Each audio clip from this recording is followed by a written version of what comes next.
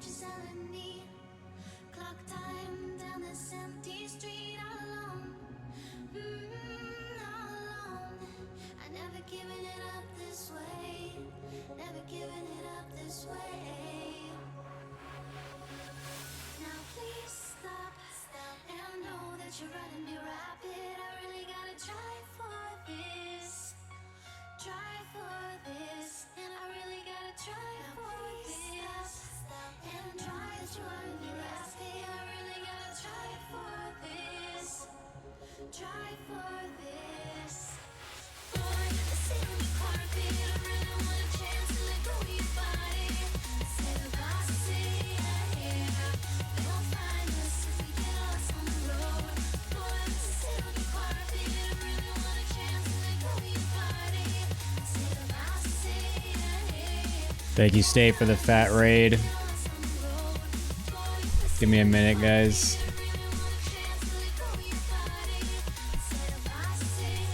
I am finishing something up real quick. Enjoy your night, State. Have a nice dinner. Gemini, you're Oh, there's the different raid than sound. me, you know? I was so delayed, what the hell? I love Gemini, you know? Welcome, welcome, welcome, welcome, welcome, welcome, welcome. Holy poggers. Oh yeah, give me a second. I love Gemini, you know? I know.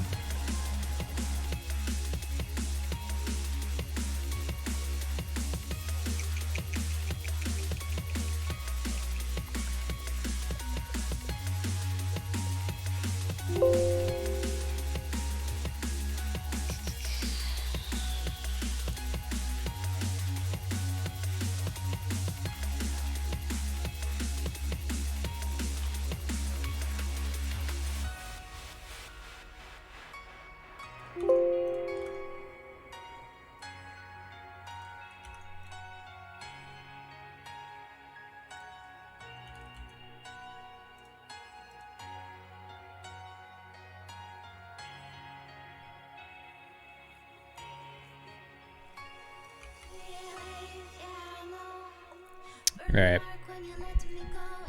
Alright. I wasn't actually supposed to be live right now.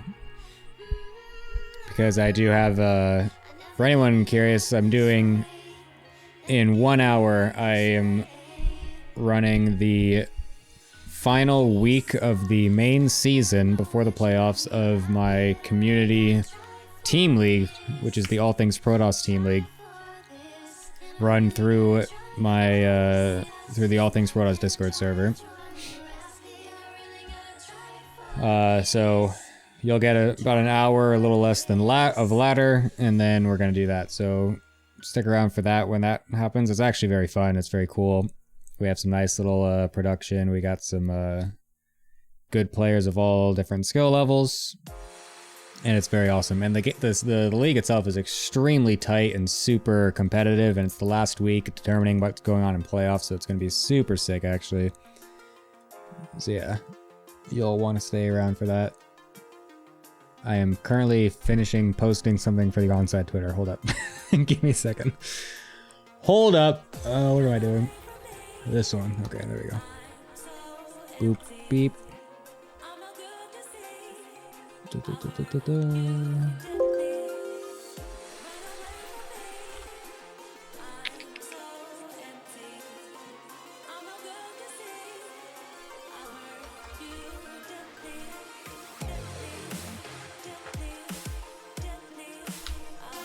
I love Gemini, you Campaign? I am almost done with Wings of Liberty. I did the first mission of Char. That was the last campaign mission that I did. So there's only a couple more to go in Wings of Liberty. I do want to get back to that soon. Once, once, let me just change the scenes. There we go. Hello. Once the All Things Protoss Team League is done, which it will be done in a couple weeks, we'll be doing that a little bit more. So that's cool. I do want to finish through that. I do want to actually do that, so It will happen eventually.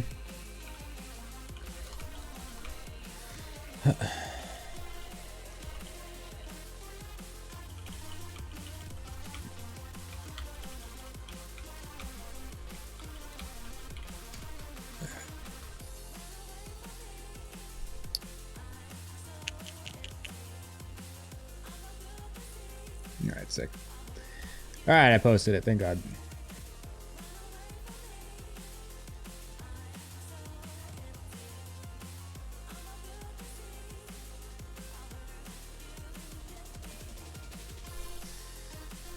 Okay, let's see, is anyone even playing on NA? I'm trying to play on the new patch and new maps because I think they're cool. The new maps I think are very cool. So yeah, hopefully there's actually some people laddering right now.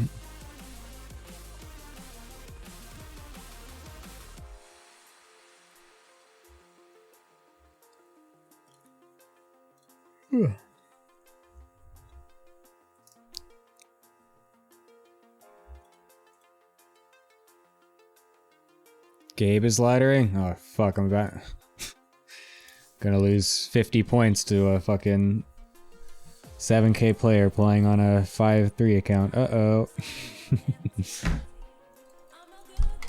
Kick.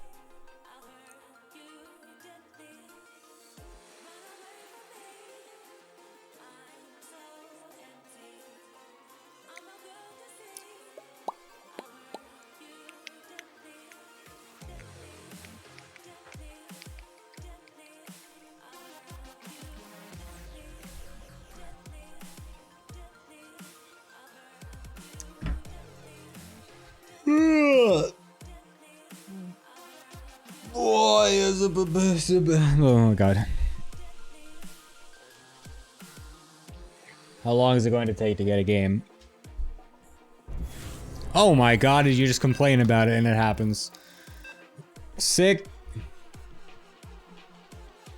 Love Nintendo. Interesting name. Oops, I have my overlay off. Doop doop. There we go. Pop.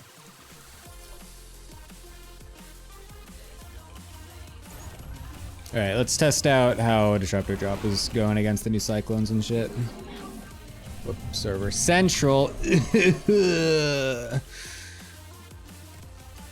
Maybe I don't want to do Disruptor Drop on central.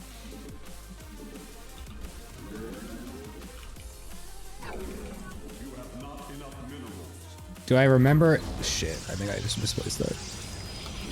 This is the funny thing, is that I always do my wall-off guides at the beginning of every new ladder, every new season with maps, and I do that and everything. I spend so long making those, and then I instantly forget everything that I did. Oh no, I think I misplaced it. Uh-oh. Shit, I'm pretty sure they can jump right here. This happens every single time, where I just immediately forget my own wall-offs, and then I have to relearn them again over the next couple games. Lol.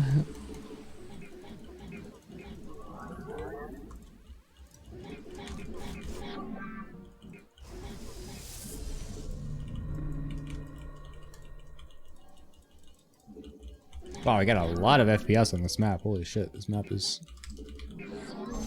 crazy optimized.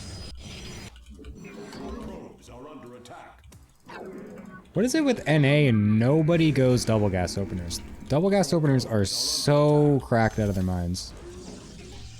And no one does them on NA. But every single player I play on Korea does them. Maybe this is the reason why Terran players think that Protoss is broken on NA. Kick. Why is he chasing my SCV with my probe like a diamond player?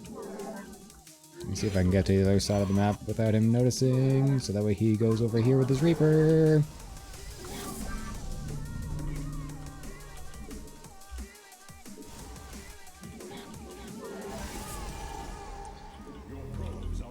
Oh my god, he checked over here? He saw my pro going this way! Why would he come over here?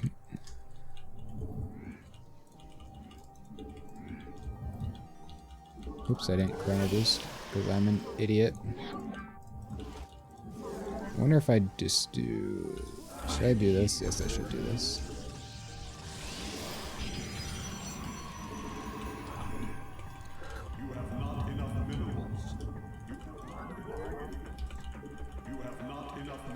Oh my god, you're actually gonna try it? Oh, dude, I wish he did. Oh, that would be so sick.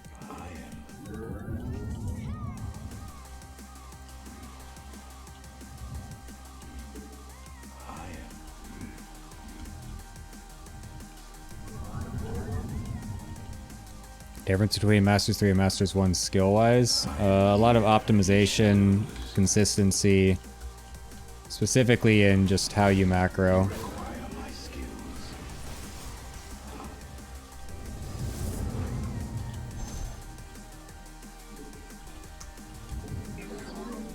A lot of Masters 3 players just have actually really bad macro when it comes to things, comparatively to Masters 1 and GM.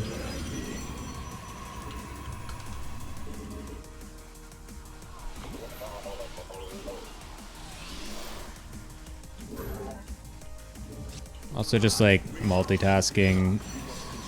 It's very easy to pick apart a Masters 3 player with mid to late game multi-prong harass and stuff like that. They're just attacking one spot with a drop happening somewhere else. Just absolutely slays them. Stuff like that.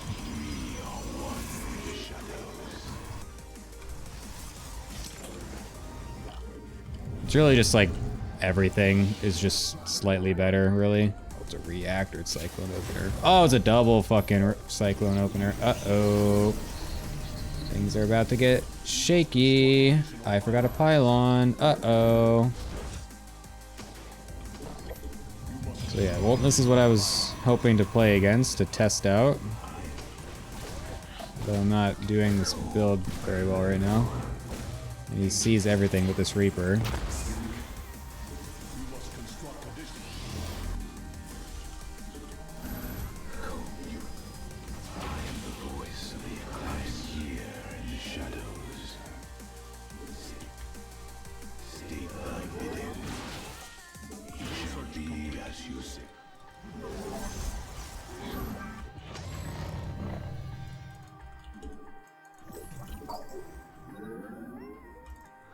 Yeah, what if? What if? What if? What if? What if? What if? What if? What if? What if? Oh! Oh boy. Oh, look at my money.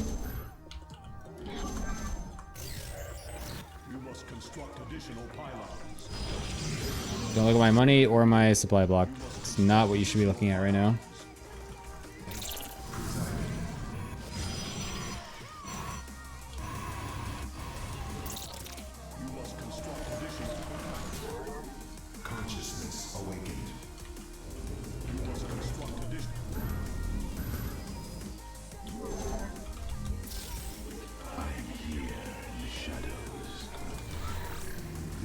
Oh my god, he went towards it! Buddy, that was the wrong way.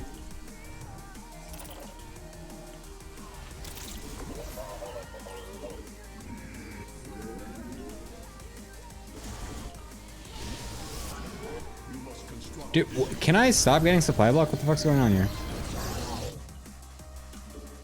Oh my god, he's got a third already? What the fuck? I'm going double robo if he's gonna go actual mech.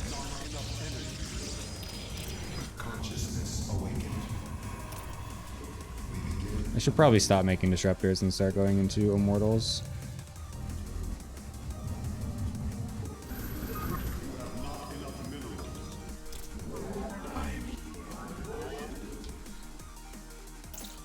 Although, something tells me I can actually punish this.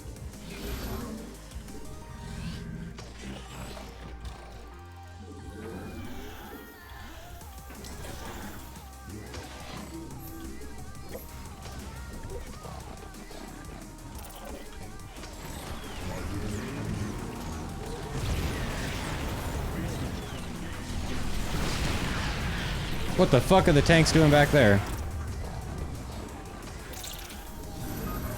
I'm gonna do a little move.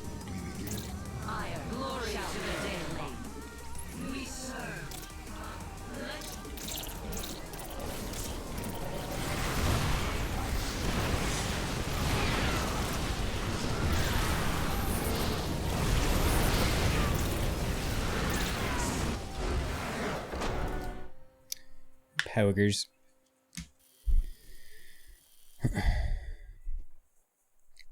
How much DPI? I play with 550.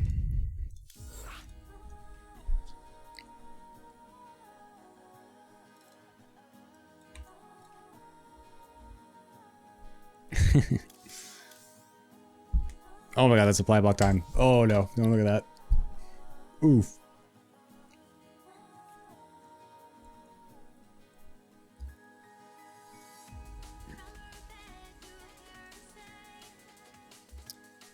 Yeah, I actually have, I mean, I don't know if it, well, I don't know if it's just because the players I'm playing against are lower MMR than me, but so far I've been doing very well against the Cyclones, which is not what I was expecting.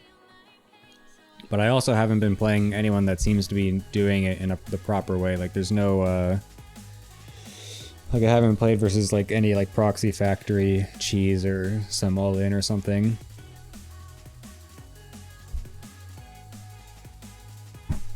Didn't you say once that you were Masters a long time and then decided you wanted to get GM?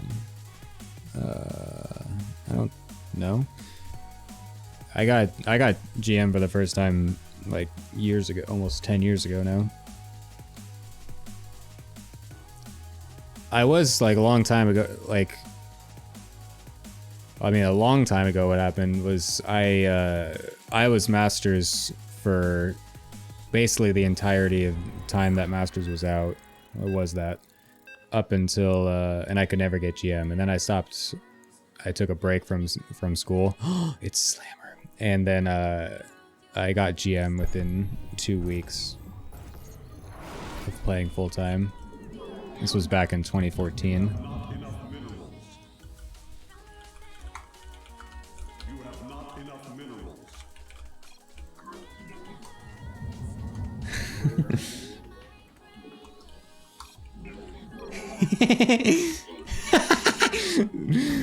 Dude, I love this guy. Oh shit, sorry, I forgot to change scene. I love this guy. This guy's so funny. You dare challenge Slammer? The fact that this guy is always in character is so funny to me.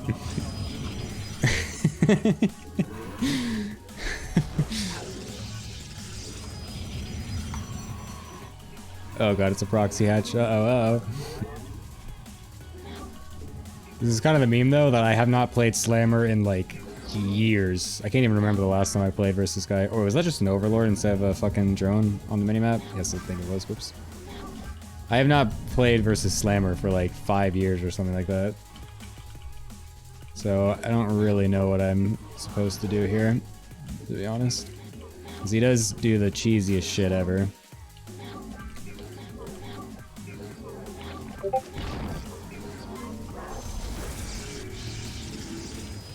Sorry for the Discord ping, lol. Do not disturb.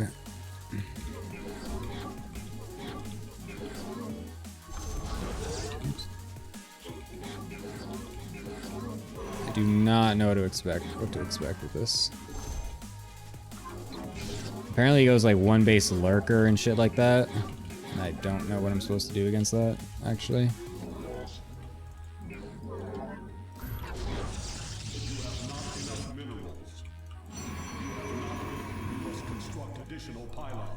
Is there a gold base? Oh, good point. There is. Shit, I should look at that. It's a very good point. Oh my god, it was a proxy hatch, but I didn't look at the right spot. Oh, no. Oh, that's pain. What do I do?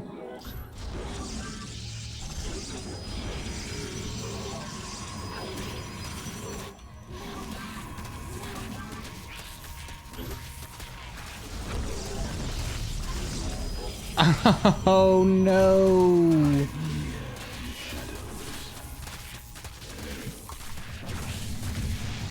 Dude, that's so annoying.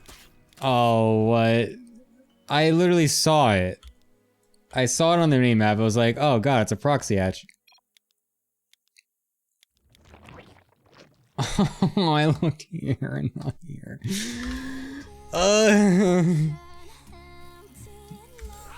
Oh, it's pain.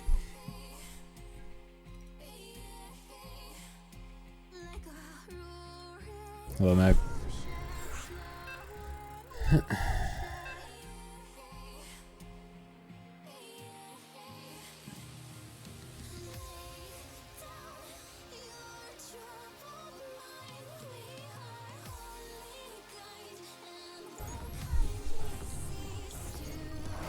What's the ideal reaction?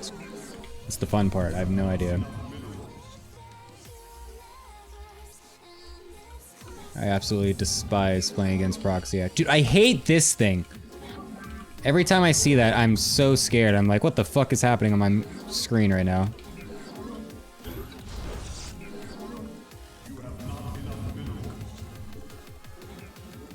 Alright, time to try Mothership Rush. Is this a good map for that?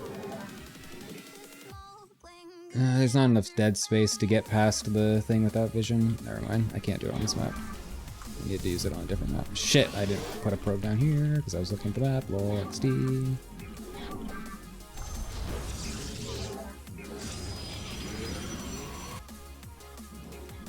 Said the same thing about the shadow. It's so distracting. Every single time I've seen it, I've been completely confused.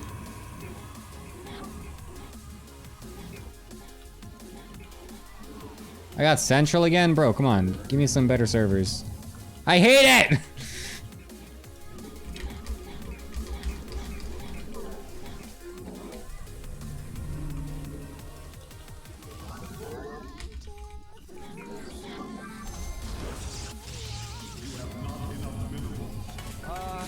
Thank you!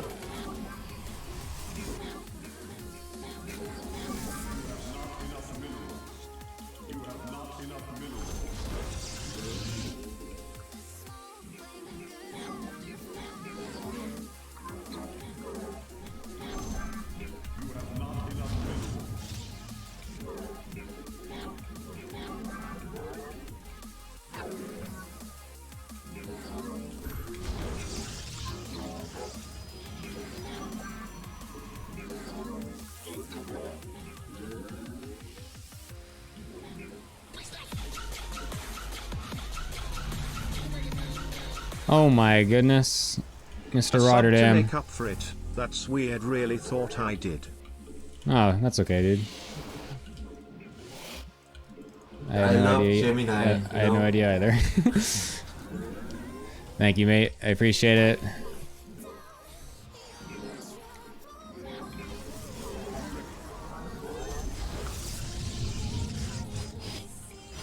The firstborn shall persevere. You have not enough minerals.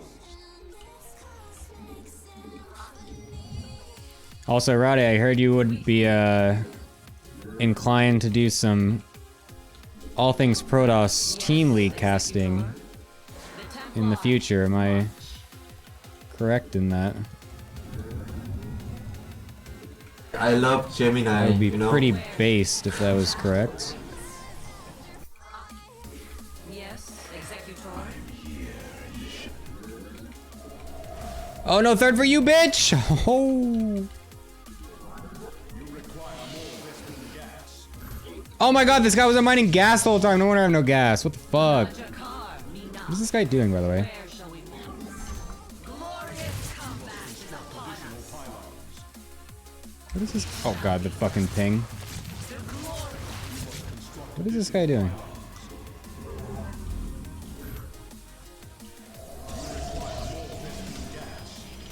Let your will be heard.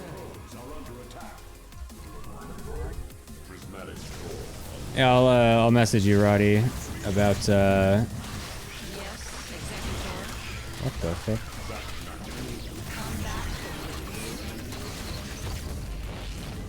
What the hell is this? About what's up with the playoff schedule, because that's what's going to be coming up soon. What am I playing this right now?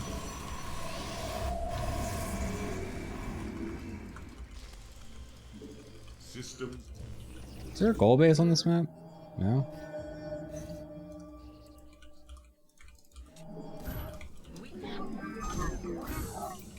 Where shall we glory to the day?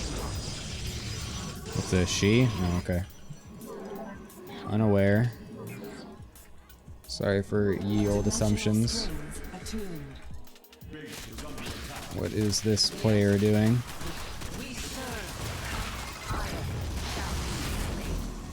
Oh, get on. Where shall we march?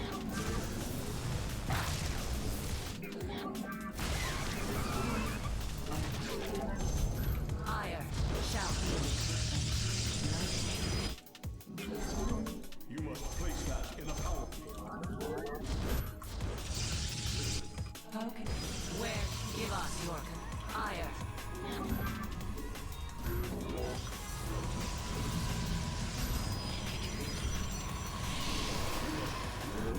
Talk about Artosis pylons. Our window is short. Our fates are one.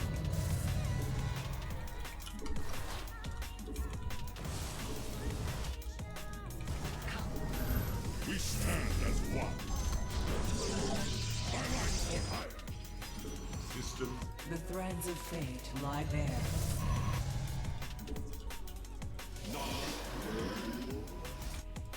We interpret. Hydras. Uh-oh.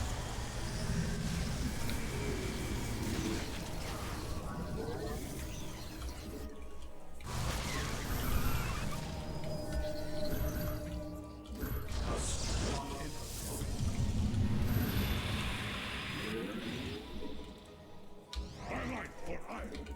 It is The merging is complete. We have full power.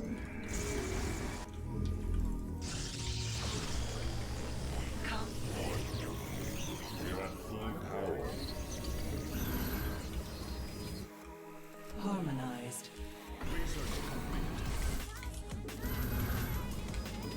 Our window is short. Yes, Executor. Not Haste. an LD.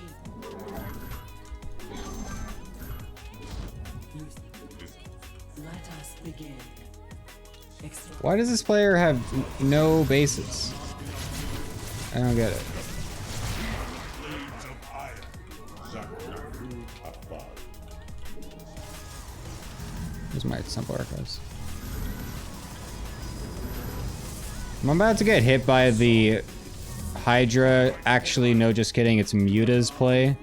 The classic wings, the classic Heart of the Swarm move. An omen. Because it's Snake. You guys are talking to me as if I play on NA. Like, I've lived in Korea for 4 years. I see. Oh, wait. That is what Snake does. Holy shit. Wait. Hold up. Wait a minute. It is going to be Hydras and Mutas. Wait, I remember. I remember now. This is clicking for me. Oh my god. I'm throwing.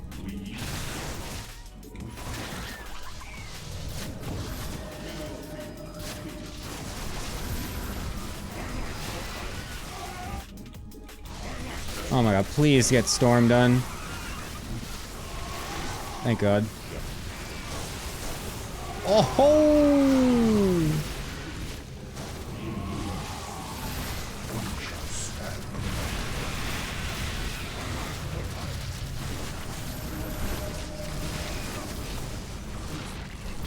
Hydras into Hydras? Uh-oh. Isn't it Hydras into Mutas? Mineral field depleted.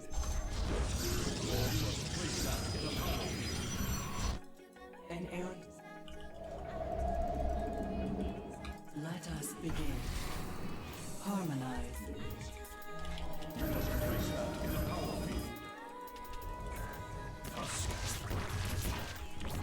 Oh my god, just revel it, you dumbass.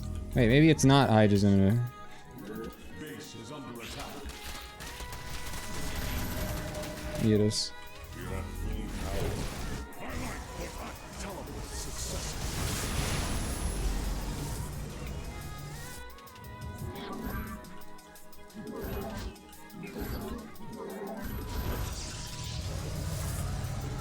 That was way too many Hydras? Yeah, you don't know what I've seen in my past experiences as an NA player. I forgot I made a Robo. What the fuck? I have seen some crazy Hydra plays that in no way ever should have been a Muta transition, but then they were.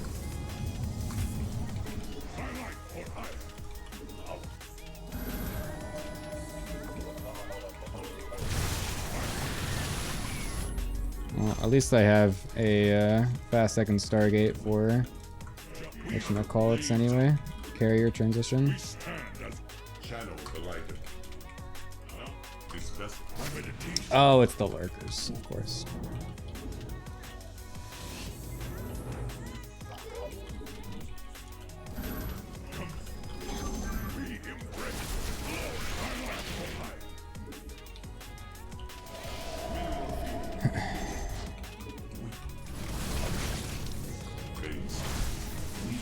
Just wished. We embrace the glory of battle.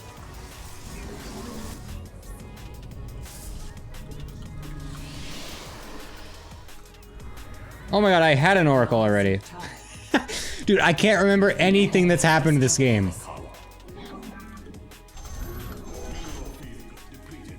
Oh my god, it was stuck back here. That's right. I forgot. Bro, I'm an idiot. How can I aid? I want to suicide these phoenixes as well. Our fates are one. Harmony.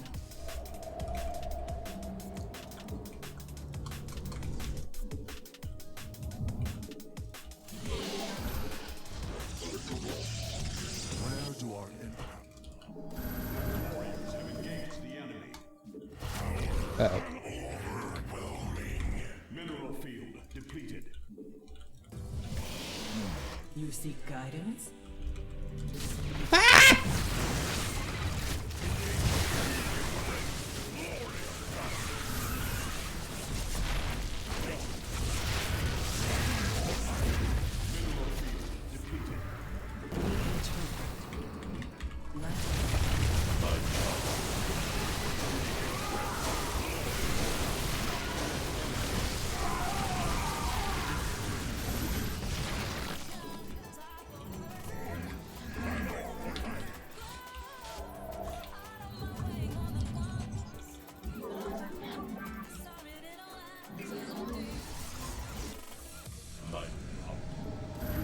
I need more gates, bro. Upgrade complete. We hollow. Consolidate enlightenment. Yeah. Not enough energy.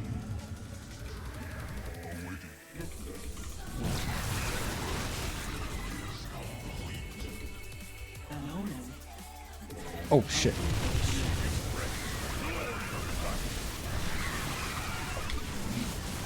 No, all my fucking Templar dudes died. Oh my god, stop moving around like idiots.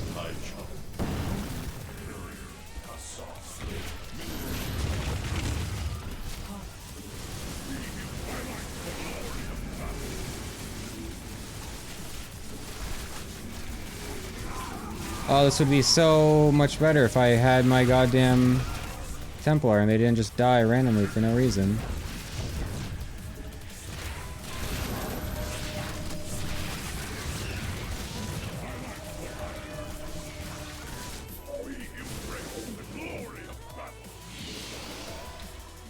What the hell? Where you guys going?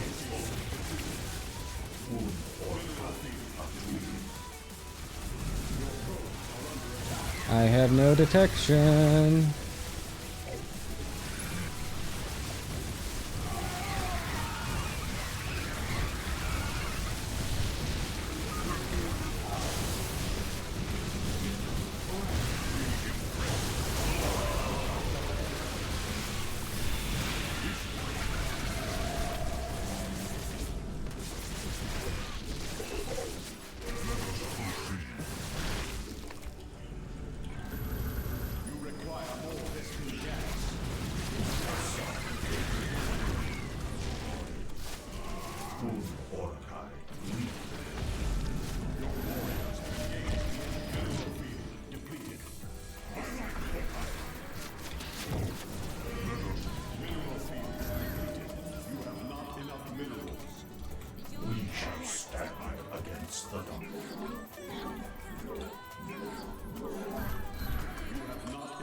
Why do I have no money?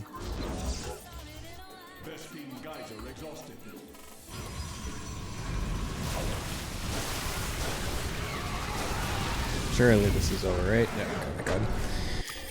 Sheesh!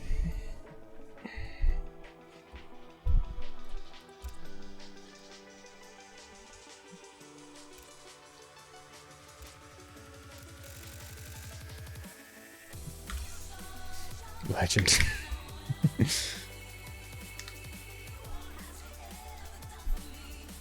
Thank you, thank you.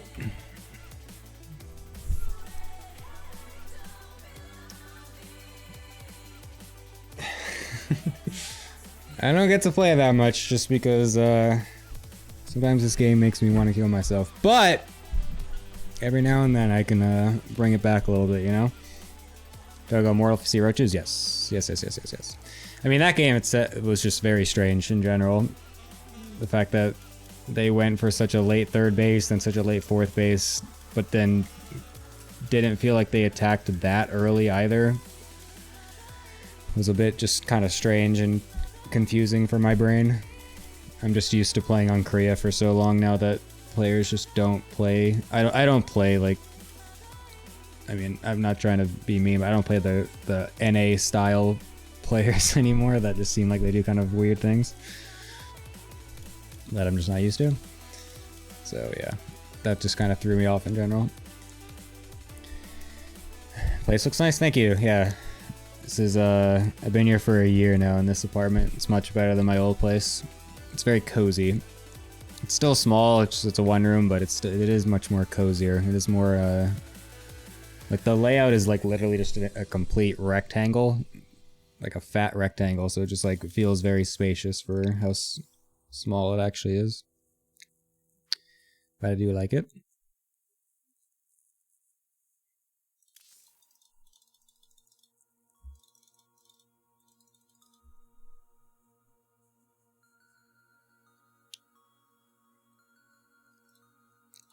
It is a little bit messy right now though, because I didn't get to clean it this week, but it is what it is.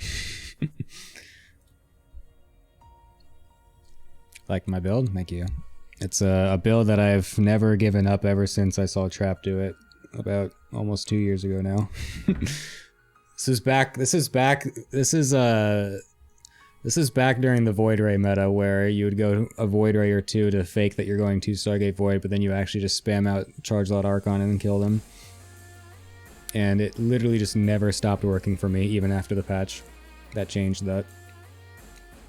Like, I don't know what it is, but it just never stops working. So I don't stop doing it. How many gates? It's 8. 8 gates.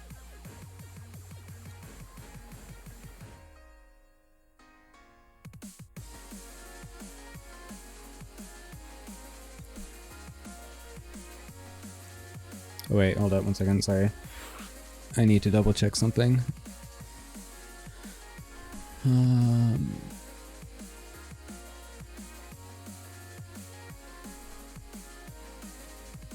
Oh wait, no.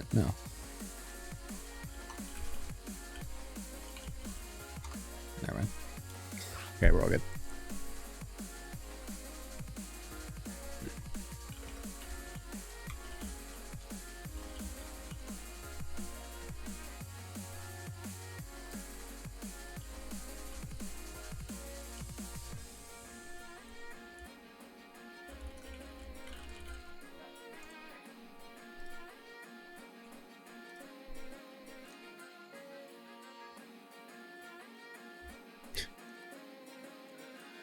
Do you know when Trap comes back? Yeah, he comes back in like late April, May, early May.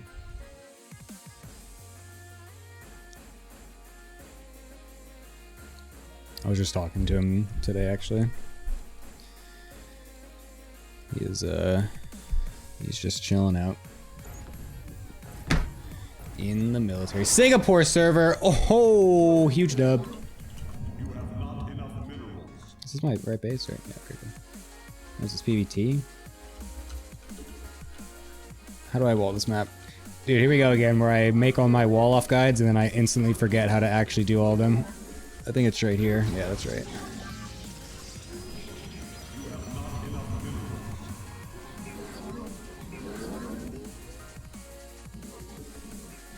Alright, I think I'm going to try going Ruptor Drop again, just to again see what it's like.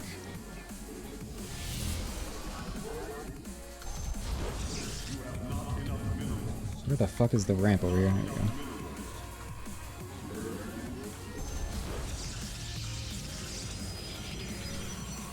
I would like to see how my good old-fashioned, tried and true Ruppy drop does versus the Cyclone memers. Thanks for watching, Pathosum. Have a wonderful day, night, whatever you are currently doing. I don't know what it is, what time zone you are in, but enjoy it, whatever it is. Oh, it's a proxy. Feels cringe, man. Oh, no, it's not. Just in his fucking... Oh, I hate life. Never mind. Oh my god, I'm so fucked. My hotkeys are all fucked up now.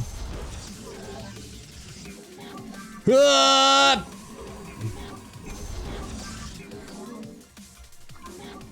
What the fuck was that? Is that the CC? What the shit? Dude, NA is something else sometimes.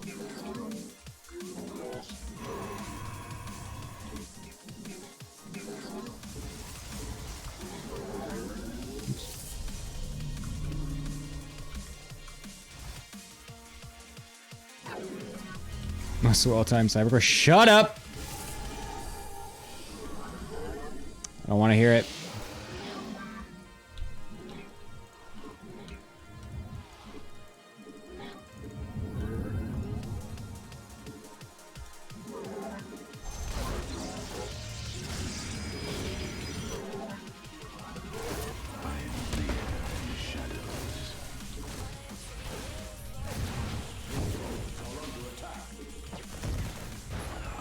Loses the Reaper.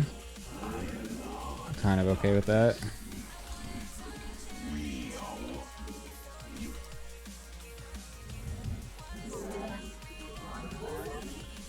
Having him see the Robo is less than ideal, but he is also making his CC right there, so it's gonna also fuck over his eco a bit, having to drop or lift it over.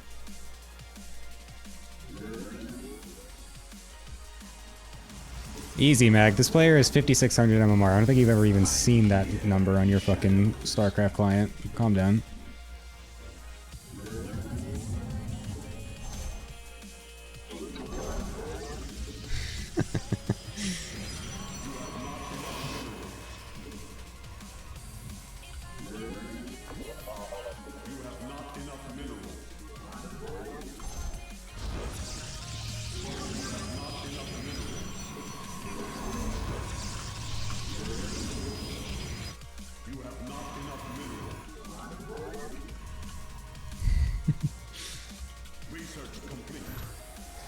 Oh, I forgot a fucking pylon! Okay, we're good. My Robo Bay is late, so you guys don't get to see the crisp, beautiful timing of how this build actually lines up perfectly. Oh no, the fucking thing is late! The fucking shield battery! No! I should never lose to this! Ah!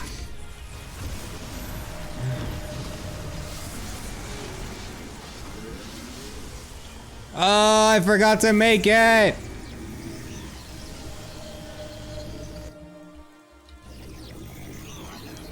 Oh, you're so lucky, you bitch. Did I chrono these things? I don't think I did.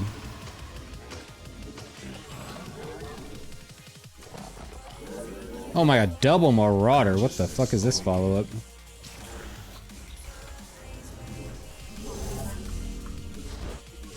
Oh, it's so annoying. I literally never should lose. It's rings? Yeah, who is this guy? Alright, let's see if we can do this again. Hold up. We did it the first game we tried this. You guys ready? Watch, watch, watch, watch, watch. Easy! God, I'm so good.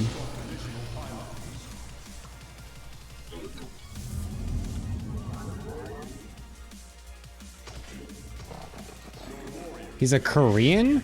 This guy's Korean? What do you mean? He must play on a fucking barcode on Korea then.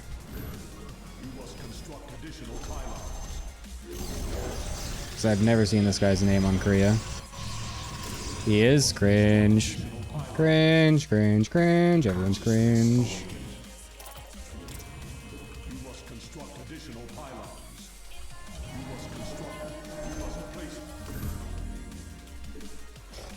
Oh my god. Whoa. Got a couple there. It's alright.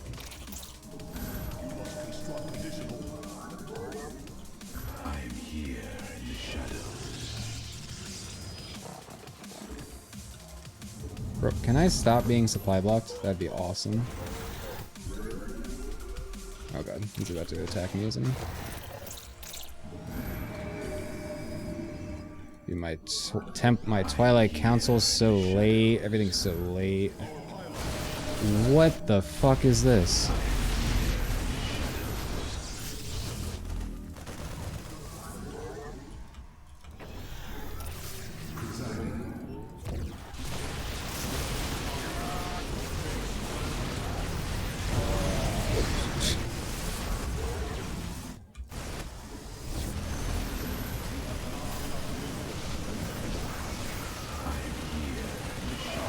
Oh my god, I didn't get saved. You're so kidding me.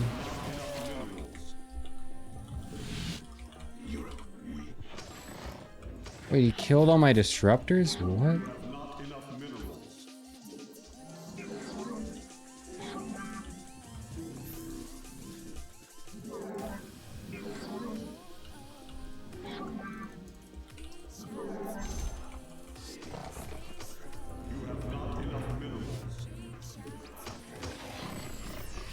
This map is so confusing to me. The layout is like fucking me over.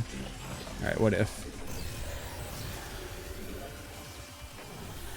What is this try-hard shit? Get out of here. Get out of here with this garbage. Oh my god, does he have this watchtower? No, what? How does he fucking know I'm right here?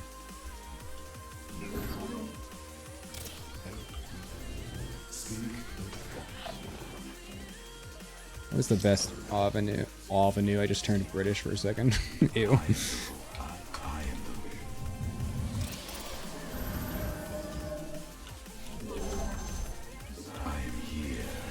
Oh my god!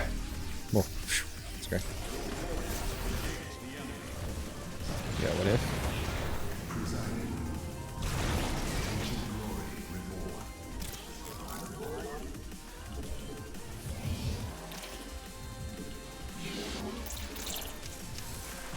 Oh my god, he's got cloak already. It's so cringe.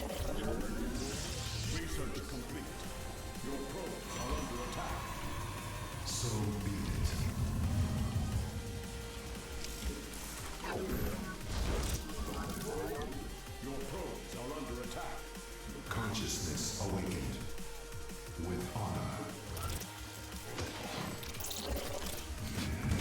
What the fuck?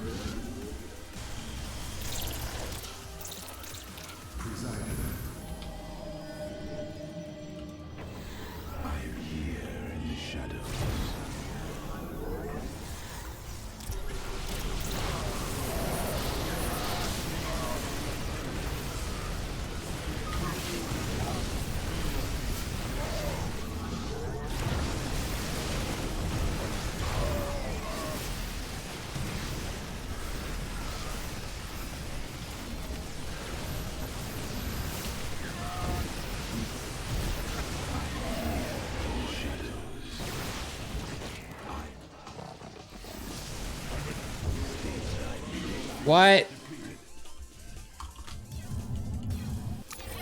Oh, that game is stupid. Literally just because I fucking forgot my battery.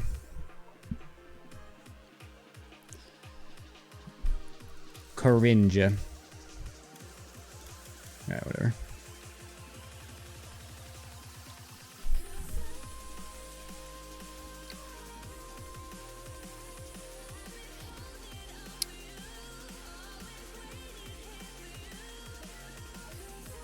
Well, that's a funny meme.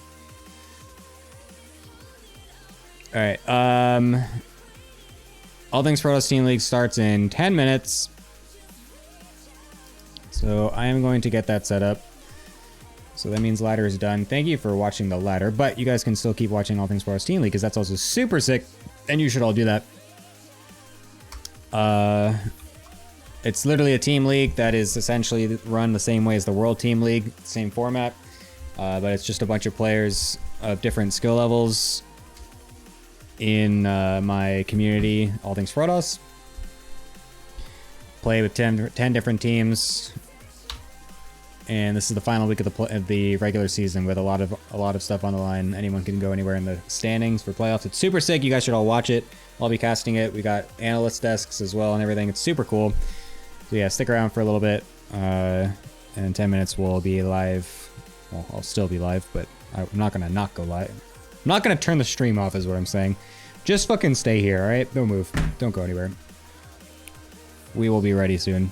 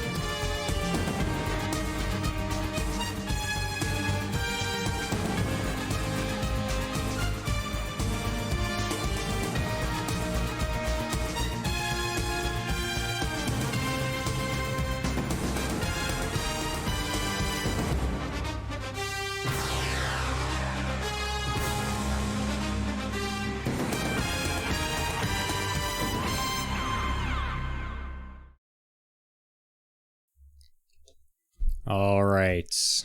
Thank you guys for waiting.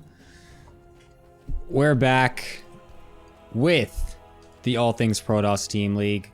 Season number 2, week 9. We are in the final week of the regular season, ladies and gents. It's been a wild ride so far in this season. Oh my god, it's actually kind of insane the situation that we have leading into this final week here before playoffs. But yeah, we're going to talk about that in a second. We got a lot of other people watching at the very start this week, so that's very cool. Yeah, if you have no idea what this is the All Things Protoss Team League. Team league that I am organizing, producing, commentating, and almost everything. For my for my Discord community, All Things Protoss, which is originally a subreddit, but the subreddit is kind of dead right now. But regardless, this is mostly centered around the Discord. So yeah, we have 10 teams with 5 people on each team. So we got 50 whole players playing in this league. It's been super sick. This is the 9th week playing with the WTL format, and this is honestly super sick. It's a very fun league.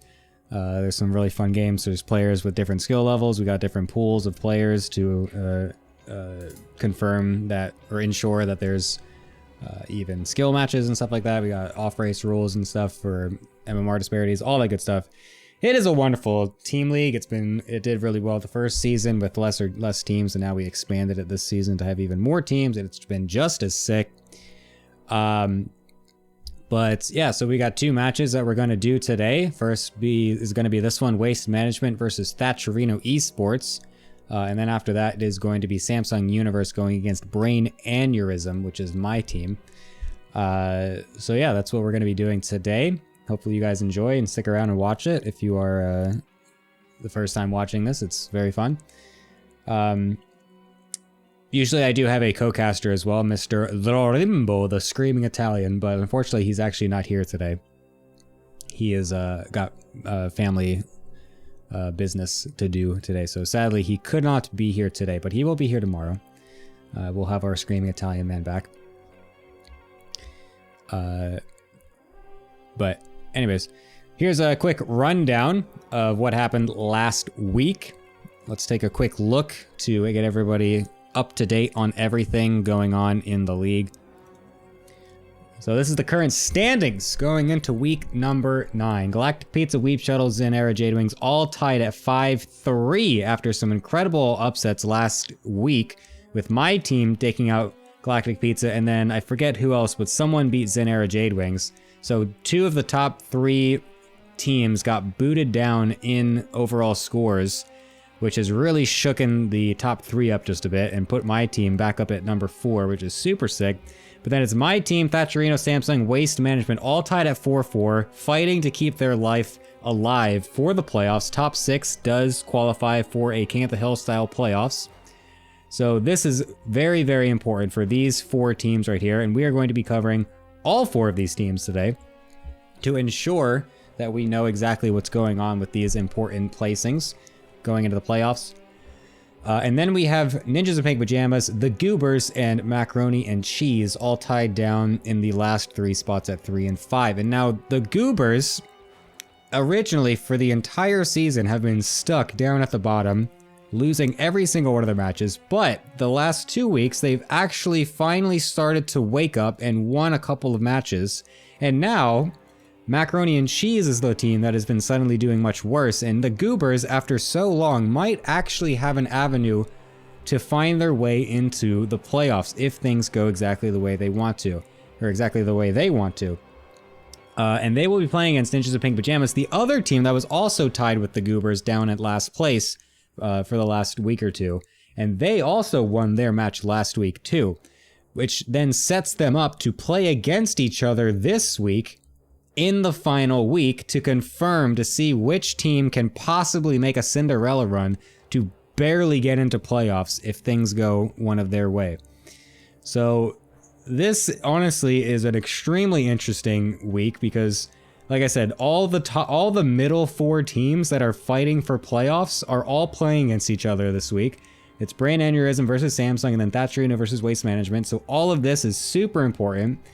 Then we have Zenera going against Galactic Pizza, which will also confirm if Zenera can keep their top 3 or not. Because if Zenera loses to Galactic Pizza almost assuredly clinches their #1 spot, and then Zenera actually falls out of the top 3, assuming that my team also wins this week. And then we have Weeb Shuttle versus Macaroni and Cheese, which is a lesser of the interesting ones, but basically that is also confirming if Weeb Shuttle will keep their 2nd place spot or if they can bump up to number 1. So this is all interesting. The unfortunate thing is that Macaroni and Cheese essentially is pretty much out. It's going to be, I don't know if there's an actual way for this to happen, but I'm like 99% sure that Macaroni and Cheese is 100% out. Even if they get a 6-0 today, I think it's going to be very, very hard for them to get the map score needed to qualify for playoffs here. But every other placing, everything can switch.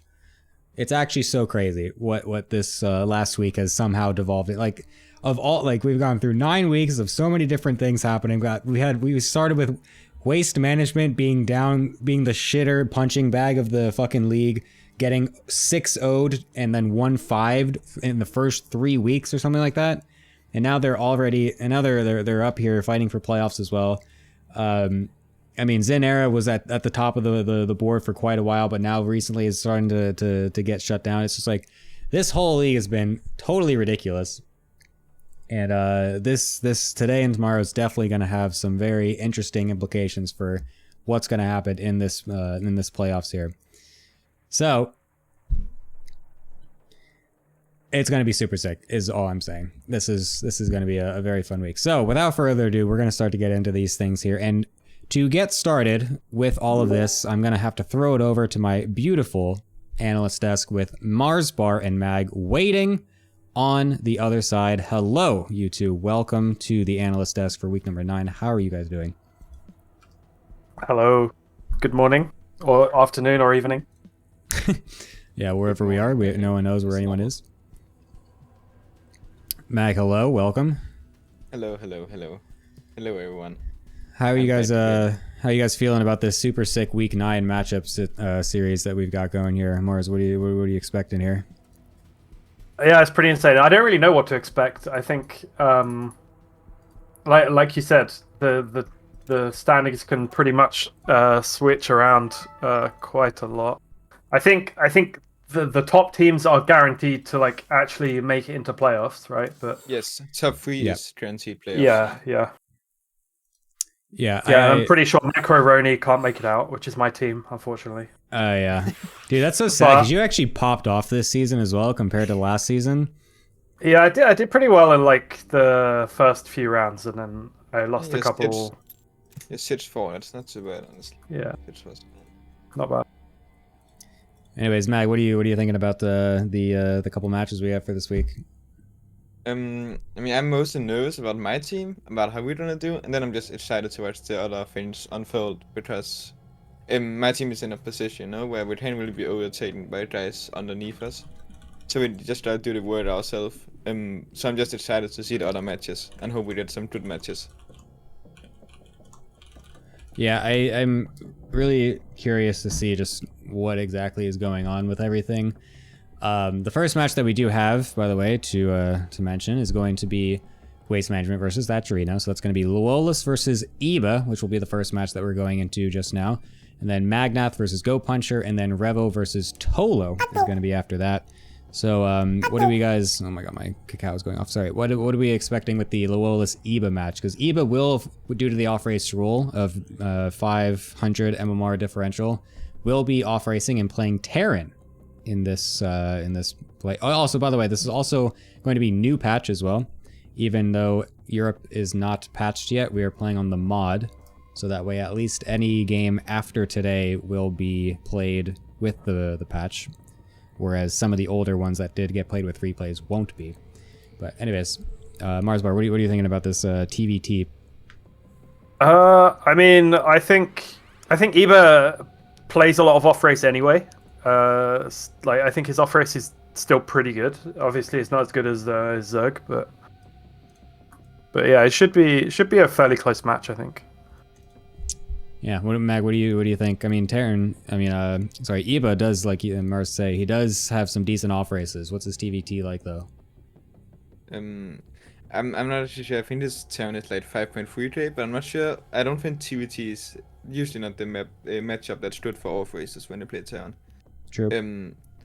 And Lawless has some interest in TVT for sure.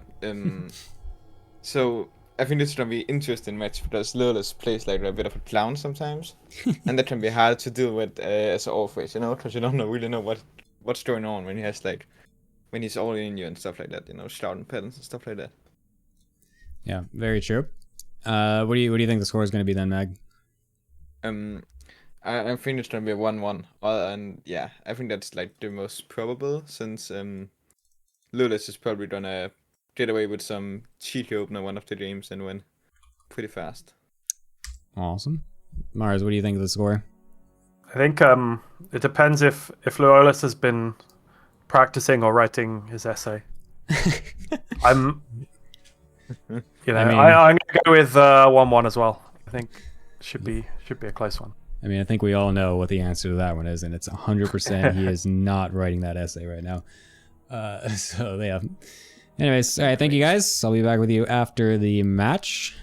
So yeah, I'll be back to talk about what happens after. I'll see you then. Bye-bye. All right. And so like I said, unfortunately, Larimbo is not here today. So it is gonna just be me solo casting this time. So that's, you know, it is what it is. Unfortunate. But doesn't really matter. We'll get through it anyways. We will figure things out. I also just realized that I forgot to update the little ticker on the desk, so it still had last week's ticker information. I forgot to update that. Sorry, I will change that later. That's okay, Loon. I'll just solo cast it. Makes it easier for me anyway, instead of having to manage other things. The remote's prepping for his match against Goopers.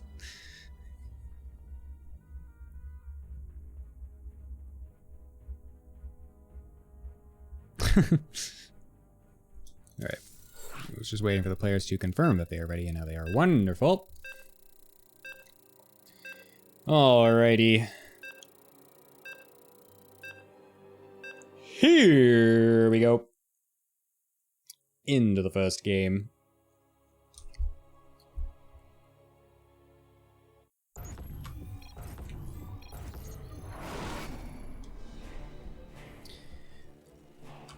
And on the top right, it is going to be Mr. Luolus playing for Waste Management, going against Iba, off racing as Terran for Thatcherino Esports. I think Iba has only played, I think he's only allowed to play 2 main race series this season. The only people that are within, or maybe 3?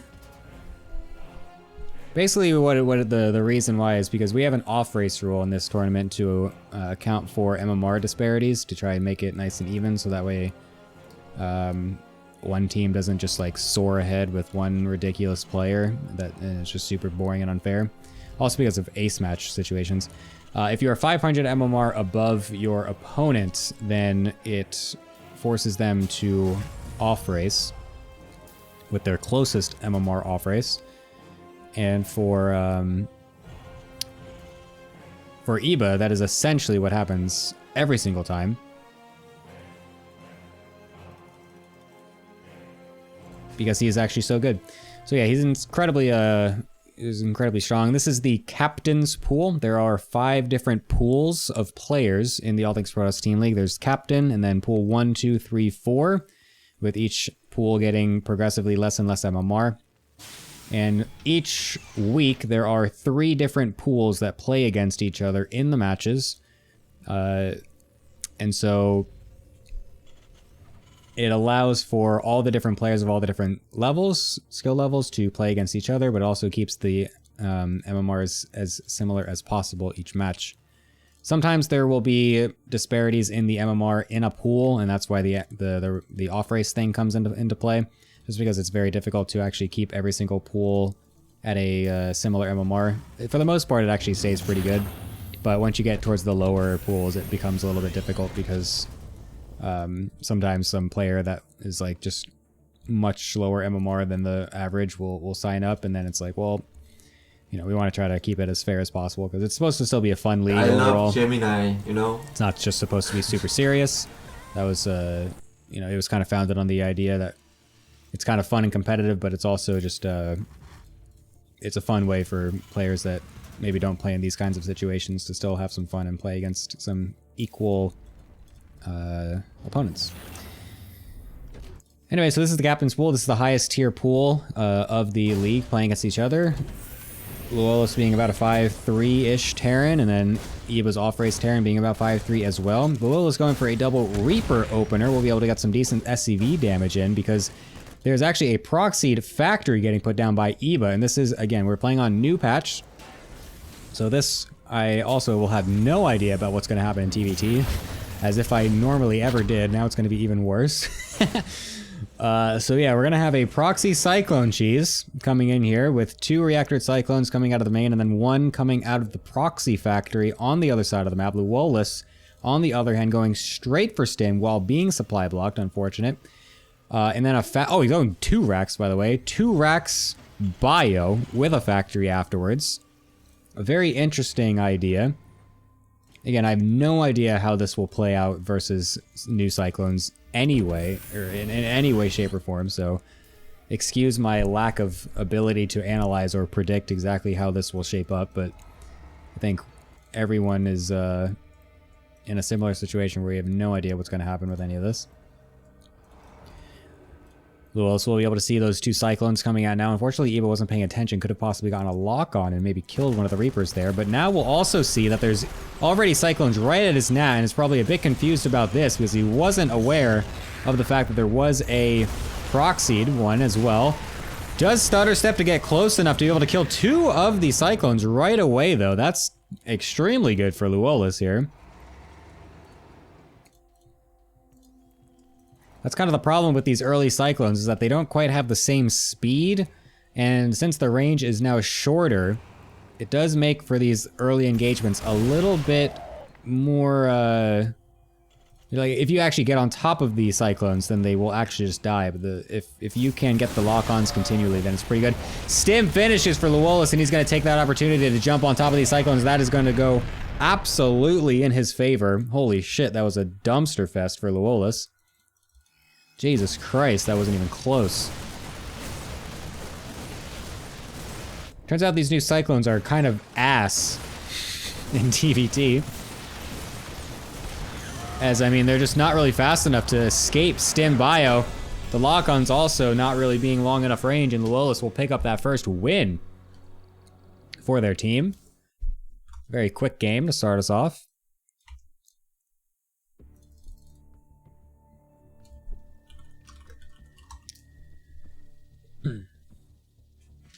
Eva forgot to scan for vision. He did at the first, he scanned for vision when he was killing the, whatchamacallit, the bunker, which I thought was a little bit strange, but I don't know.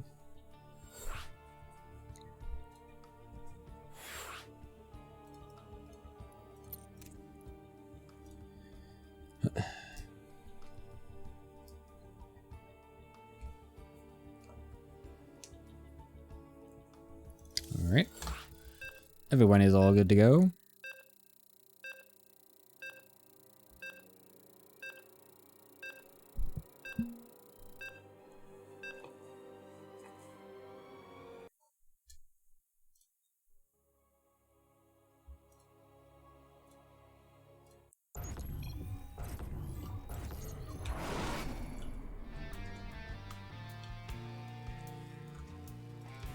All right.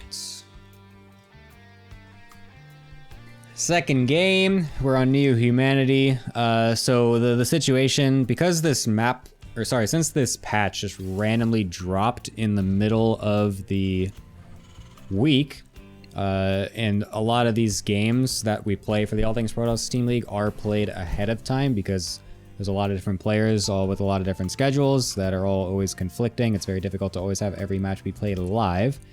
So a lot of the players will just play throughout the week, and then we cast the replays, and then some of them also live on the weekends. This match is live, the Luolis Evo one is live, but the other matches in this particular series will be played from replays. And so unfortunately, that does mean that the replay casts for this week will be on the old patch, but the live matches and anything played after yesterday will be on the patch. And if they're not playing on NA, if they're European or whatever, Korean or just on the Asian server, then they will be playing with the balanced test mod. So that way at least anything played after yesterday will be with the patch. So we're trying to keep it as consistent as possible. But that also we didn't know that the new maps and everything would be dropping as well. So these maps were already predetermined. The starting maps for each week are already set in stone.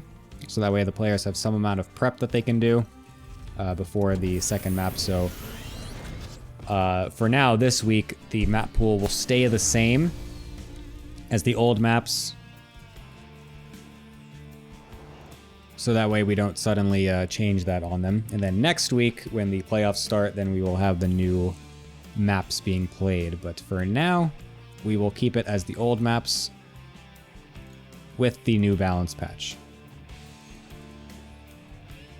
So yeah, I think overall that's generally the simplest way to go about all of this. It's annoying that it kind of just randomly dropped in the middle of the week and caught all of us off guard, but you know, this is really the best of what we can do with the situation, so is all good.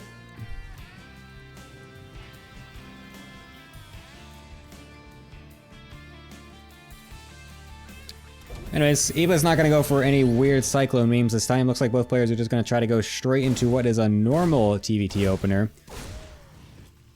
Actually, wait, no, sorry. Luolis is doing the 2x thing again. Will get caught off guard with the Reapers, though, as well, so he's actually going to lose both of his Reapers over at the front.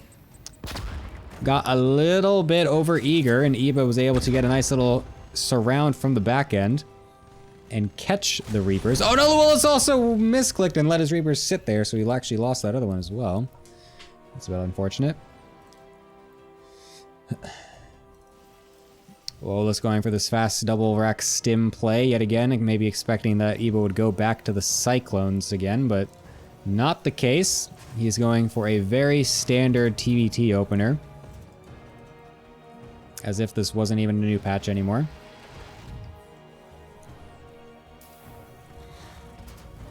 Curious to see how Luolis' double racks opener fares against a more normal TVT opener, because this is, I mean, this looks like a TVP build.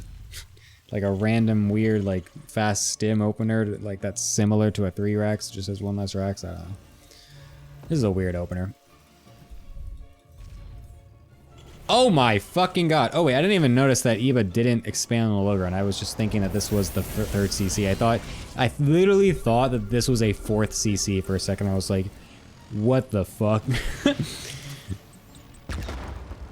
I mean, this is still strange though, because this CC is so late now coming over to this natural. And this 3rd CC is still so fast in comparison. I mean, when you like see how late this is getting down over here, it just looks very funny.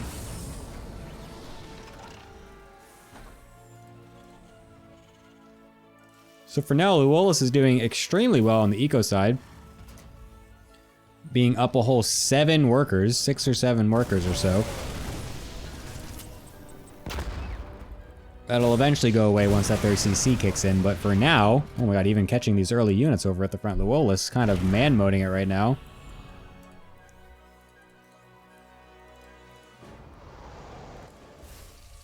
Luolis is doing his best to shove Eva in the locker.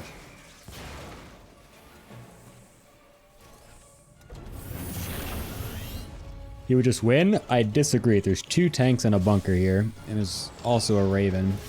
I do not think walking across the map would be ideal for Luolis at all, actually.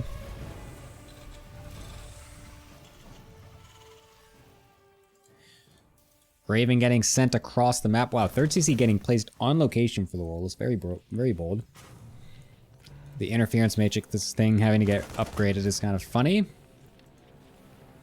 But this Raven will not be able to find its auto turret harass for now.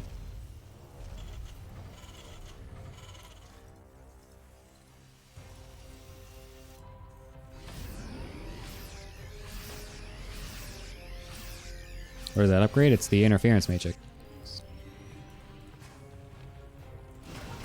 What does it do? It allows you to cast interference matrix. Loon, did you even look at the patch notes? This is like one of the biggest changes for TVP. To allow the Raven pushes to be weaker versus Colossus openers. That was like such a major point of the patch. You learn the patch notes by playing the game? Okay. Whatever.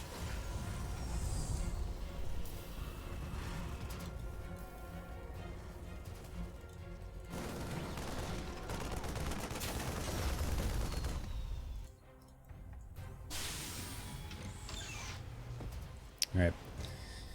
Eva has caught up on the worker counts. Like I was saying, the faster third CC did make up for the fact that... Wait, what the hell? Why is he running away with it? What the... Wait, what? Eva, what are you doing? What is this thing doing here? You scouted that there's already a third CC being made here. It's not like you're getting all in or something. What the fuck? Hello? Anyways. Like I was saying, Eba was able to catch up on the worker count with that faster third CC, but overall it's not going to make a huge difference here, as Loyalist did already get the bigger income advantage. He got the boost from the income, so he was able to stay ahead in the army count in that regard. Has his 1-1 coming along just a bit faster than Eva as well. And so, economically, things will even out here.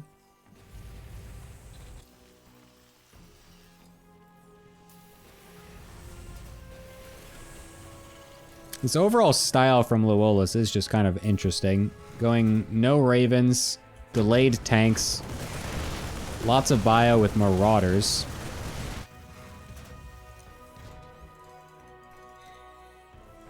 I mean, Loeolus is indeed a wings enjoyer.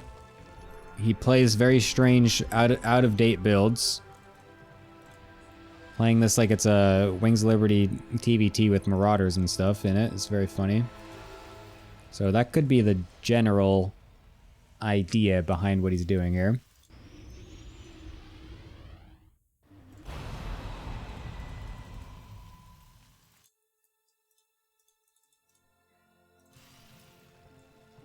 But I'm not exactly sure how that will play out when the opponent is going to have a bunch of Ravens.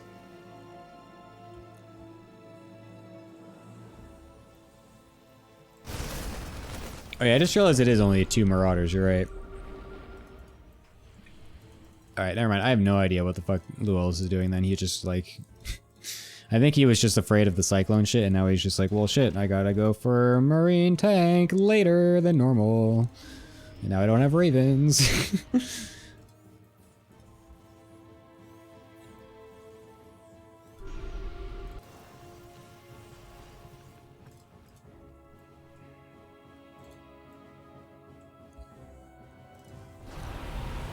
Unfortunately, neither player wants to attack either. I just realized that Eva has no medevacs. He stimmed randomly at one point and can't heal his Marines up because he doesn't have medevacs. He also forgot combat shield for the longest time ever. I wonder if Loeolus actually could have had a moment there to attack into that if he knew about this.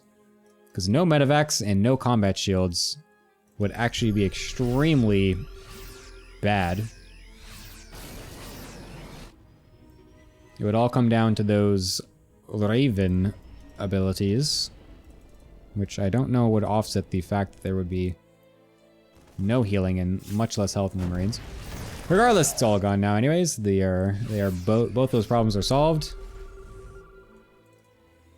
And now we are continuing to do nothing because it's a TVT. Ha ha ha ha! 2-2 will be finishing just now, and finally that means Loeolus is ready to strike. Oh, eats a couple tank shots before he's really able to get set up here, but we'll be able to take care of a few of those tanks, but steps a bit too far forward. I'm not quite sure if I like that engagement out of Luolis very much.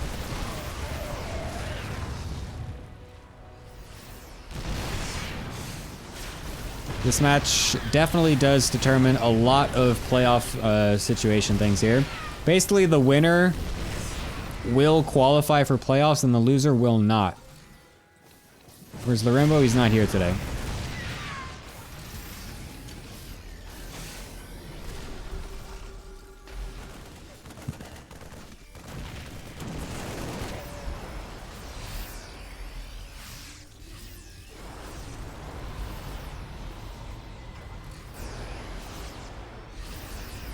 You can't believe how happy I am to not see Lorimbo in a TVT. Well, anyways.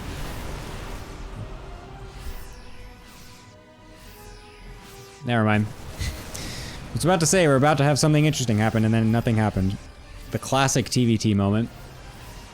Both players so afraid to do anything. Whoop! Eva losing some units.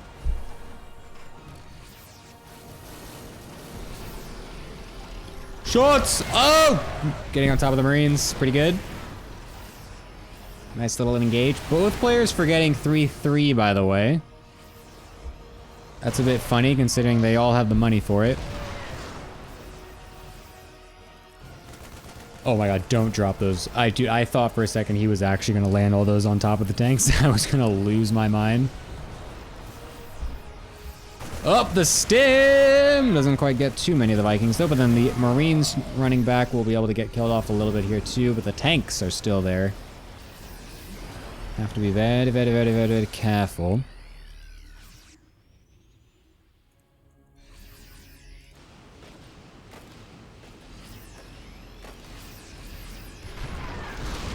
Luolis! Oh, loses 2 tanks for free.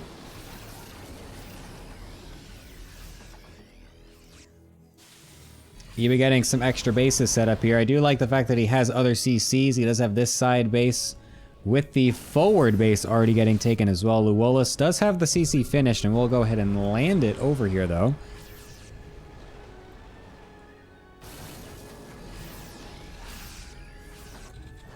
And now the stalemate really begins. Uh-oh. Uh-oh. Oh no. Is this game gonna last 30 minutes? Oh, whoa, that's a lot of Marines getting killed off on the right side there by that watchtower. Nice move by Luolis to pick that up. Both players thankfully remembered to get 3-3. That's very nice.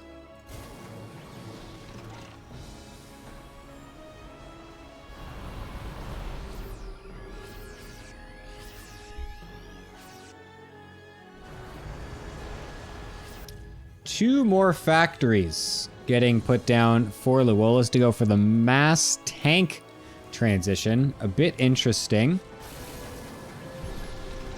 Some Liberators also already out on the field. We'll be able to siege up on top of these tanks to hopefully get a bigger advantage in that regard. But the Viking count is extremely high here for Eba. 15-7. It's doubling the Viking count, which is going to make it very difficult for Luolis to actually get anywhere with these Liberators. So Luolis, on the other end, is going double into more tanks and then still making 4 Vikings at a time. But for now, Eva's going to have a decent air superiority advantage. Is he going to find anything with that, though, is the question. Well, he's picking up these Liberators because Luolis has them all hockeyed into his main Marine army. Heh heh, X-Deep!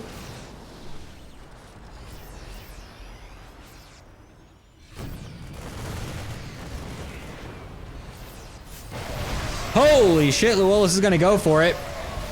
Gets his tanks all sieged up. We'll be able to slaughter those Marines, but the rest of his Marines still also getting choked up in between all of his tanks. And this was a terrible engagement out of Luolis. Oh my god, what a mistake. Thinking that he could possibly break that in such a small choke point. I'm actually not really sure what that was. I feel like we could have easily tried to slowly set up something over here, get some vision over here, and then do a split of an attack, but he just Sent it straight down the ramp. Lost an insane amount of his army. He's now making 4 tanks on the back end.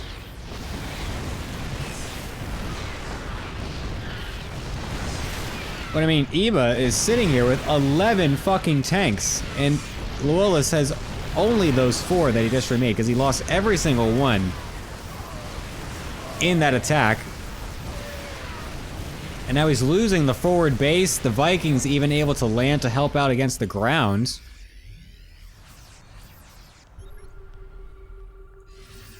This is a live game, by the way, Bulmelja.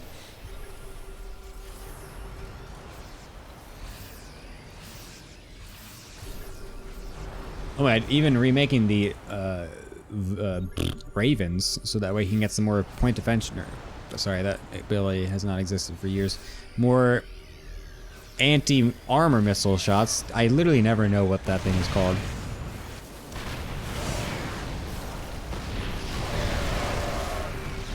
Alright, now Loelis is finally going for the big spread.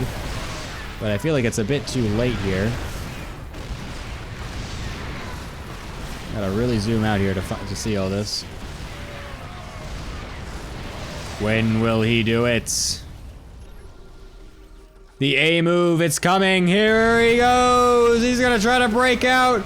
SCV's even coming over. The Vikings of both sides shooting what they can, but Loelis is just completely evaporating. Everything is being destroyed. The tank count barely got touched from Eba. And that is going to be that. Loelis has to leave the game. And will surely now go Rage Q on ladder and lose to a bunch of disruptors instead of making his essay.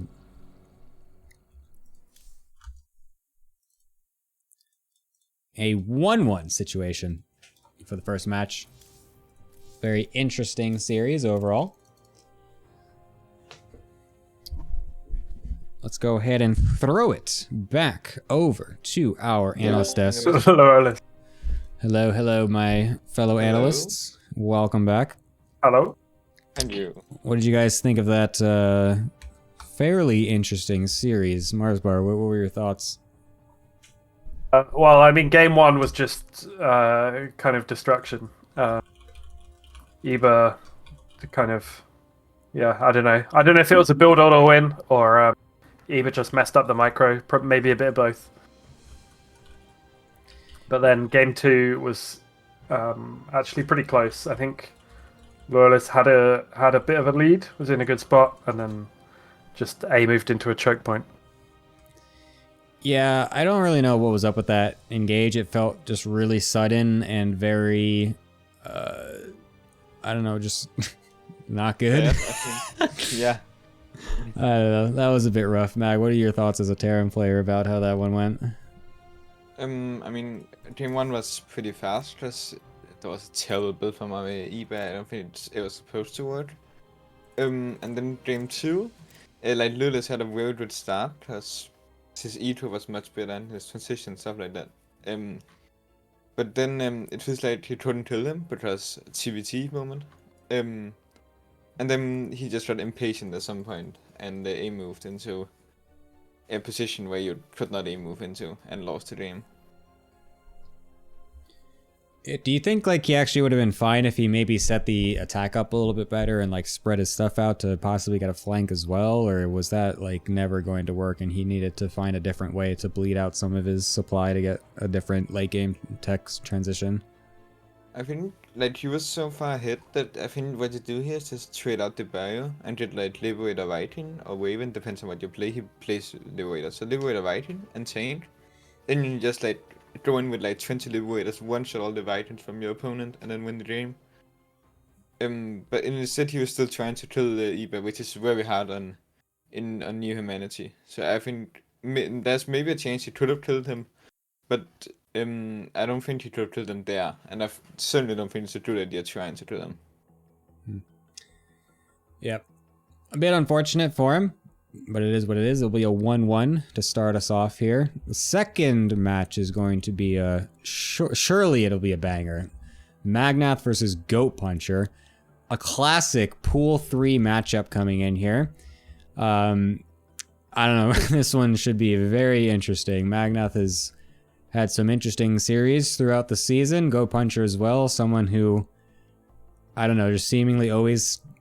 I say this all the time. He just seemingly always loses in the stupidest ways possible. I don't really know what it is, but...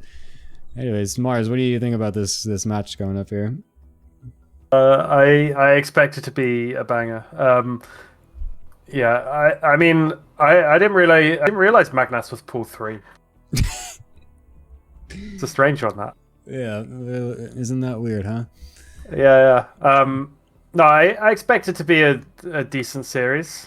I don't really know how Goat Puncher plays PvP, or I don't really know that much about how Magnath plays either. I know he used to cannon rush quite a bit, but that was quite a while. It's ago. actually going to be an off race for Magnath. The MMR. Oh, okay, right. There, so Magnath will be. So playing is he playing Terran. Right. So that would be also very interesting. Yeah, that should be fun. I think that should be pretty close, actually. Mm-hmm. Mag, what do you think? I mean, I think I agree that it's gonna be pretty close. Honestly, I have no idea how any of these guys play. Yeah, I have no clue. I think it's gonna be fun though, because like the MMR tab is pretty close if Magnus is playing Terran, so that's good. So you're saying 1-1s? No, I wouldn't say 1-1, because that would be cringe. I'm saying Goat Puncher is gonna 2-0. Whoa, that's a huge statement. Okay. Ooh. Mars, what do you think? I'll go for the opposite. I'll say Magnath will 2-0. Oh, sick. Very nice. All right, thank you guys. So I'll be back soon. We'll see what the result is. We'll see you then. All right, we are going to get into these games. I'm actually very excited for this series. This is going to be a very interesting one. So, yeah, these games from now on will not be the new patch. These guys will be old patch because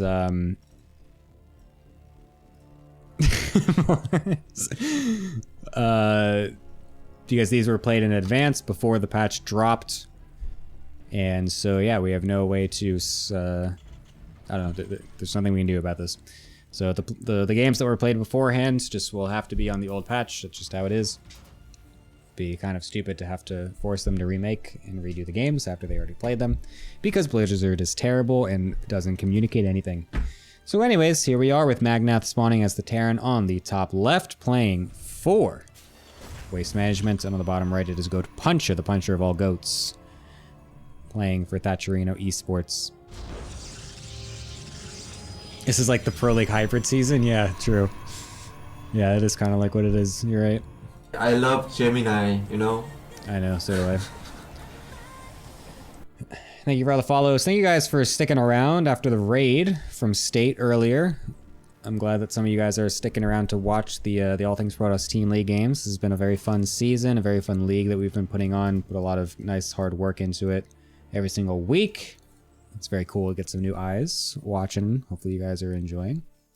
Usually we have a screaming Italian man co-casting, but that'll be coming back tomorrow.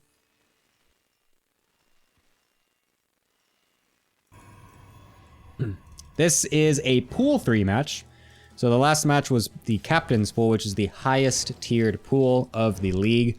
Usually it's basically the cutoff is about 51. Oh, don't lose it! Basically the cutoff is about like 51. I think the lowest captain is about 5100 MMR, and then it goes all the way up from there. So the highest is like about 6k, which is what EVA is basically. But this will be pool 3, which is a bit lower in that regard. I think it's around like 44, like 42. What is it? Maybe like 42. Lowest is 53. That's definitely not true in the captain's tier. That is not correct. I don't think so. At least from the signups. Universe was not that. Slip was not that.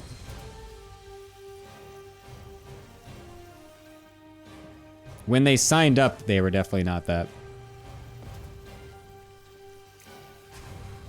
Anyways, most of the captains are around 53 to 55. And then the upper captains are about like 5 to 6k or so. Anyways, back to what I was saying. This is pool. Oh, sorry, I didn't realize there's a Reaper over here. Oh my god, I almost lost it, Magnath.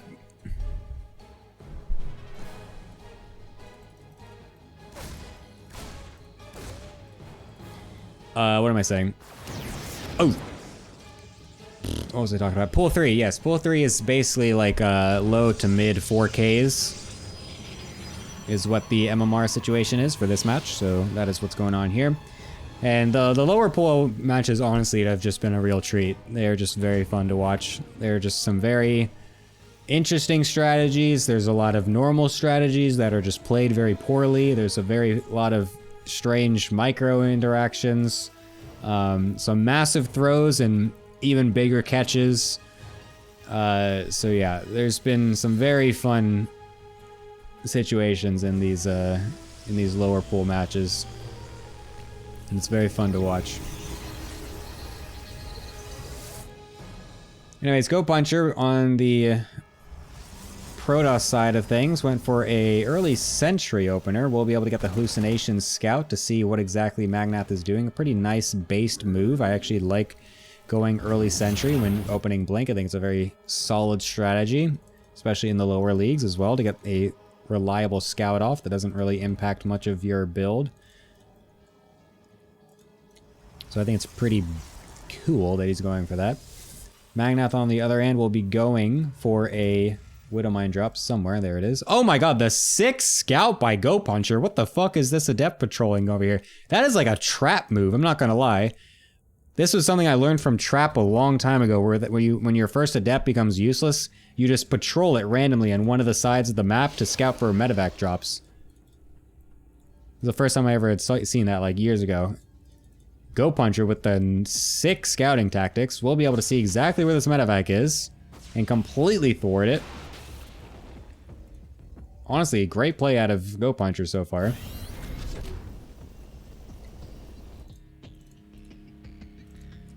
However, you always have to be careful because, to be honest, it'd be funny if you didn't even notice the medevac. That would be very funny. Where the hell did this medevac go? Oh, it's over here.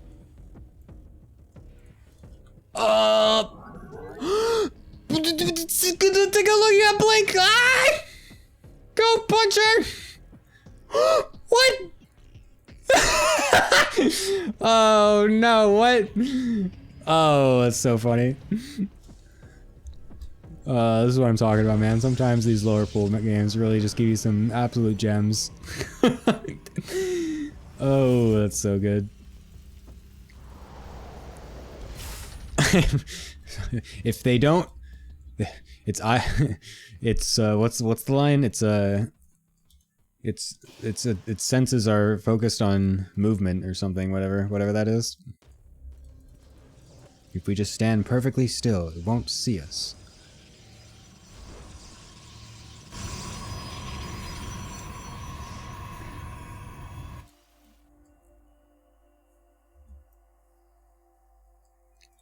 Alright, Hallucination Scout. Go Puncher's scouting this game has been extremely on point. I'm quite impressed about that. His macro, on the other hand, not quite as much so.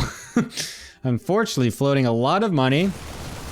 Has a decent-ish probe count, but is stuck on quite a small army supply comparatively to Magnath, and this is a threatening Bioforce entering this third base with no shield battery either, so this should be just a completely dead third base. This is a bit sad for Go Puncher, because, like we saw, his defense of the Widowmine drop was excellent.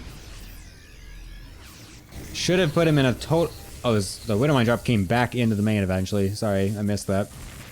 Killed 6 workers. Sag. As everything now starts to crumble for Go Puncher. He had a very nice start, and now everything after that has been less than good. This is what I'm talking about, though, where Go Puncher always seemed... This is like every Go Puncher game to me. He, like, plays maybe okay or pretty good, and then he just randomly just loses.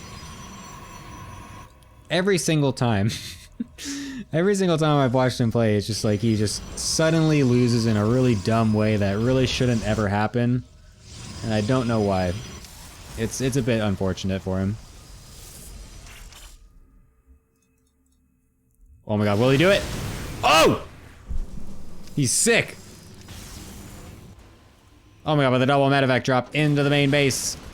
With not a single unit to defend, that's gonna be a tough one. And at the same time, pushing the third. Oh my god, this main base is getting absolutely ravaged. And the GG is just thrown down immediately. Go Puncher doesn't even want to try that anymore. As Magnath will take another point onto the board for waste management. Putting them closer and closer to playoff qualification.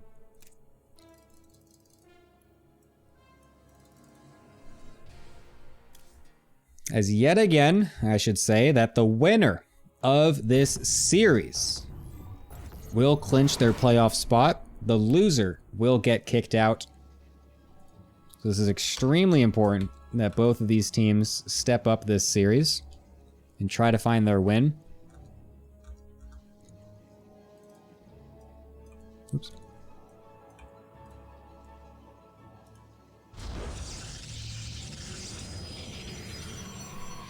The next match also will have basically the same exact implications. I believe that's correct.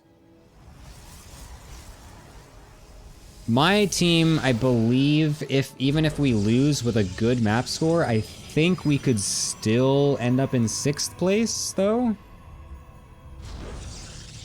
I think is how that works. I'm looking at it right now.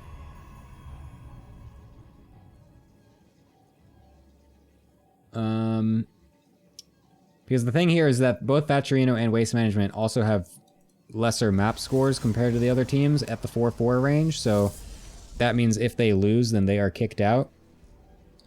But my team is the only 4-4 with a positive map score. No, I'm not talking about that, Lewin. I'm talking about my match coming up after this.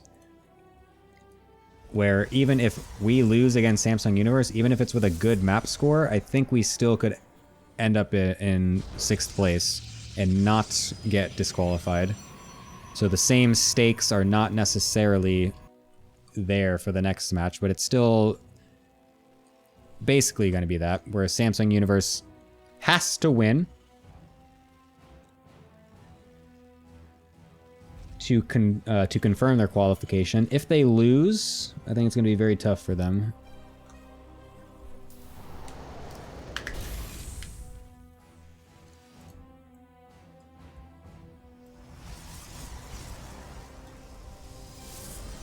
Go Puncher going for the Reaper wall, very based. Wonder if he's going to use this to find an advantage with a cheeky strategy. As the Reaper will have a very difficult time scouting up here. In fact, there was no Reaper at all, as Magnath, knowing, being a Protoss Lord himself, knows that this map is very difficult. I lied to you. I lied to you. Anyways, this Reaper is still going to have a hard time scouting anything. Especially if it dies. Unfortunately, Magnath could not, or sorry, Go Puncher couldn't get that second shot off before the Reaper got away, but regardless. I love Gemini, you know? Thank you, I love you too. Will we see a different strategy? Oh, a fast robo, but it's straight in the wall. It's not hidden at all from the Reaper gem point, so this literally just not at all, doesn't matter at all. Literally nothing about what I'm trying to analyze and say is happening right now. So I'm just going to stop talking about it. Fast 3rd CC out of Magnath. Holy shit. This is an extremely fast 3rd CC. Off of a single barracks. Going straight into a second one. We'll be doing a 3 racks follow-up to the 3rd CC. Very interesting. Magnath getting in here. We'll be able to scout somehow, even though... Wait, what? How did he get in the main? How the fuck did Magnath get in the main there? Literally all Go Puncher has to do is leave his units right here, and there's no chance that that Reaper gets in the main base whatsoever. Very interesting. It's a fast Robo Bay follow-up to the Robo. Will it be a Disruptor drop or Colossus drop? That would be unbelievably based. I myself am one. Oh my god, it is! I myself am one of the most based players ever because I've been going Disruptor Drop for 6 years. It's not an exaggeration. I made the build myself as well, and it's so sick and so well made. I'm actually a god.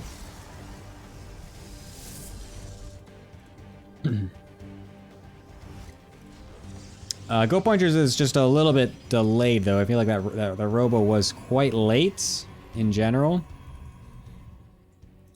This Disruptor and Prism Speed should have been getting built basically 30 seconds ago.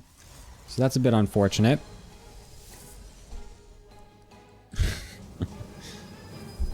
Oh, hello, Emil.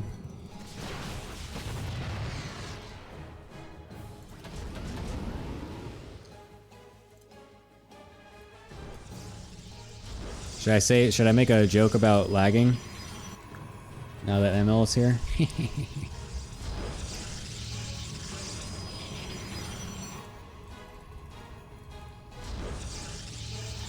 I will say, I feel like the Home Story Cups and other just online cups really did lose just a little bit, of, I don't know, flair or just taste when ML finally retired from casting, because we don't get the daily ML lag screen popping up anymore, and I feel like we really lost something important to the StarCraft scene when that happened. First Disruptor shot going out! Oh! Only gets 1 kill. A nice split, actually, for Magnath, not gonna lie. I thought he was about to lose 6 SCVs there, but actually pulled away the last second, so very nicely done.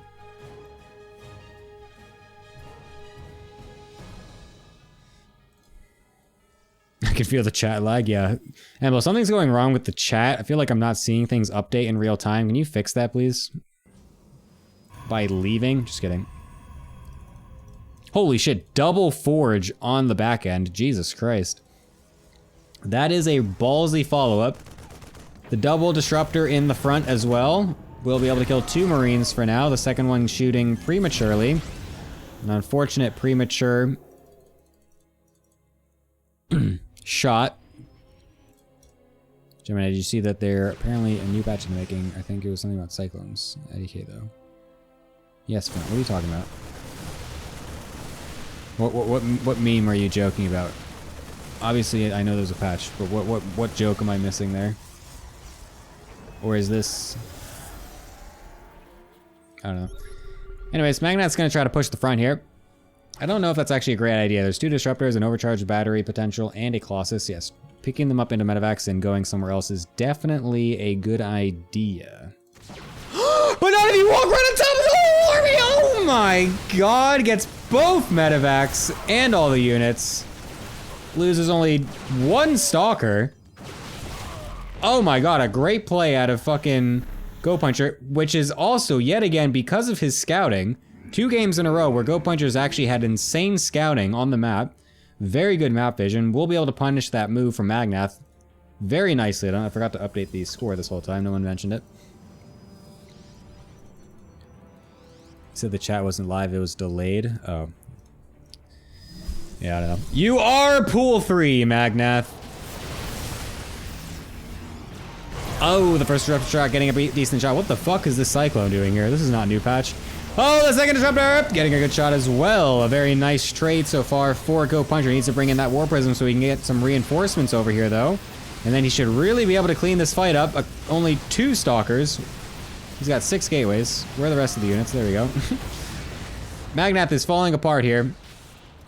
Finding his place in pool 3. He's got a 4th CC finish before he even had enough SCVs to saturate the 3rd. That's a strange move. This is not looking good for Magnath.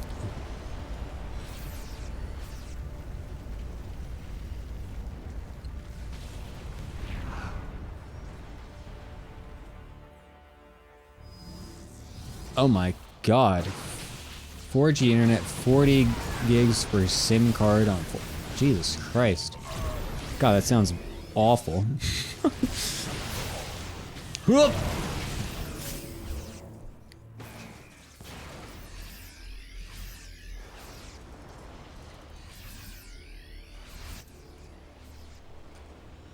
Holy shit, the boys.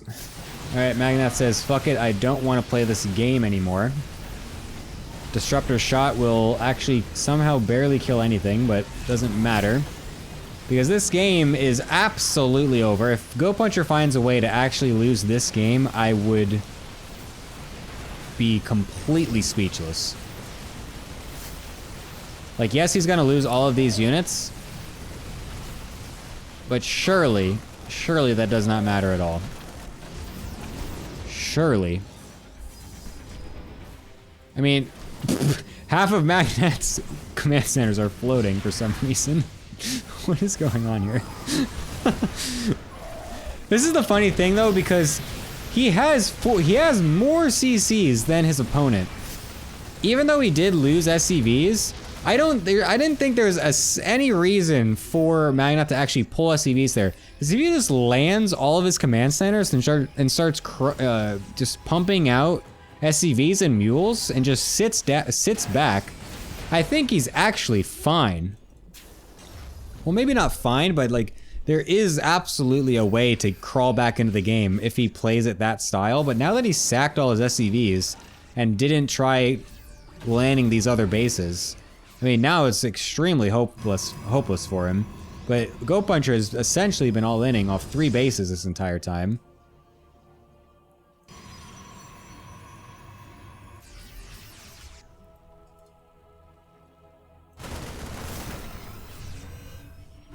I've seen what happens when GP's games last this long. That's a very good point. That is a very good point. I have seen, let's be real, I've seen Go Puncher throw worse games than this. That's actually a very good point.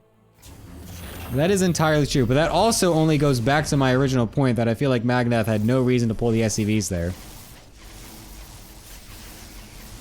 But this surely looks pretty bad. That's a shit ton of charge slots. There's almost nothing to deal with them. There's also a Warp Prism that got in the main base. I didn't even notice that. Everything getting killed right here. The Colossus on top of everything with nothing to combat them. Surely this is over. These Zealots aren't even getting killed over here. This one will not last much longer as Goat Puncher finds his way into a victory against Magnath, punching him straight out of the game.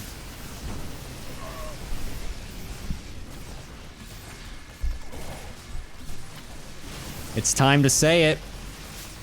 I think it's worth talking about. I think it's ready. I think we're all good to go in just a second here. Magnath. You are Pool.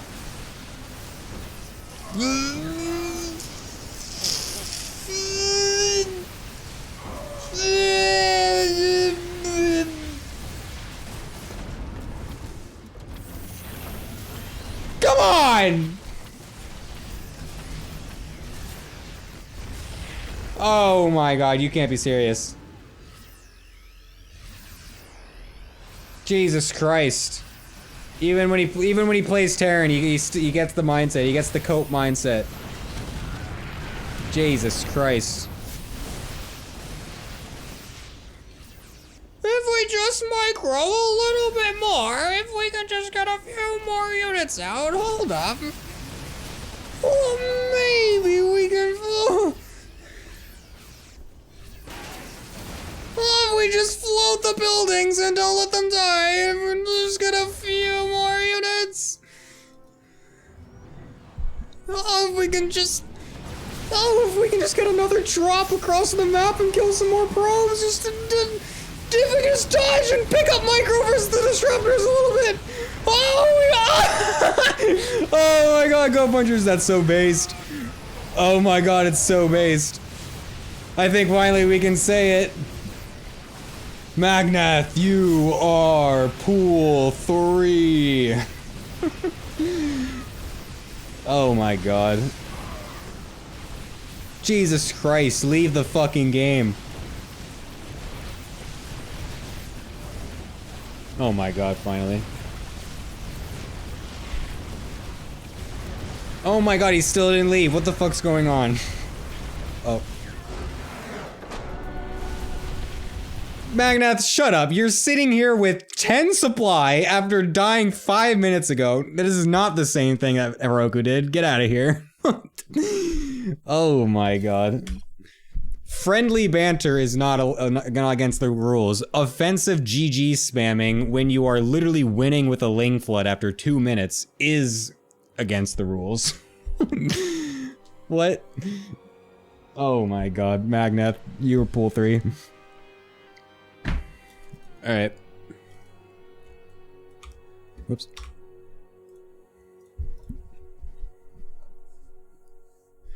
If you are giga coping and not leaving the game when it is very clearly over, and then someone pulls out a meme that we all are now talking, like literally you are pool 3 has been a meme literally since before the tournament even started. Not at all comparable to someone offensive GG spamming while cheesing somebody. And winning with it, by the way. Anyways, congratulations to Go Puncher on not managing to throw that great lead that he managed to find himself in that game. Very nicely done to close it all out.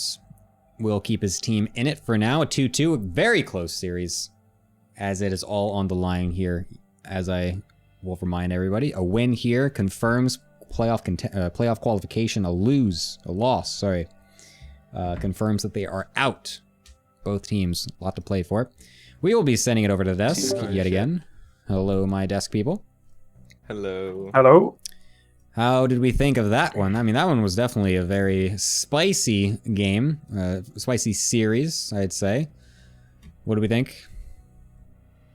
Yeah, especially the second game. First game was unfortunate for Goat Puncher. It's true. Oh my god, I just realized kind of- Harston's in the chat. just kind of Hello, died. Harston. Sorry. Yeah, he did just kind of roll over and die. It was a bit unfortunate. Yeah. Sorry. And yeah, hi Harston. I didn't realize. Anyways, Mag, what's up? What'd you think of that series? I mean, game 1 was pretty shitty game, but game 2 was amazing. I think Magnath pulled a mad moment, which means you play triple CC and then you forget you play triple CC and just pop down one more CC to your fourth CC. It's not very good, because you lose a lot of production by doing that. And also in general, the build really sucked. But I think Goat Puncher, played amazing. It was a very good build order, and he took down Magnath. I love the most important Gemini, thing you know? of all. So true. Yes, confirming that yet again, Magnath is indeed pool 3. For just so everyone's aware, that just to explain the joke, because that makes it more funny, right? At the beginning of the season, before everything started, the pools got set up on who basically everyone signs up, and then I'd separate the pools based off of that. And Magnath barely missed the pool 2 cutoff and was put in. He's basically like the highest or second highest MMR in pool 3 that was in. It was just like barely not hitting pool 2. And before the season even started, he like is screaming in Discord, be like, "What? Gemini, no, put me. If I could just ladder like 2 games, like I could put me in pool 2, please. No, don't put me in pool 3." So he was like so mad about this, but it's like, you know, I just said no. And so then, you know, Magnath being Magnath, he was like, surely now he's gonna just, you know, smurf on everyone in pool 3, right? And then he loses to your bro Chris, who is off raising as Terran with like way lower MMR than Magnath, and he lost 2-0 to him. And that is where the you are pool 3 meme truly was birthed from, because Magnath was saying that he would never in any situation lose to your bro Chris. And so yeah, now here we are. Anyways, a 1-1 leading us to a 2-2. So everything is now on the final match here to possibly send it to an ace or to close it for either of these two teams. Revo versus Tolo will be the final potential match. A TVZ is in the cards here. Mars, what do you think? I'm excited. I don't think I've seen a TVZ in this team league for a while. Understandably. They don't come up very often. Yeah. Week there was one. I played with Stintram last week. I see. Stintram isn't really a search, so that doesn't count, you know. That is true. But yeah, what do you think is the score going to be here, Mr. Marsbar? I don't know, but I'm rooting for the Zerg player. I think it's going to be wait, it's Tolo Zerg, isn't he? Yes. Tolo 2-0. That's what I'm going with. Nice. Okay. Very alpha. I always move love on the that poor 2-0. full games as well because they can be very back and forth. It's true. Yeah, the lower the pool, the more entertaining the matches usually end up being. So that is always a possible scenario here. Mag, what are you expecting? Sadly, I expect Turtle to kind of destroy Roro. Oh. Turtle is pretty good, and I don't know. I'm not sure about Roro's skill, but I know Turtle is like has been practicing a lot, which is not very common to practice in pool 4. I've noticed of everyone there. Seems like none of them is playing ladder, but Tolo is, and I think that's why he will 2-0 pretty easily. Fair enough. Fair enough. A solid analysis coming into everything. I'm not exactly sure what's going to be happening here, but I do remember seeing Tolo as pretty good in his macro games, except when Widow Mines were in the field. I remember a specific massive Widow Mine shot against just an insane amount of Banelings on what will be the first map in this series as well, Gresvin. So, yeah, maybe we'll be seeing some spicy Widow Mine shots in the series. Maybe we won't, who knows, but anyways. Thank you guys for your thoughts. I will be back with you at the end. Good luck. Have fun with the... I don't know, just have fun watching is what I wanted to say, but anyways, bye-bye. Dude, it is so hard to throw to myself. I hate this. I'm 2 seasons in, and I still don't know how to throw a desk over to then talk to myself. Like, what do I say? Like, see you guys later? Now, by the way, I'm here casting again. Like, it would be so much easier if I could just be like, all right, thanks guys, let's go over to the casters, ha ha ha ha, but it's just me. Jesus Christ, anyways. All right, top left, Revo playing for Waste Management. Bottom right, Tolo playing for Thatcherino Esports with the wrong team color. I need a Larimbo soundboard, that would be very useful. Check Discord, what's going on in Discord?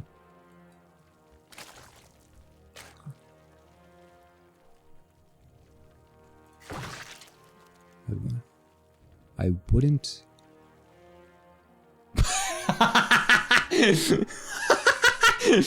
Oh, that's hilarious. Oh my god, that's so funny. Magnath with some unbelievable cope. The strategy of baiting your opponent into offensive GGing so they lose the map win. Oh my god, that's so funny. Magnath, come on, man. Surely you realize the difference here.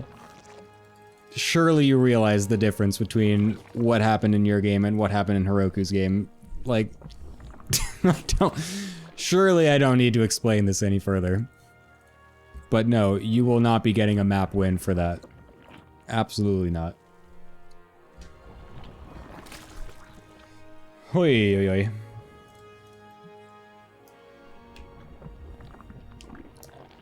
Pretend that caster you and desk host you are different people. Yeah, that is true. I could just be like, all right, guys, thanks for that. Now let's head over to the casters.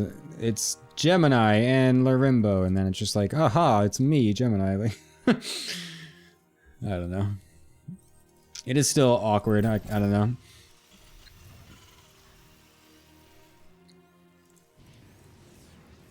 Maybe one of these days I'll figure it out.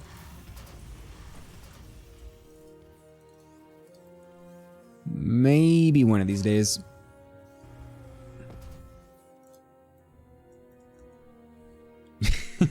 I think I did say that exact thing once before, Angrath.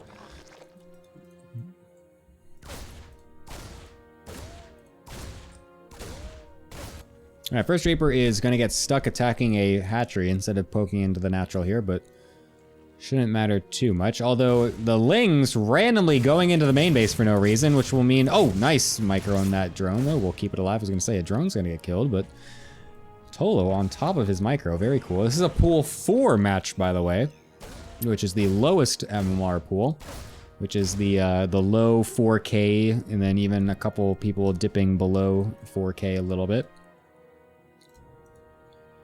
So that is the MMR situation that we all have here, as unfortunately Tolo is actually supply blocked quite heavily on his double queen follow-up. A bit unfortunate. There are no 4Ks in pool 4? Oh, sorry, never mind. So this is the below 4K. I literally just forget, I'm sorry. I just always forget what the fuck the pool ranges are. Sorry! I literally have like no perception of what MMRs equal what leagues right now. I don't know, sorry. Oh, that's right. I was thinking, I'm just thinking it was different. There's some that are, there's like 1 or 2 that are below 3K. I was just thinking of it with 1K MMR too high. So it's the 3K pool essentially with one player that is below 3K. That is the situation of pool 4.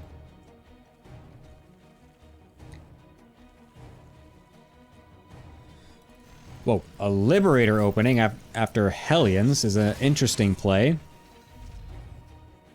Ask Gemini what he thinks the MMR range for Diamond League is. Do not ask me that. You will get some wild numbers. But the real reason why it screws with me so much is because for the longest time the Korean MMR thresholds were super fucked. Because like it only just recently this year actually got fixed, but literally for the past 3 years before that, the MMR ranges for Korea were a solid 1K or higher, than the other servers. Like Masters 1 wasn't until 5300 when all of the lowest GM players were like 5K or something. And then it got even worse than that. Masters 3 was like 4900 MMR or something like that, or like 4800 MMR. So then I like look at NA and see 4800s and 4700s being Masters 1. And in my experience, being 47 means you're Diamond 1. It kind of explains why I don't know what the fuck a Diamond level MMR range is. So when you're sitting with that as your experience for the last 3.5 years, now you understand why I think 4500 is a normal Diamond player.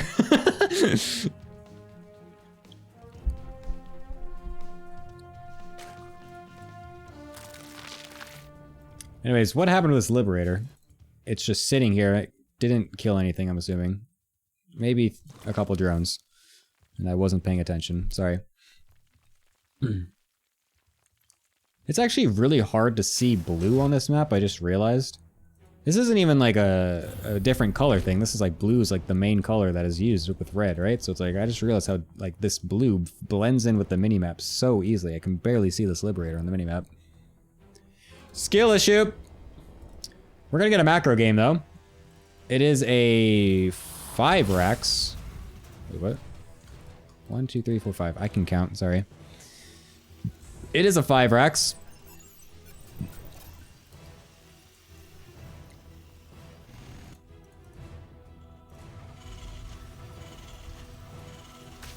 Will we be getting the extra 3 after that to make it an 8 racks all in here out of Revo? Or will we just be sitting at that? I don't know. I am also a Protoss player, just by the way, so my knowledge and analysis of a Terran versus Zerg will be rather lacking compared to my normal in-depth analysis for a Protoss game, so sorry, everybody.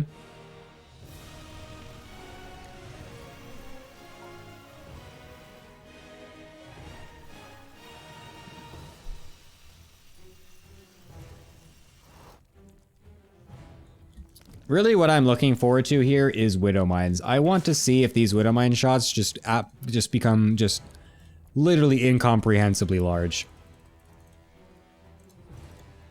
Because there really is the potential for it. We already have Armory finished, so they're going to be cloaked as well, so we're going to need to make sure we have Overseers. We do have one. So that is good.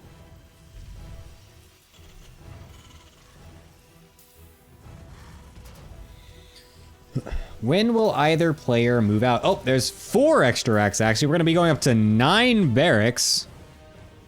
That is quite a play.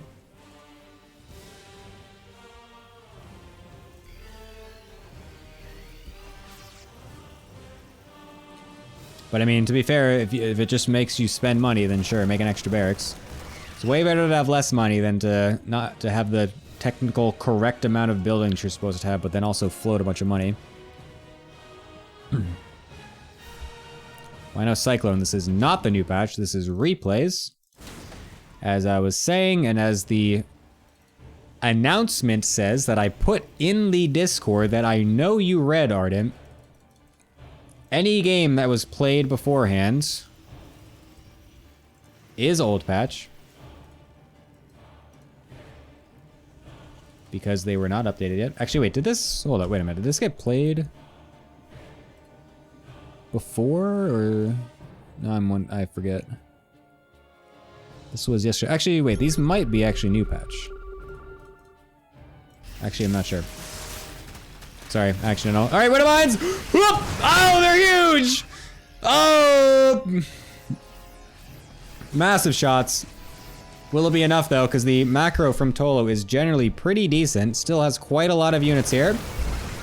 The splits will need to be good. Fighting off of creep. Oh my god, the double stim, though, out of Revo. Uh-oh, gotta be careful with that. Oh my god, there's shit destroying the main, the third and natural. Holy shit. What the fuck?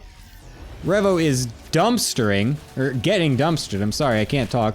Oh my god, loses everything at the front as well. Holy shit, in a blink of an eye, everything has gone to chaos as Tolo just completely rips Revo a new one on both sides of the map. Jesus Christ. Oh my god, this game is over. What the hell? What just happened?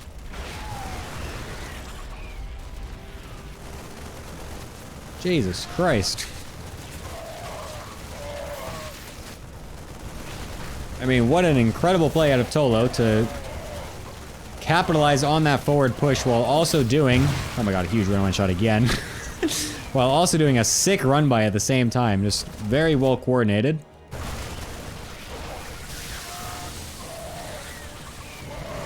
And yeah, this game is 100% over. It's not even close right now. There's 0% chance that this game lasts more than 2 minutes from this point. It shouldn't even last another 10 seconds because this is mega cope right now. This is incredible cope. Why is every Terran just so easily noticed? Every single Terran player, man. Why is it just ingrained in their fucking blood? Why can't they just leave the game? I don't understand. Thank you. GG. Tolo gets the first game, puts his team further and further, puts him on match point. And qualification point, as Waste Management now needs 2 wins. We need a win from Revo, and then an ace match win to confirm their playoff qualification. Thatcherino Esports just needs this one final map, and they are into the playoffs, and Waste Management gets put where they belong, in the fucking trash.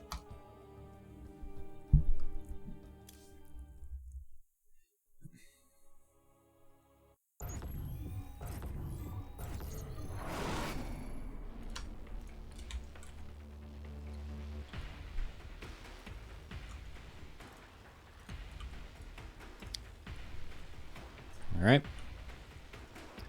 Let's see what's gonna happen. It all comes down to this. Revo needs to come up clutch.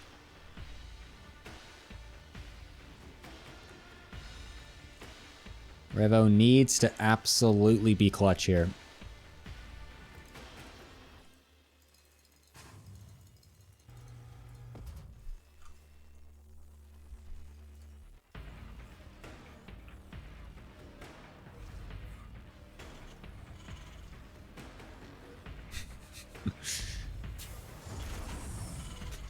I wouldn't give up on the series. I got offensive PM'd in the game. Dude, that's so funny.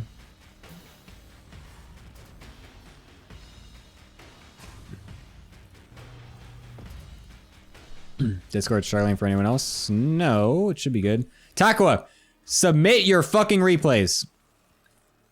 Oh my god, you guys did it. Okay, never mind. Sorry. I didn't notice. Thank God.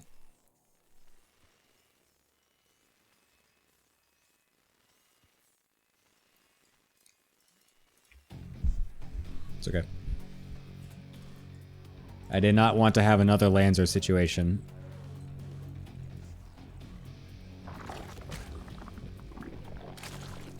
Anyways. Alright, nothing's happening. We need to wait for things to happen. Sorry, guys. This is usually where me and Larimbo would just talk about the most senseless, dumbass shit possible. But he's not here today, so I just have to stare at chat a little bit instead. And hope that you guys are the replacement to my entertainment.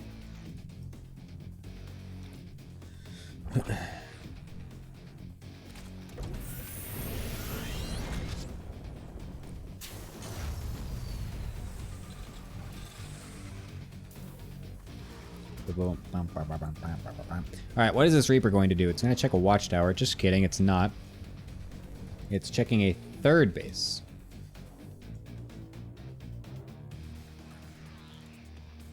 Wait, what?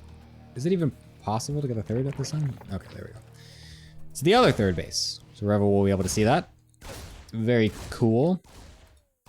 Again, just get stuck attacking it instead of poking in to see if he can kill a drone or something. It's fine. It's not going to make all the big difference in the world. Although he might get stuck if he goes up here. Oh! Up, up, up, up, up, up. All right, he gets up.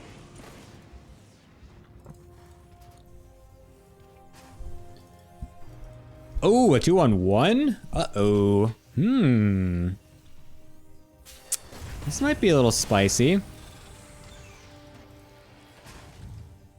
Will Tolo be able to defend a 2-1-1 situation coming at him? The last game was very good for him. There was not much early pressure getting thrown onto him. It was basically just a Liberator. The early Hellions didn't really do anything, and the Liberator was easily deflected. But a 2-on-1 is a different type of early aggression. Whole different type of beast.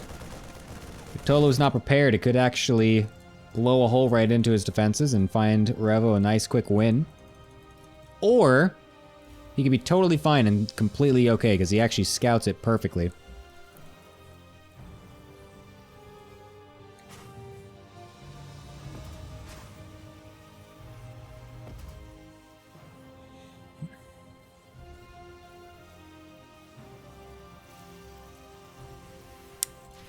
So anyways, Tolo has the perfect information. Will he be able to react accordingly?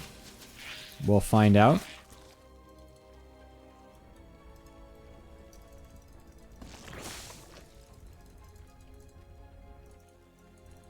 I'll be honest, I don't know what the proper response is, other than I imagine just like Ling Queen and then maybe Banelings.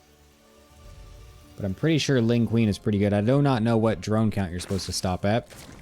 I'm gonna guess something in like the low 50s. Low to mid 50s is my guess.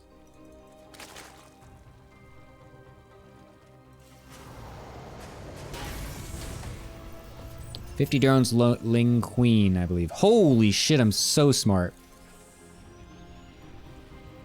Oh my god, there it is. The 50 drones, there's the Ling spam. Queen's coming to the front. Jesus Christ, I'm a fucking genius. They call I'm a Protoss player and I figured that out? God damn it. God, I'm so smart. This is hitting a little bit late out of Revo, but again, this is pool 4. I should not be expecting perfect gameplay, so it's, you know, all good. All good in the hood. He does have control of the watchtower with the Reaper, so that does help to negate the vision as much as possible, so that's kind of nice. At least Revo will be getting down here without any connection, although he's gonna boost into the third. Oh my god, he's going straight into the main base. What a move. Gonna load up on top of this high ground here. Jesus Christ, what a based ass move over here. And that's a difficult spot for these Lings to get into, although, never mind, Revo just kind of walked forward to let the Marines get surrounded, and now he loses everything. All right, well, anyways, congratulations, Thatcherino Esports, on your qualification to the playoffs. That was a bit anticlimactic. Oh, that really did have some potential there, I'm gonna be honest, because if he just like sits right in this little spot, the Lings could not possibly get some decent surround there. The medevacs could have been moved up here as well, so all the queens couldn't shoot at them. Then he can move over, start killing drones from the high ground. That could have been such a good position for Revo, but unfortunately, really just bungled that one. I think he also double stimmed as well. So, yeah, that was a bit rough, not gonna lie.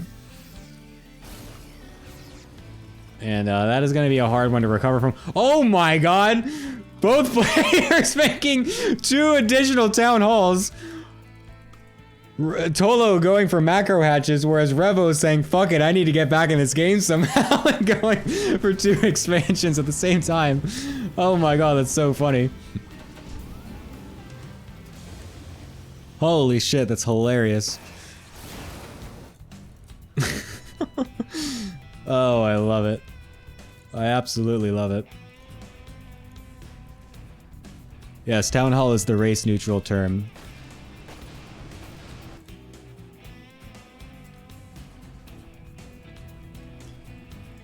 Alright, we're gonna go for a second attack attempt with 2 tanks to back up the 2 medevacs worth of Marines this time. We'll see if this can find any more damage. Where's the Lings? It's actually only a 30. Yeah, that's a decent amount. It's making more as well. This push isn't even out the front door yet. If this was hitting like right now or like 5 seconds earlier when those Lings were just sitting over here and there's nothing else, then Revo might have had some opportunity to maybe do something, but now Tolo is sitting very pretty on 78 drones, 4 bases, and is fully ready to just start spamming out Lingbane Hydra. Oh my god, there's even a little flankarooski set up here.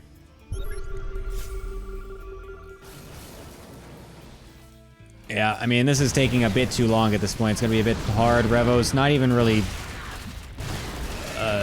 threatening anything on this side of the map. We'll just lose these tanks, sadly. If he was doing this setup over on this side where he unfortunately doesn't have vision, this would be a bit better, but this isn't exactly the spot where the 4th base is set up, so this is not going that well for him. As Tolo, yet again, defends. But does he know that there's actually 2 CCs getting floated right now? He sees the 3rd base. But does he know there's another one just to the left? Oh my god, I don't think he does. Will Tolo take this into account for his calculations? Will he just see that there's 3 bases and be like, oh, I don't need to do anything, I'm so far, and I can just wait.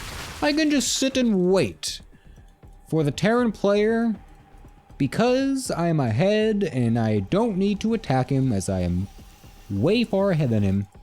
But really, there's been a 4th base this whole time. Unfortunately, it's actually doing nothing. Neither is this 3rd base. So, as I say all this, Revo needs to remember that he actually did make these extra CCs and put them to use by making SCVs and mules. He's making 1. 3. Where's the 4th? Wait. Revo. Thank you, Dynecommon, for your sub gift, by the way. It's very appreciated. I love you. Revo, you made 4 CCs. Wait, did you just scan 3 times? What is happening? Okay, I know it's pool 4, I know. We like to make memes every now and then, but we don't want to just, you know, berate the players the whole time. This is unfortunate. Revo definitely needs to make use of these 4 command centers outside of just scanning the whole map. This is a situation where we need to get our economy boosted back up because we are extremely far behind in this game.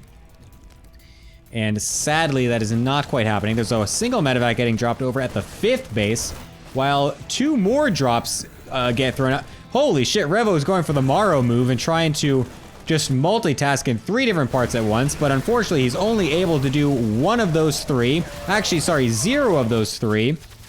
As he loses over here. Oh my god, he's losing stuff in the natural. Gonna try to drop at the top side. We'll be able to deal some decent damage over here on the back end. This will also get cleared up. This is actually not going that poorly here. This is a pretty decent amount of damage over this third base. We'll kill quite a few drones. Should pick these up though. Please don't lose all these Marines. Actually, he's killing quite a few Lings on the trade, and then we'll pick up. Actually, pretty nice. That was not bad out of Revo. That was not bad. Didn't lose too much on the counterattack, and then dealt a decent amount himself. Gets out with a decent amount of the units, but, I mean... Still, all things considered, this is not a good position, regardless of the harass. We are still behind. This 4th base is doing something, but not quite enough yet. I did say the line. Alexius isn't ever here anymore to watch though and point it out, so it's not as fun. Although, he did effectively completely negate it from my vocabulary, as I almost never say it anymore. Tolo's on his way to completely eliminate Revo from this whole fucking league though, because he's pushing through the 3rd base here with these lurkers. 0 detection on the side of Revo as he's not scanning anything, even though he actually doesn't have the energy. Never mind, he has no energy for scans, and the Ling's getting into the base yet again. As all of Revo's units are actually on the other side of the map, we'll be able to kill a base, kill a decent amount of drones on the other side, but it does not matter because there is nothing here to kill off all of these Lings efficiently. Everything is still in production. Oh my god, all the units getting cleaned up on the other side of the map as well. This is not looking good for Revo and waste management. The 4th base never getting scouted, but I don't think it needs to.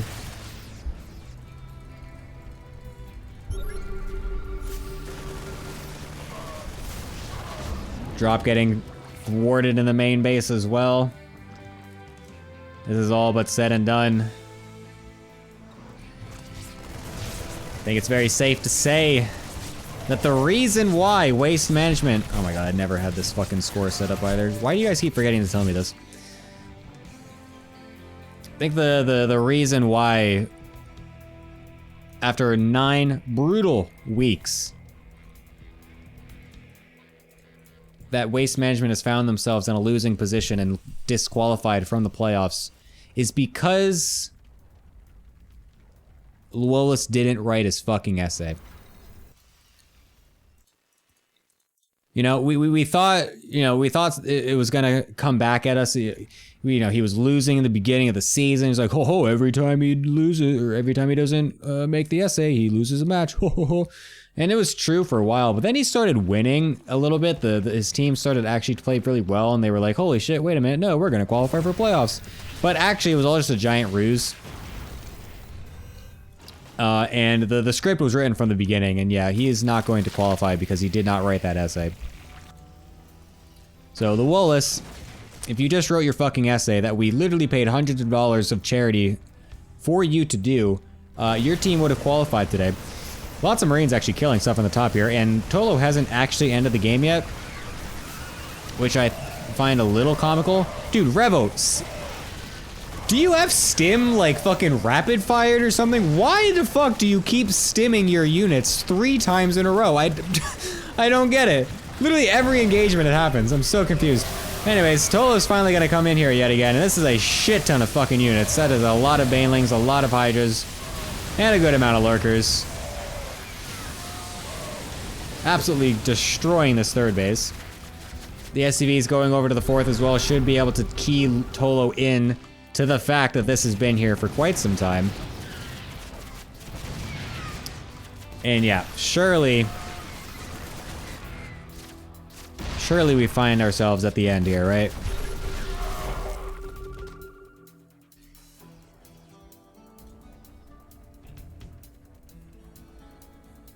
Terran players leave before the game lasts 10 more minutes than it needs to. Challenge impossible.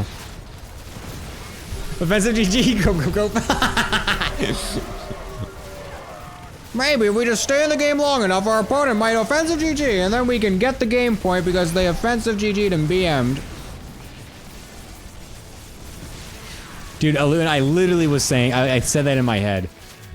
I was gonna say it, but I remember that I didn't work on my tasteless voice impression. I know the mannerisms, but I still want to work on the actual voice itself, so I didn't say it. I'm so glad that you guys all know about the concave convex meme now that I brought that back. Tolo finds the win finally, confirming that his team, Thatcherino Esports, will be qualifying for the playoffs. Incredible stuff here for their team. Unfortunately, Waste Management, 1 SA too short, and will not be qualifying for the All Things Protoss Team League 2 playoffs. Unfortunate for them, but very nicely done by Thatcherino. We will be going back to our desk. Returning game 2. Hello. Hello. A great win here by Thatcherino, finding their ticket to the playoffs. Unfortunately, you guys were a bit correct in that it seemed like Rebel was really just outclassed here, Mars. Yeah, I agree. I mean, first game was pretty one-sided. Second game had some good moments, like the drops did quite a lot, and it looked good in places for Rebel. Tolo's macro was just out of this world. Sure. Yeah, it did look promising at some points, but unfortunately, I feel like the initial strategy and the initial drop really did kind of set the tone for the rest of the game. There, Mag, do you agree? I mean, yeah, I think his mid game, like multitasking and dropping, was fine, but his start was very bad, and then he refused to build warders, so that's also a bit of a problem. But I feel like after the 2-on-1, after I took his third, like done worded up to like 70, and he did those drops, he might have had a chance. But instead he just stayed on 50, and then eventually you just don't have money to roast and stuff like that. Yeah. Definitely unfortunate for Revo. I mean, not the greatest series for him, but it is what it is. Waste Management finds their way to a 4-5 overall scoreline, and will be disqualified from the playoffs. So congratulations to Thatcherino Esports yet again. So yeah, that's going to be that. Very interesting series, though. Was a bit close towards the beginning side and middle, so still kind of interesting. Anyways, thank you, Marsbar and Mac, for joining me here on the analyst desk. Do you guys have any final parting words for the wonderful stream here? Just thank you for having me on. Looking forward to the other matches and the playoffs, of course. At least watching it anyway. Won't be playing. Sad. Yeah. Sad. Yeah, thanks for having me, and congratulations to Thatcherino. Welcome to the playoffs, squad. The fourth team to qualify. I look forward to the rest of the games this week. And the playoffs, which I will be playing in, which is going to be hype. Some good confidence there coming from Mr. Mag. Like to hear it. Anyways, Yeah, all right, thank you guys. I will see you later. Feel free to sign up for the playoff analyst desks and all that good stuff. And yeah, we'll see you then. Bye-bye. Bye. All right.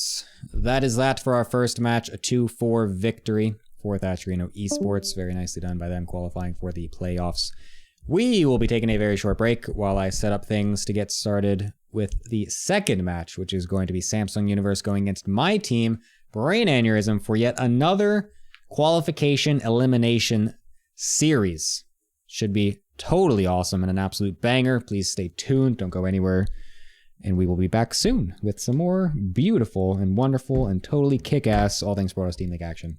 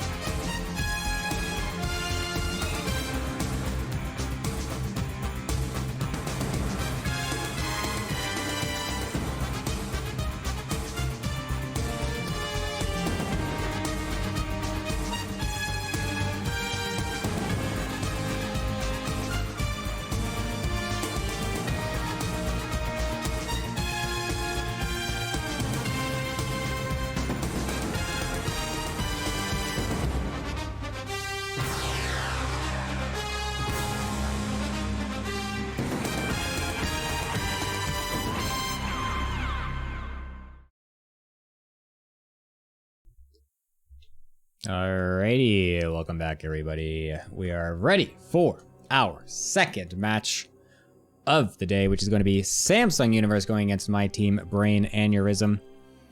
Should be a wonderful match, as it also has some wonderful implications for the standings of the playoffs. I will not be playing this week, though. My last week was last week. Instead, we have Mr. DeGeorgix, DJ, stepping up. It's going to be super sick. So yes, DJ is playing Poggers. Let's take a quick look, though, at the standings with that other match being updated so recently. There's people all here just updating Wikipedia as it happens, which doesn't always happen, so it's very cool. So we can actually take a look and see things in real time. So Thatcherino Esports just took that victory, which will put them at a 5-4+1 situation here. So now it is going to be, also Waste Management is now 4-5 -7, so they are kicked out of the playoffs. Not possible for them to qualify, right? Unless, wait a minute.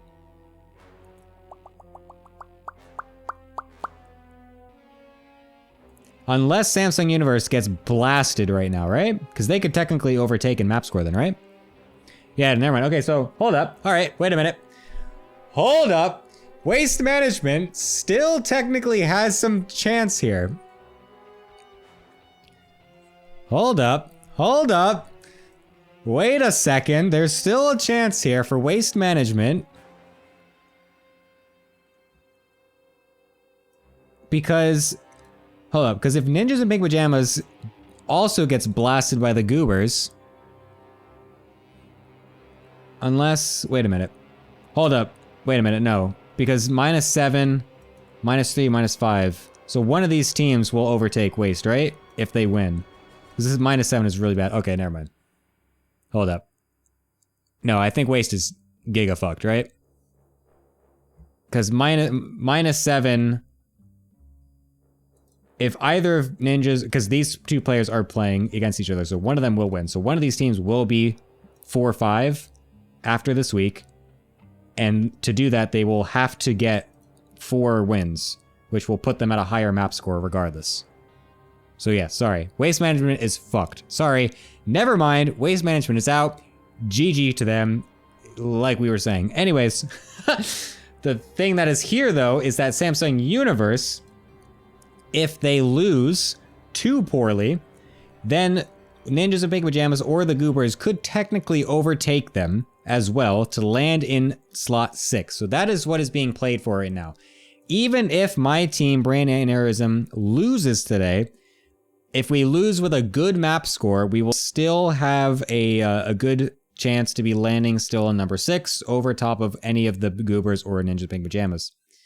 And then Samsung Universe would then overtake us to land in spot 5. Or if they do very well, right, a 6-0 would put them above Thatcherino. So they could technically also end up in 4th place as well. But if my team wins, then we can secure our spots at number 4, or possibly even go up number 3 or number 2, depending on how some of these upper matches happen as well. What was I gonna say? So yeah, as long as we don't get absolutely ass blasted today, then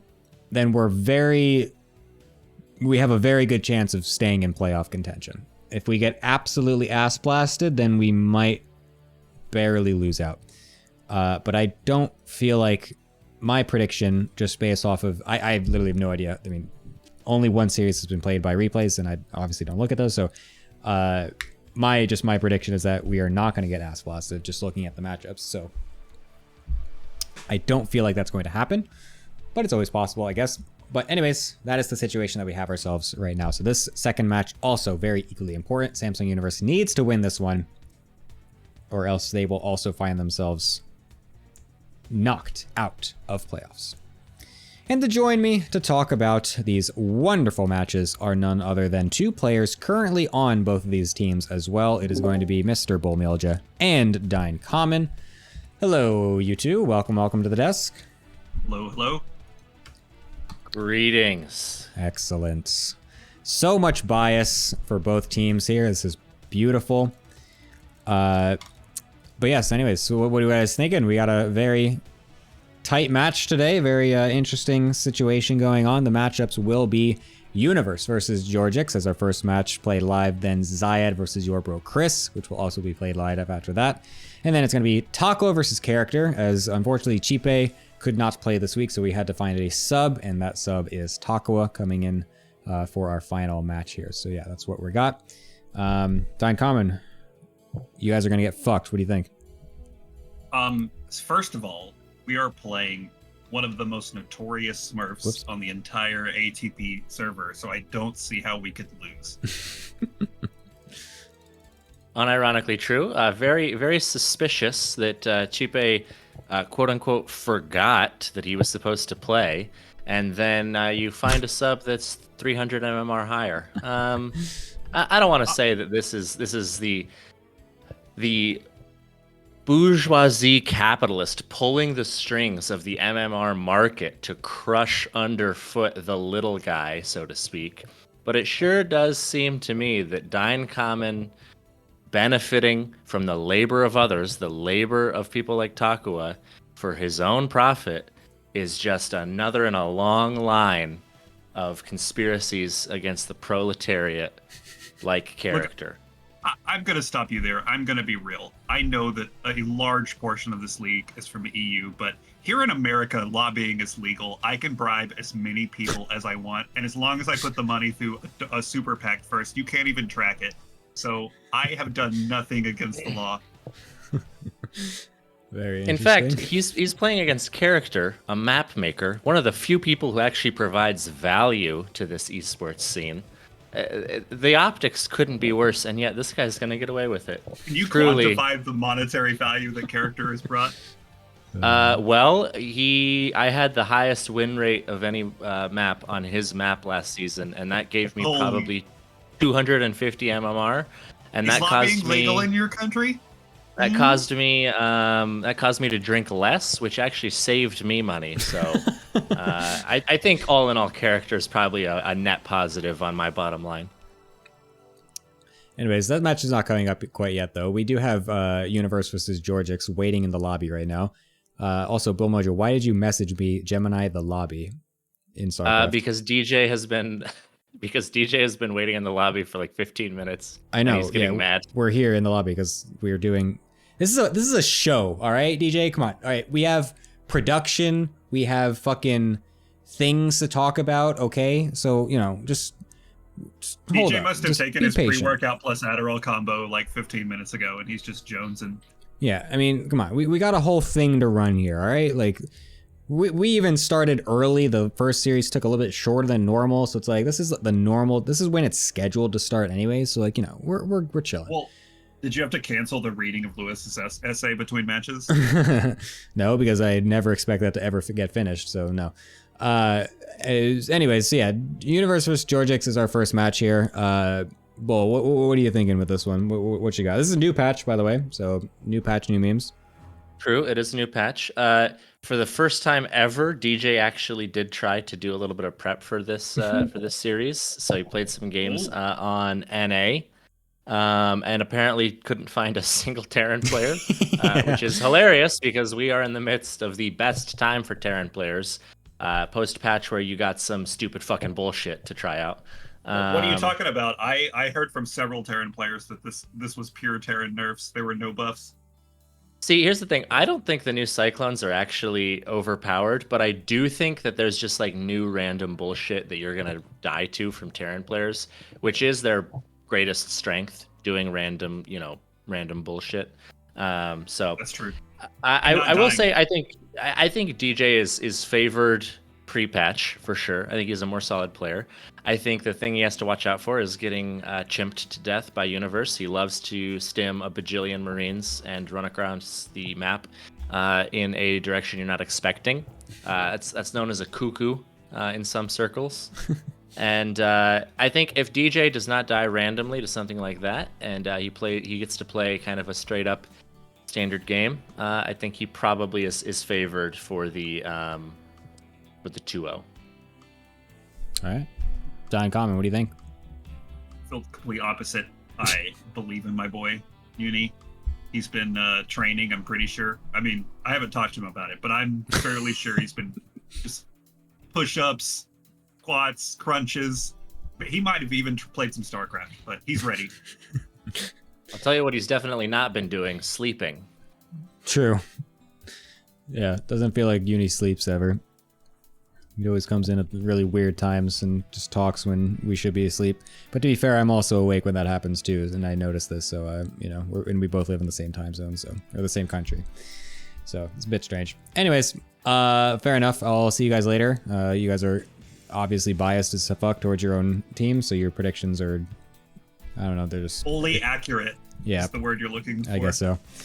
Anyways, these guys are probably impatient. I will get this game going because this is live. I will see you guys in a little bit as I throw it to myself. Haha. It is me also on the casting desk. Ha ha ha. Not with Larimbo today because, like we said, he is not here today. He has family visiting his house, so he cannot play, or sorry, cannot cast these players today, so it's totally fine. But he will be back tomorrow for the very important Goobers versus Ninjas of Pink Pajamas match, which will be super fun. Because there's also a very funny history with that, because literally every time that Larimbo casted the Goobers on the mainstream, the Goobers lost, and he's like a huge, he is the Goobers fan. Like, he is the one, like, the Goobers are the one team that he is cheering for in the team league, and every single time he casted them, they lost. And then every time that they didn't get casted by Larimbo, they won. And so now we're going to put the curse, the Larimbo curse, to the test tomorrow when it all matters most. And see if the Goobers can come away with a victory with Larimbo casting them. What the hell? Why are my settings reset?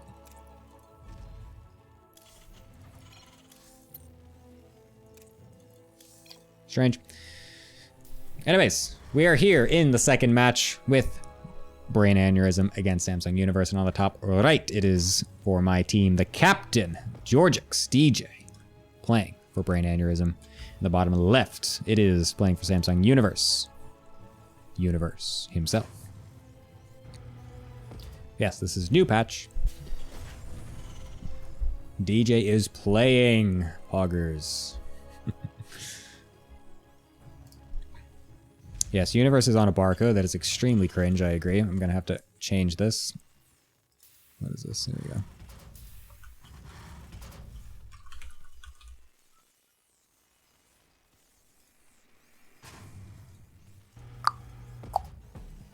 Oops.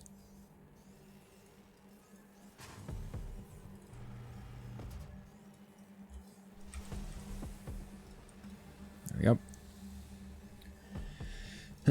Awesome. All right, anyways. We'll see if we get any new TVT memes coming out of the new patch today. We saw one of that happening earlier today with Eva versus Luolis, and Eva tried to go for a proxy cyclone, and it got absolutely fucking blasted.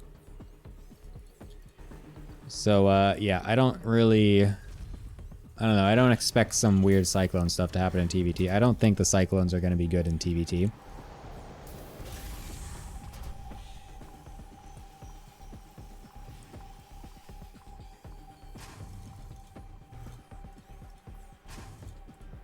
I love Reaper Gemini, is scouting around, going to try to find if there's any hidden shenanigans, or as Larimbo and I like to say on this stream, sheningas. And he will not find any of them because it's not actually happening. Oh, it is going to be a Cyclone, though, coming out of the factory. I thought that was going to be a normal Hellion opener. But it will be a Cyclone. So we will see some new patch things here. Some new interactions getting played. As DJ, though, will be going for just the normal Reaper Hellion opener.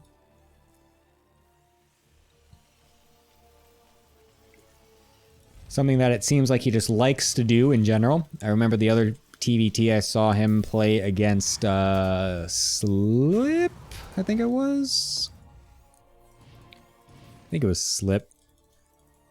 Where he basically just did the same build both times. Oh, he is also making a Cyclone, though, after the Hellion. Okay, so he is kind of doing his own thing as well here. So All right, we're going to see some interesting little Cyclone interactions, see what happens, see how these things fare.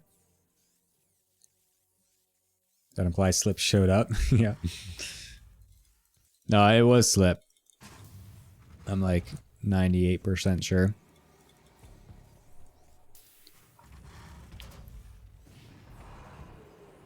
Well, in that series, DJ really just did rely on his overall better mechanics.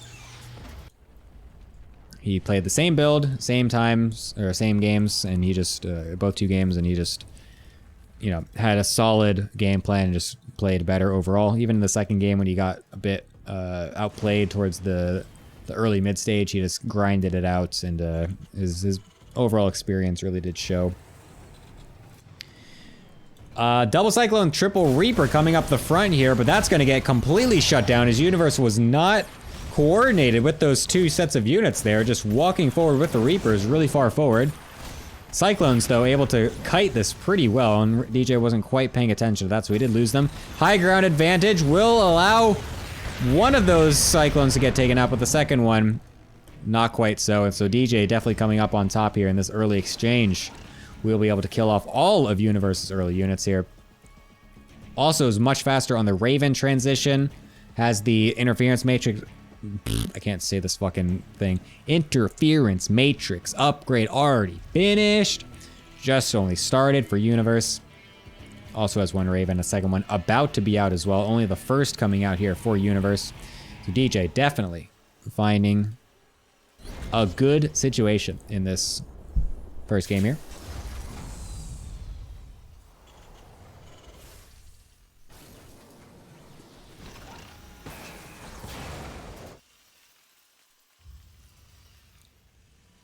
Interference Matrix upgrade doesn't even have a fancy name. Oh yeah, you're right. It is just called Interference Matrix. You're right. That is very funny. It's literally just called Interference Matrix.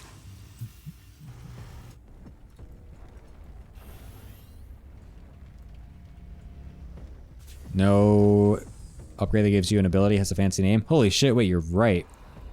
Oh my god, wait a minute, you're right. Wait, no. Isn't Glaives?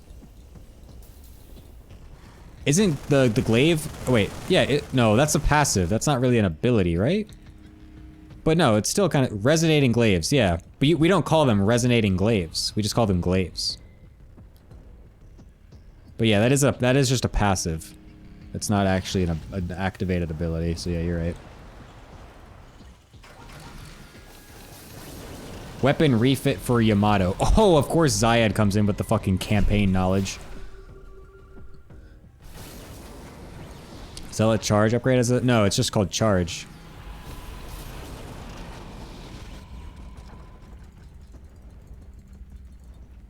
There's got to be another one, right? I feel like there's... Ignite Afterburners. Yeah, that's the medevac thing, right? That got removed. Yeah, that was also one. Nice. Oh my god, he's gonna kill the Ravens? They're very weak. That's actually very good early poke damage here for DJ on those Cyclones. That's a passive? No, it's not. It's an ability to activate, so you... Actually, wait, no. Never mind, you're right. It just makes it longer. Nope, yep, that's a passive as well, kind of. Never mind. You're right, you're right, you're right.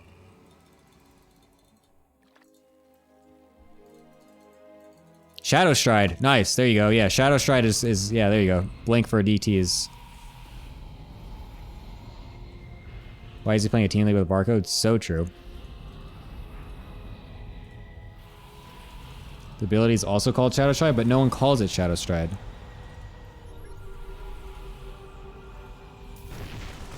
We all call it DT Blink. Holy shit, Interference Matrix getting put down on almost every single tank. This is a wash of a fight for DJ. The Vikings landing in the middle of all the tanks, but that's going to do absolutely nothing, getting completely shredded before they can even do anything. DJ, with his superior TVT, just absolutely blowing Universe a new one here in this first game. Absolutely love to see it.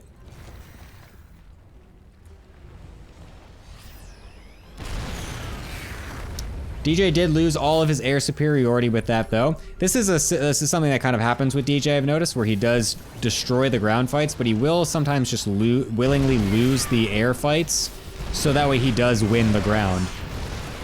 But that's really, I mean, that's kind of what you need to do sometimes, because it's clearly working right here, as he's able to completely negate the air superiority with just the fact that he's got a shit ton of Marines still. The double Viking even got sent across the map, so they weren't even in the main army there. It wouldn't even really done anything. As DJ does find his first win for him and our team. Extremely base. DJ is so sick. God, I love DJ.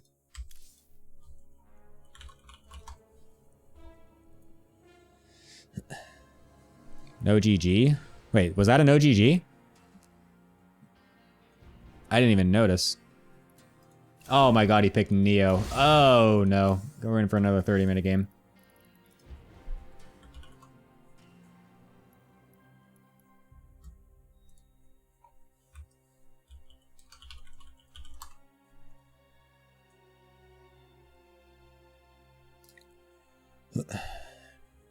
Universe with a no GG was definitely interesting, I will say. That was also on the opposite server. Since DJ is from Europe and Universe is from Korea, we do one map on West, one map on Central, and the first map was on West, and so now the second map is going to be on Central, which does favor DJ.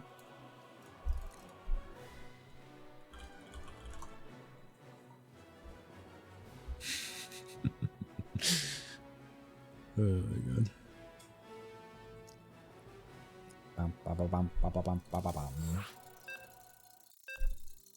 He is also definitely from a Korean as well.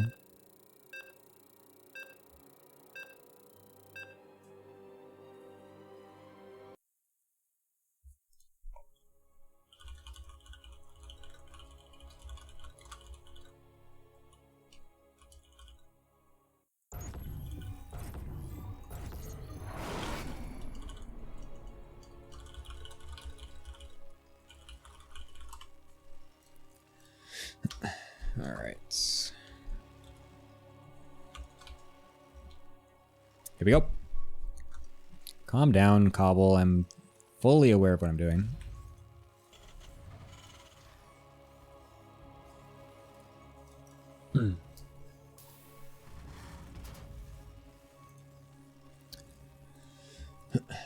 Neo-humanity.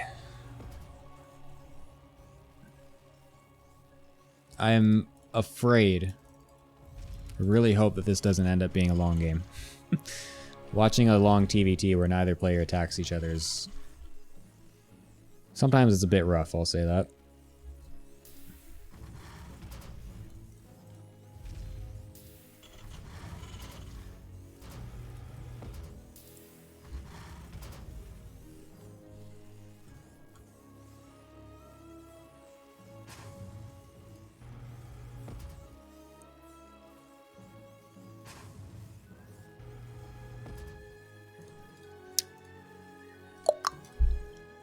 Alright. What's gonna happen? Are we gonna see more cyclones? Will we get some more cyclone memery? Or are we gonna go just back to normal builds?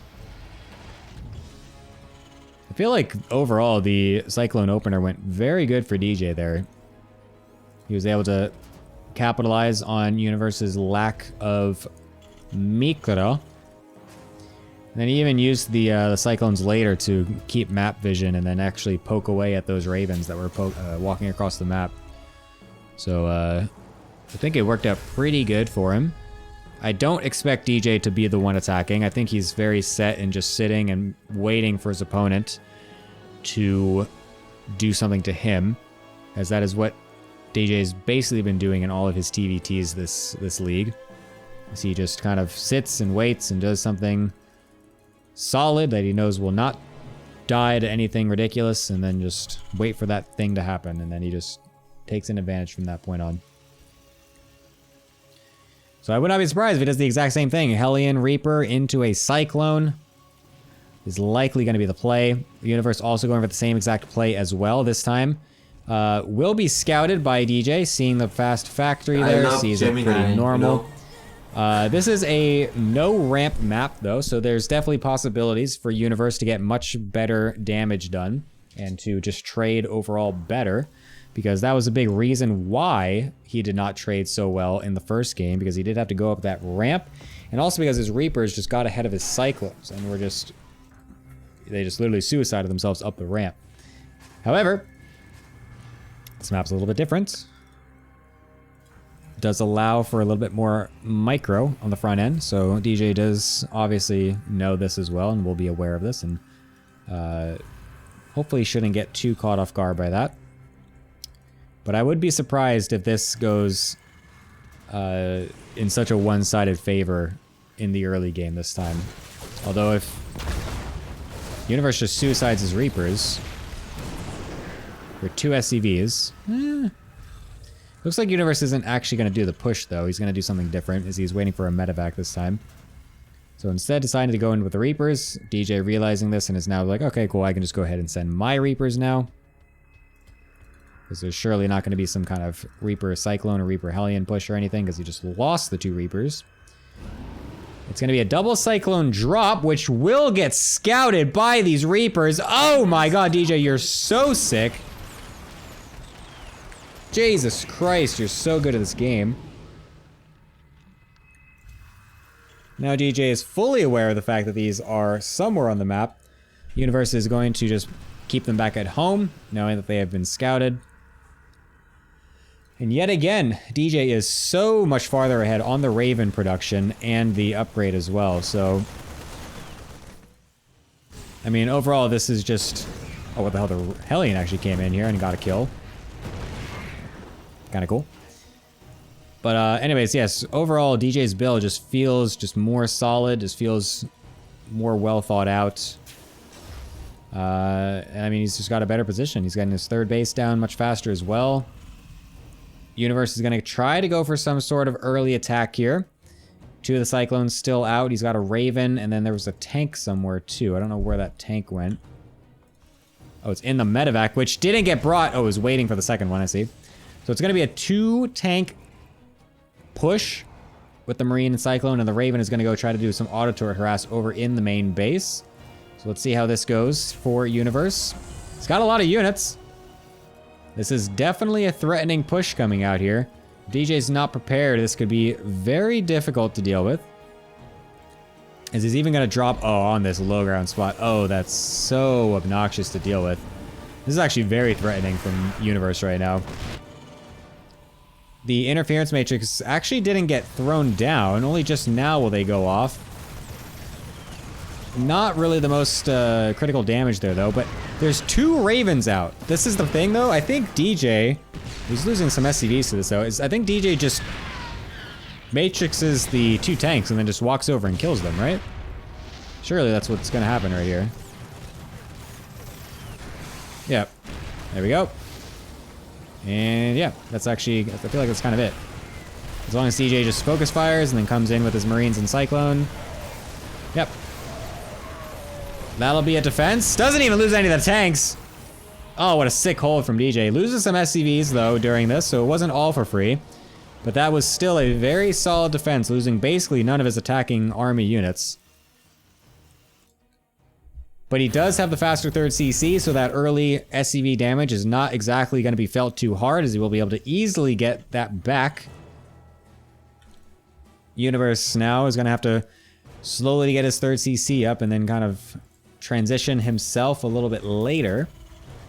Stim is already done? Yeah, for DJ, whereas it's just finishing. He's going to have combat shields starting as well. 1-1 even on the production tab, whereas Universe only just now getting his EVs halfway done. DJ is finding every advantage he can, except for SCVs, which will surely be evened up very soon here with this 3rd CC actually landing.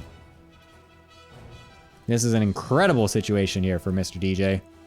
Another turret harass trying to get some more damage. We'll be able to do that, so... Universe trying his best to keep the SCV count as low as possible to buy himself as much time as he can on the eco front, but you can already see it's very quickly catching up here, and the with the mules as well. This is very clearly in DJ's favor economically.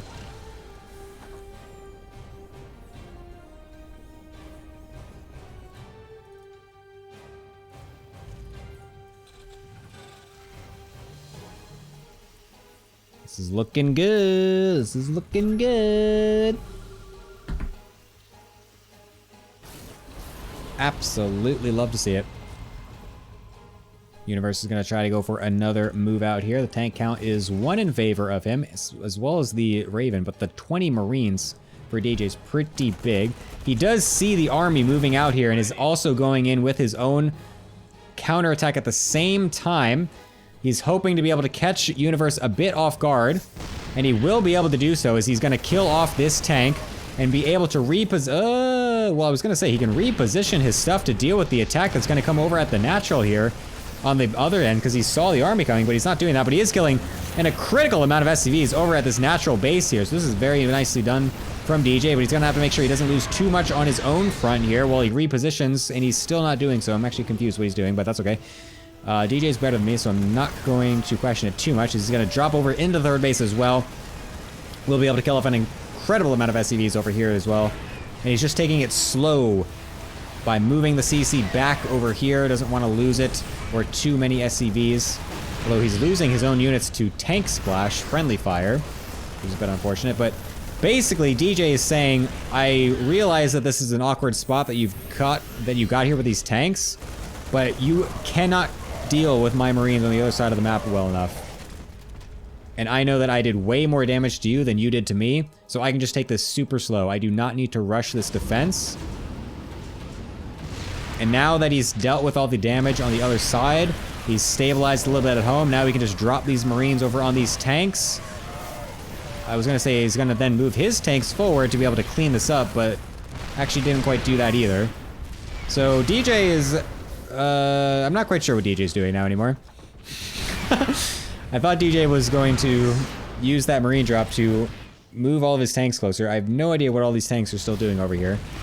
I feel like we need to actually kill this and stop losing all of our SCVs and CC over here. DJ maybe isn't fully aware of how good of a position he is in, and the fact that this is literally all that Universe has over here and hasn't been trying to attack him at all. But now this double drop could be a bit threatening over the third base, but I don't know. This is a strange situation now that we're finding ourselves in. 2-2 is still chucking along here for DJ though, and Universe has not gotten that himself. So the longer this game goes, the better it will continue to get for DJ, as weird as this game is sitting at. If Universe can get some good damage here with this drop, then that'll definitely start to swing things, and it looks like he will get some decent damage here, as there's nothing prepared to deal with this. The problem for Universe is that this thing down here isn't actually doing that much except deny mining. Oh, the 2-2 getting canceled though is actually huge for Universe. Oh, that's actually massive. Wow. Wow, that's a very big play. Suicided a lot of Marines to get that done, but denying that 2-2 is huge. It would be great if he started his own 2-2 right now, though, but he's not. I mean, if that 2-2 finished, that was essentially going to be game, right? Like, you can't compete with that much of an upgrade disadvantage.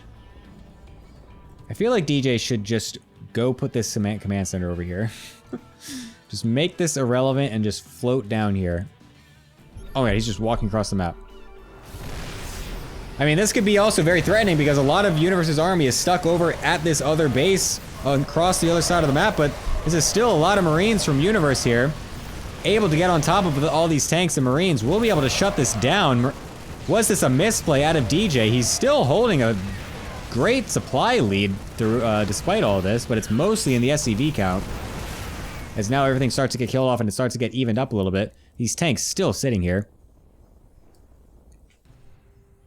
I don't know how the hell Universe had that many Marines sitting at home. That actually jump scared me or something. Oh my god, kill the Raven! Oh, so close.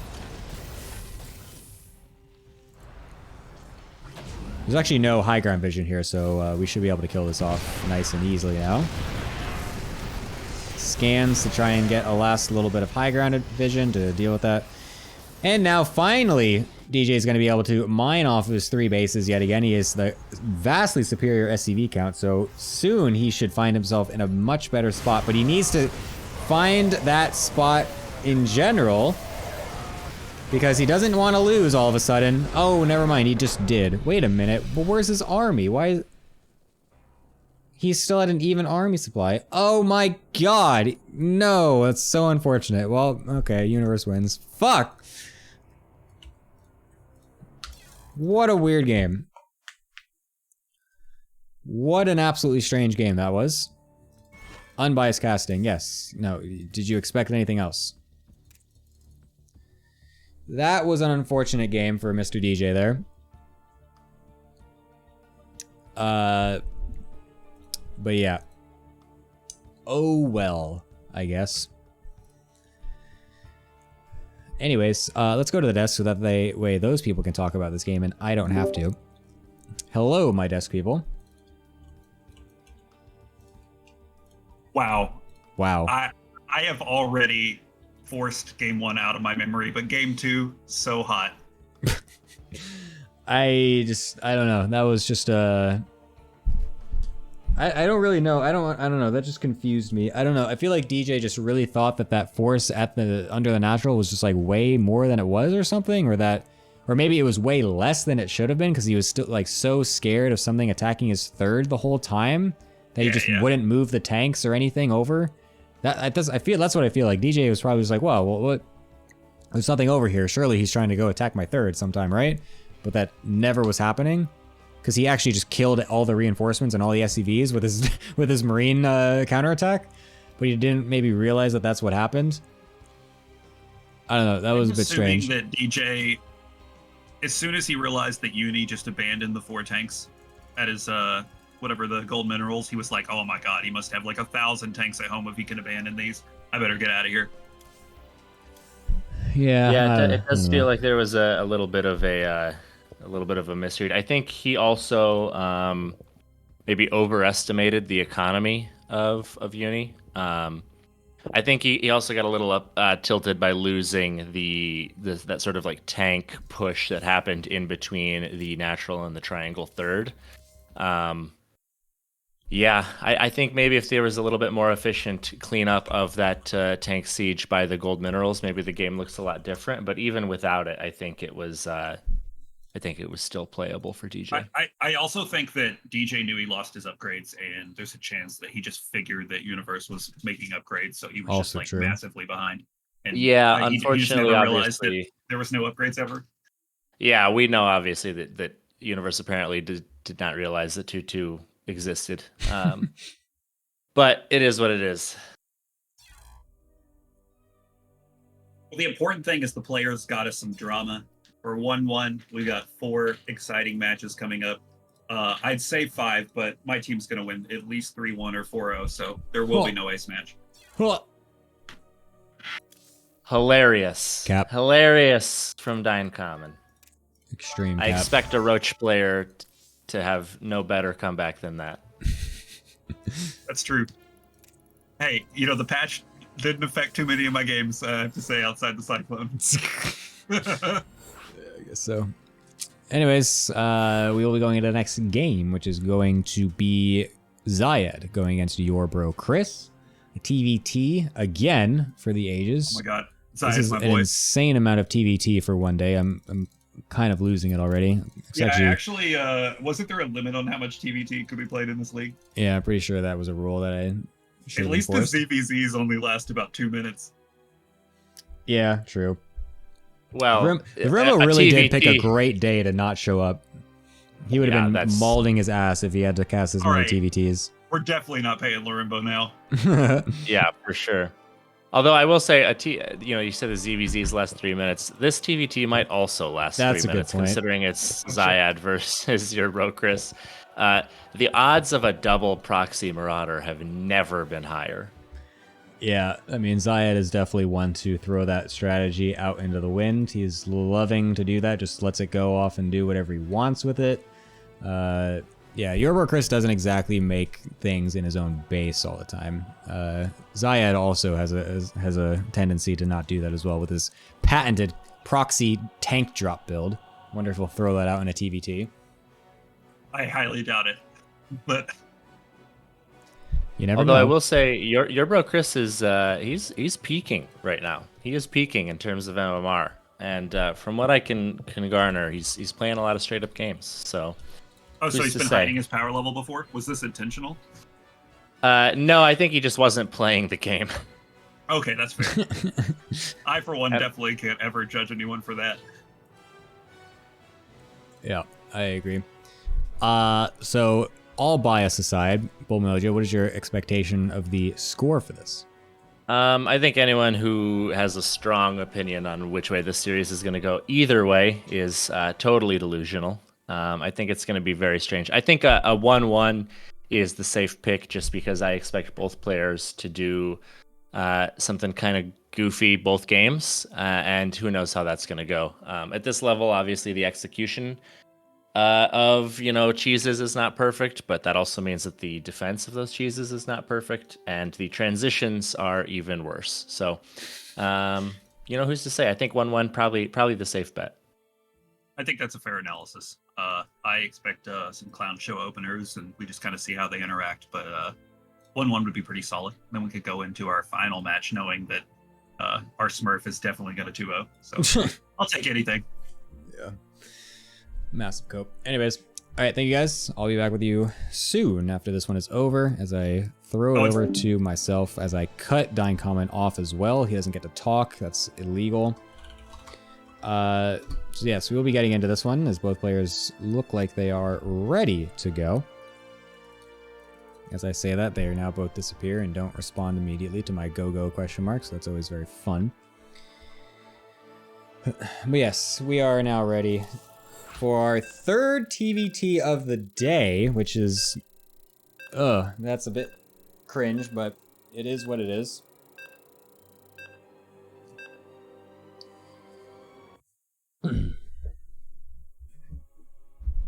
Sometimes it just go that way.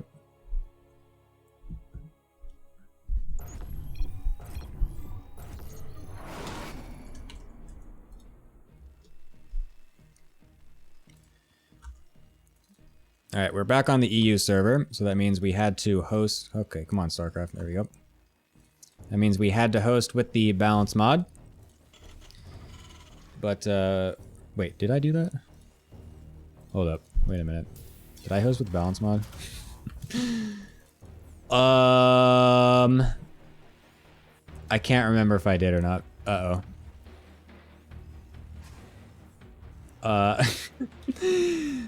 Whoa. Wait a minute. Oh shit, no I didn't, because it's got these things coming, so that means it's the... Hold up. Game paused.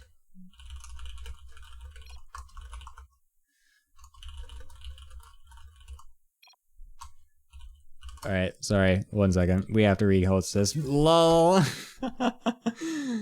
Whoopsie daisies. That was my mistake.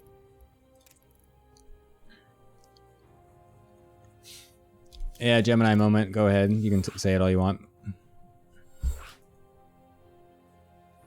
Sorry. Hey, at least I realized right away, alright? I hosted with the game heart one. Yeah, get out of the chat, Zai. Get out of here.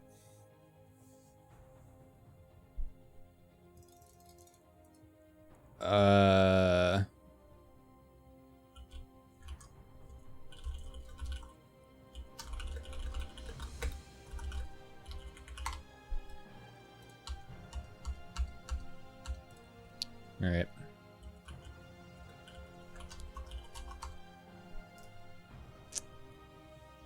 All right, we're getting back into this. XD.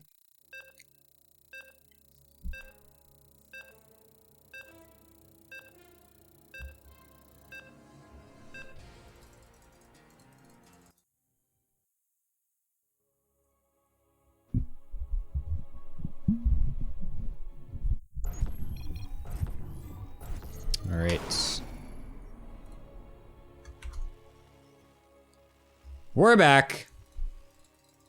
Wait a minute. Wait, it has this thing. All right.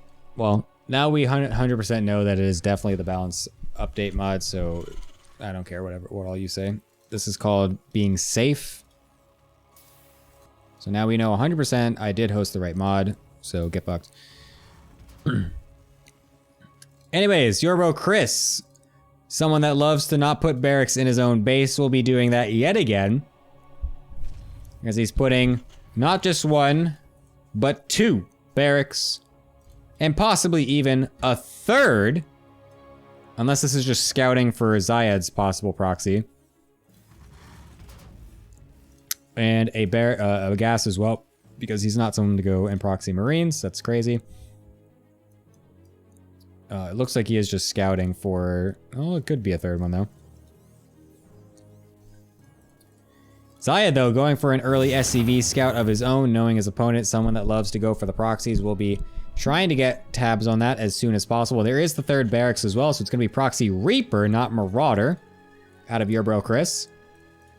Zayed will be coming in to be able to see the fact that there is a lack of barracks on this side of the map.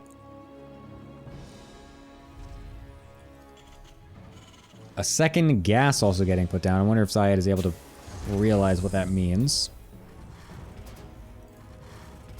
Fast bunker getting put for Zayed with another barracks. I don't know if that's the correct decision. Especially if you open Marine, because this I think he thinks it's Proxy Marauder, because this is not a bunker positioning that defends against Proxy Reaper. Zayed also barely not scouting. Wonderful barracks placement here. This is looking pretty decent here for your bro Chris, as the first Reaper will get in contact with the Marine and now confirm to Zayed that it is Proxy Reaper, as the factory was not made, which is generally the option you want to go for against Proxy Reaper, so you can get your Hellions out. Oh, Chris going, I didn't like that maneuver. I would have really rathered him just go back down and wait to join up with the 2nd Reaper, but I don't think it should matter, because there's nothing that Zayed can bring over here to actually combat these Reapers, unless your bro Chris gets surrounded by SCVs, which I also don't think will happen. But yeah, this is not looking that good for Mr. Zayed right here, as the Reaper count will only just be delayed. I don't like this dive necessarily, although it will be able to kill the SCV on the factory. We just want to make sure your bro Chris does not get his Reapers surrounded, because there is 2 Reapers coming out from Zayed at the same time as well. So he just needs to make sure that your bro Chris just needs to make sure that he keeps all his Reapers alive and allows it to snowball, as it now looks like it will be able to, as everything getting killed off. Your bro Chris coming out with a fat dub with the Proxy 3Rex Reaper that he just learned a solid 20 minutes ago, as he just told us in chat. Literally, how long ago was this? Let me find it.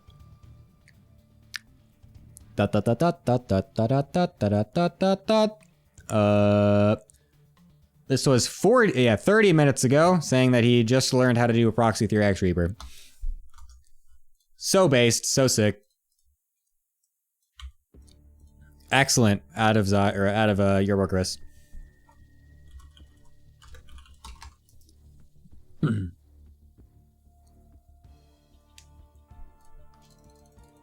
And Zayed says, how the fuck was that Reapers and not Marauders, WTF? Yep. Yep. Oh, your bro Chris, you're so sick. Playing perfectly into the mind games. Oh, I love it. That is actually perfect series planning out of your bro Chris. I actually really like that. That is very good. You're known for going Proxy double Marauder, and then you just, instead of doing that, you're going Proxy Reaper. Oh, that's actually so sick.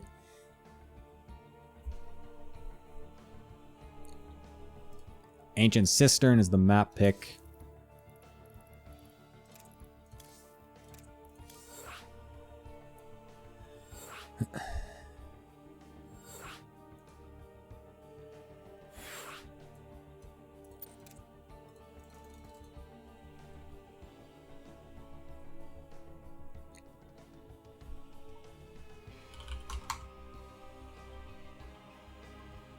All right, here we go. Into the next game.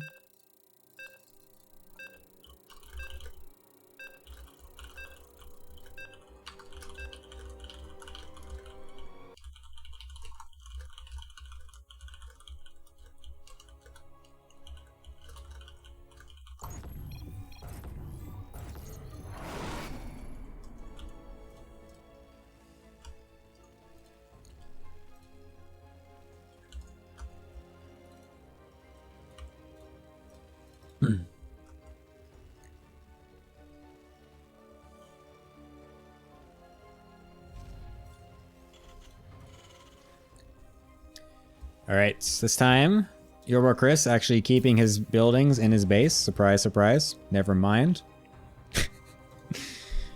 Sorry, I shouldn't talk unless this game has lasted at least 1 minute.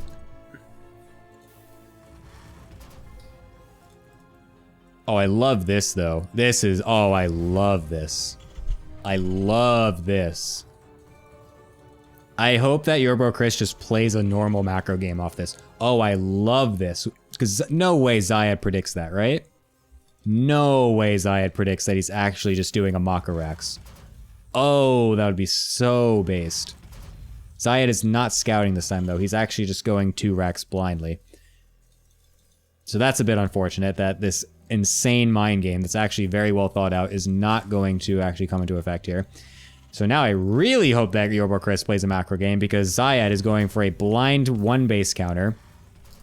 Oh my god, the Rimbo is back! Oh my god! Hold up. Unexpected. Oh my god, hello. Hello, hello. The screaming Italian man is back, everybody. Hello, Larimbo. I hope you enjoyed your family time. Yeah, actually, the plans changed. So instead of just having dinner, I literally moved 600 kilometers to the other house. So there was a bit of kerfuffle there. What like the fuck? The original plan was that I was just supposed to have lunch, but instead I moved. Oh. Because of reasons. I have to visit the hospital and stuff. Anyway, okay. So what was the score of the first match? 1-1, DJ against Universe. Yeah. So let's remind ourselves that we are completely not biased. But I'm just saying, I really hope that Brain Aneurysm wins, and so does Gemini, I'm sure. But for different reason. Yeah. Gemini does it in a cringe way because he just wants his team to win. Cringe. Boring. I want Brain Aneurysm to win, so that the goobers can qualify. Yes. We are not the same. Yeah. I want. Someone needs. Yeah, go Brain. Yeah. We're testing the theory, by the way, the law that whenever you cast the goobers, that they lose, because we're casting the goobers tomorrow. In the car, I was listening to the cast. Oh, okay. I couldn't write because I apparently you cannot fucking log in from the internet. You need to download the app on phone or some bullshit like that. But anyway, we have 3 Reapers. Oh my god, they're doing stuff. Your bro Chris is expanding way earlier than. How much delay do you have by just watching the stream and casting off stream, by the way? Like in probably like 15 seconds or something. What's your timer at right now? 3:24, 25. Okay, you're only like 4 seconds off. That's not that bad. Yeah. Oh my god, Chris getting completely out positioned a little bit here. Actually, both players just walked right past each other. It's really funny. Oh, please lift the depots. What?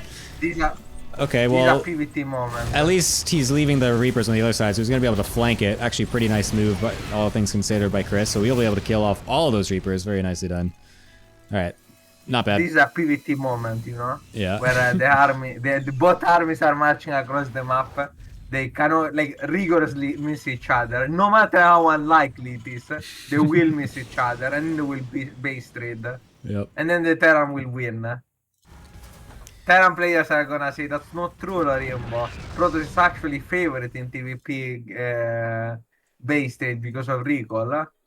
But they yeah, Terran wins. Yeah, that's what I said. But I say bullshit to that. No, it wasn't worth it for Xayad. You're the one who should be casting, Gemini. Don't let me cast. Yeah, that's fine. I think the problem here, though, is that for some reason, Chris was not making SCVs, so even though his CC was way faster, he didn't actually get anything from that. And now he's suiciding his Reapers, because Zayed, as much as he loves Marauders, he also loves tanks, and he's just sitting behind 2 tanks, and so Chris can't actually do anything there. This is the first time I'm ever going to see Chris play a macro game, by the way. What did he play the other game, huh? He always goes fucking like proxy shit. Last game he went proxy 3x Reaper. And all his other games are 1 base all-ins. I saw up until the first game of Universe versus DJ. I missed the Toro game, so well, rather than say I missed, I didn't watch them intentionally because someone, a certain brown kid, managed to spoil me the result before. Classic Larimbo racism coming in. Yeah, I mean, I'm referring to one particular kid, you know. Mr. Iba. Yeah, Mr. Iba managed to spoil it in the M. Nice, very good. He does love race. I'm not stop. Like, the thing is, I've realized we all know that we are joking, but the new people don't. Yeah, that's kind of the So problem that now. yeah, I realized. Cut it a bit, not too much. I don't mind it too much, but cut it slightly, so at least I don't get like fucking saying, oh yeah, no shot you can come at home, Story Cup. I heard you're a racist, you're a raging racist. Yeah, well, oh, Chris no! getting a bit unlucky here as he didn't actually kill the tank, but luckily Zayed also just throws all his units away, so that was... I don't know what I just watched there, but both players just playing a game of baseball and just throwing balls over at each other and just catching them back and forth. Chris, there you go. I was gonna say you have more defense, you have more turrets. You can just put them all down. There we go. All right, that was a bit strange, but overall, Chris ends up coming out ahead on that. I'm not quite sure how that ended up happening, but it did. Let's go, brain aneurysm. Let's go, strong. Oh yes. Strong brain aneurysm. We're this is such a biased cast, by the way, because on the analyst desk as well, it's Bull Mjolja, and then it's only Dine Common as the only Samsung Universe player on this cast right now. Usually I have a strong Xayah bias, so for once I have a strong against Xayah. Is this live, by the way? Yes, this one is live. Okay. Please, Xayah. No, Xayah is gonna lose. Get fucked. Let's go, boomers. Goobers! By the way, thanks to you, Gemini, this time it's your fault. Oh, yeah? I got spoiled one of the matches for tomorrow. What do you mean? That you changed you changed the who you were gonna cast. Originally, you were not gonna cast the Goobers. So no, that's not true. I was always gonna cast the Goobers. Well, I changed between two other matches.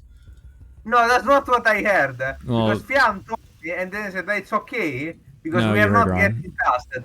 And then in the middle of the week, he said, "Oh, actually, Gemini just told me we're getting it." So which one is it? Because no, that's because they all incorrectly assumed. I didn't announce what I was casting it. They all incorrectly assumed that I just wouldn't cast their series because I casted the Goobers the most out of all the other teams. I never confirmed if I was casting or not yet, so that is not true. They just, so it is your fault. Because no, you it's didn't not say my which fault. one No, because I just didn't choose yet. Because I didn't choose yet. I was busy, so I didn't get to choose it. But they just assumed that I wasn't gonna cast without me saying anything yet. So that's not my fault. Is Larimbo more happy about the Goobers making it through or the $5? Look, if I was money hungry, I could ask Giant for royalties on my build. And for all the money he won in tournaments playing with Larimbo builds, I would probably get a fat check. Oh, Chris! No, dude, Chris! Oh my god, he used the fucking wrong ability. Oh no, he literally could have just won the game right there if he just actually interference matrix. Wait, does he even know? Did he know that he didn't get the upgrade because this is the new patch? I don't think he has the upgrade. Yeah. No, he doesn't. He doesn't have the upgrade. Neither player has the upgrade. That's so bullshit. Oh my god. He still doesn't realize as well. He's like not gonna switch it over now. Oh no. Oh no. Oh my god. Oh, the abilities are swapped too. What's that? Apparently the abilities places are swapped too, so if you use grid, you get fucked. Oh, that's very unfortunate. Who the fuck thought that was a good idea? What? Oh, because... Wait, why? Oh, because the always present ability always come first, then the unlockable ones. Oh my god, that's so dumb. That is pretty funny.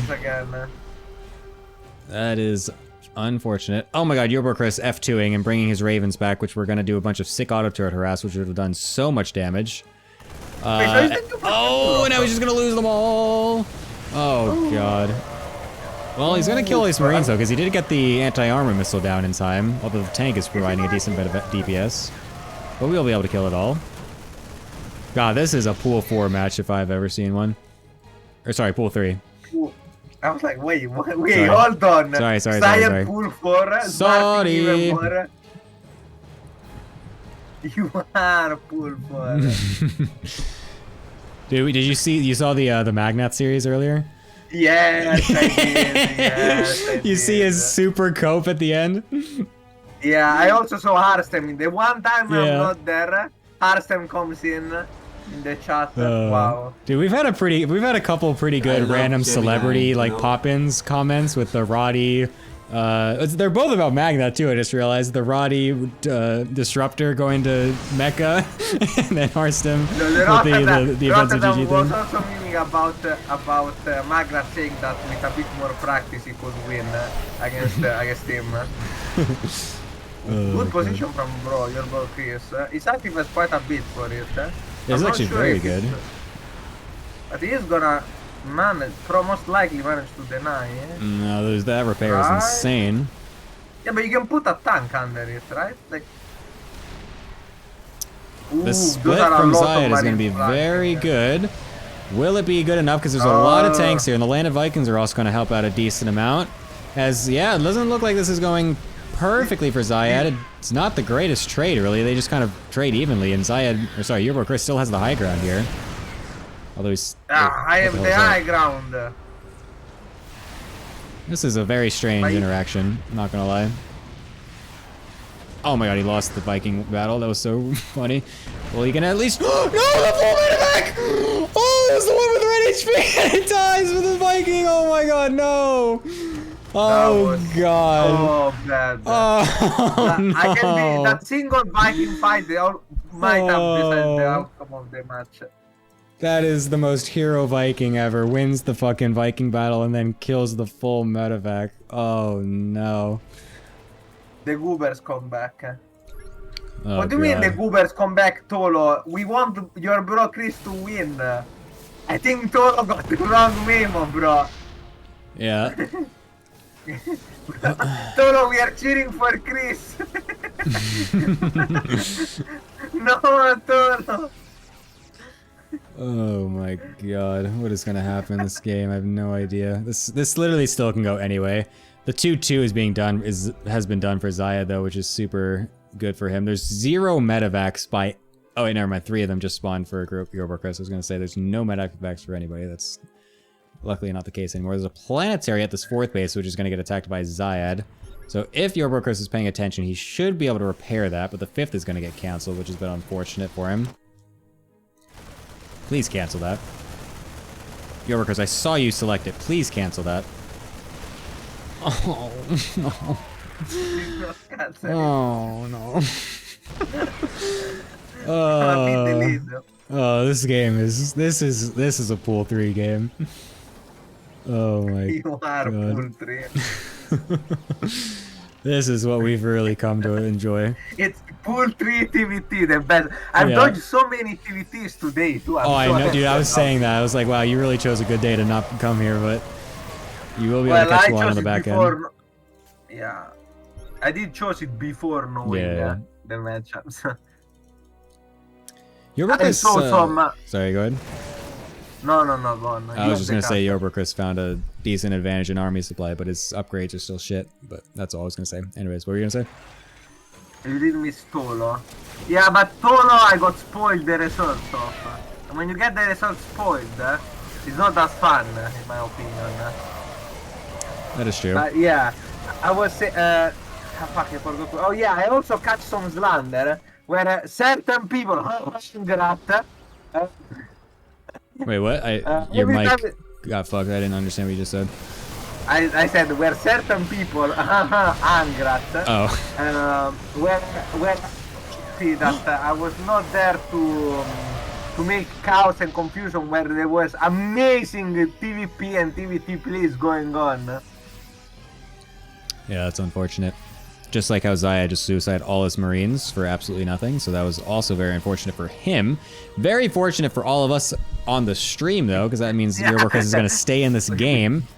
So that's very cool. But Zayed still has a shit ton of tanks. Holy fuck, he's got 9 tanks. But there's 53 Marines out from Yorbo Chris. Yeah, but I've seen Iba against Luolis. Oh my. I've seen what Mustang can do. Yeah, that is very true. I mean, there's 3 factories right now for Zayed pumping out tanks, which is Yeah, ridiculous. but I also think that this is a mistake. Apparently, you have supposed to go more southward, no? Yeah, I think that's generally true, but maybe in lower leagues that's not the case. Because just 2 Vikings is apparently enough to keep you safe versus a Liberator. Unless Zayed doesn't focus fire it. Okay, there we go. Zayed will also have +3. He forgot +3 armor, but he at least has +3 attack, which is the more important. Oh my god, Chris, now you're gonna lose all your tanks! Those are the only tanks you have! No! Oh my god, they stayed alive. Holy shit. Oof. Oh my god, if he can catch this army though, that would be a lot of tanks for Zayed to get killed off. Your workers just stem forward! Oh, he doesn't catch them. No, the Marines are reinforcing in time. Oh. Oh my god, this game. Do need a bit of more micro positioning. Oh my god, this game There's a is severe ridiculous. lack of tanks from your bro Chris. Yeah, that is very true. Comparatively. Oh! Oh, the side attack is gonna get killed because unfortunately Zayed just clicked on the CC instead of attack moving, so he's gonna lose all of that for free. Very nice pickup. This army on the side is not actually that big, and these Marines are all super stimmed. So these tanks are quite vulnerable. If Eurochris just sets up a nice little surround here, then all these tanks would get killed off. Full 3 players physically unable to kill tanks. So. Oh my god, Eurochris is just gonna go ahead and attack on the top side of the map. That's gonna not get contested very easily because this is a huge portion of his army. All of Zayed's, like basically everything that Zayed has right now is his tank count, and all of the tanks are stuck on the right side.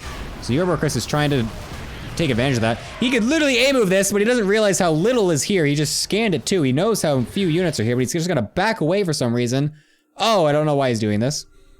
Jesus, god damn it.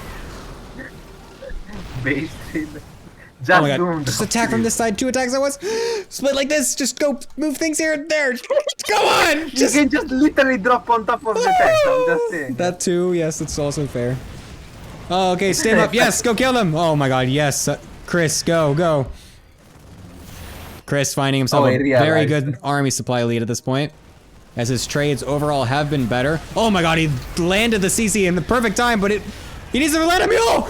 Oh, he's gonna get the repair! No, he's not clicking on it because he's a tank moving! Oh, he got it. Oh my god, it's so sick. What a sick play. And then he kills the army as well. Oh my god, Chris is so based. This is the perfect end to the game, man. Oh my god, Chris. He had some rough moments here and there, but he's coming together in the later stages of this game. Oh, you love to see it. You are poultry. Oh my god, Chris, just end it. Let's go. How many tanks are on the field? There's 0. Zayed's got 3 tank production, but he finally lost all of them. He's got no fucking tanks on the field. Wait, there were 3 when you showed. No, they just spawned. Like, I think they just spawned literally as I closed it. Maybe I didn't see it, but anyways, this is so many Marines. You're more Chris. Oof! Brings us to match point. Yeah, GG! You're bro Chris! One more win.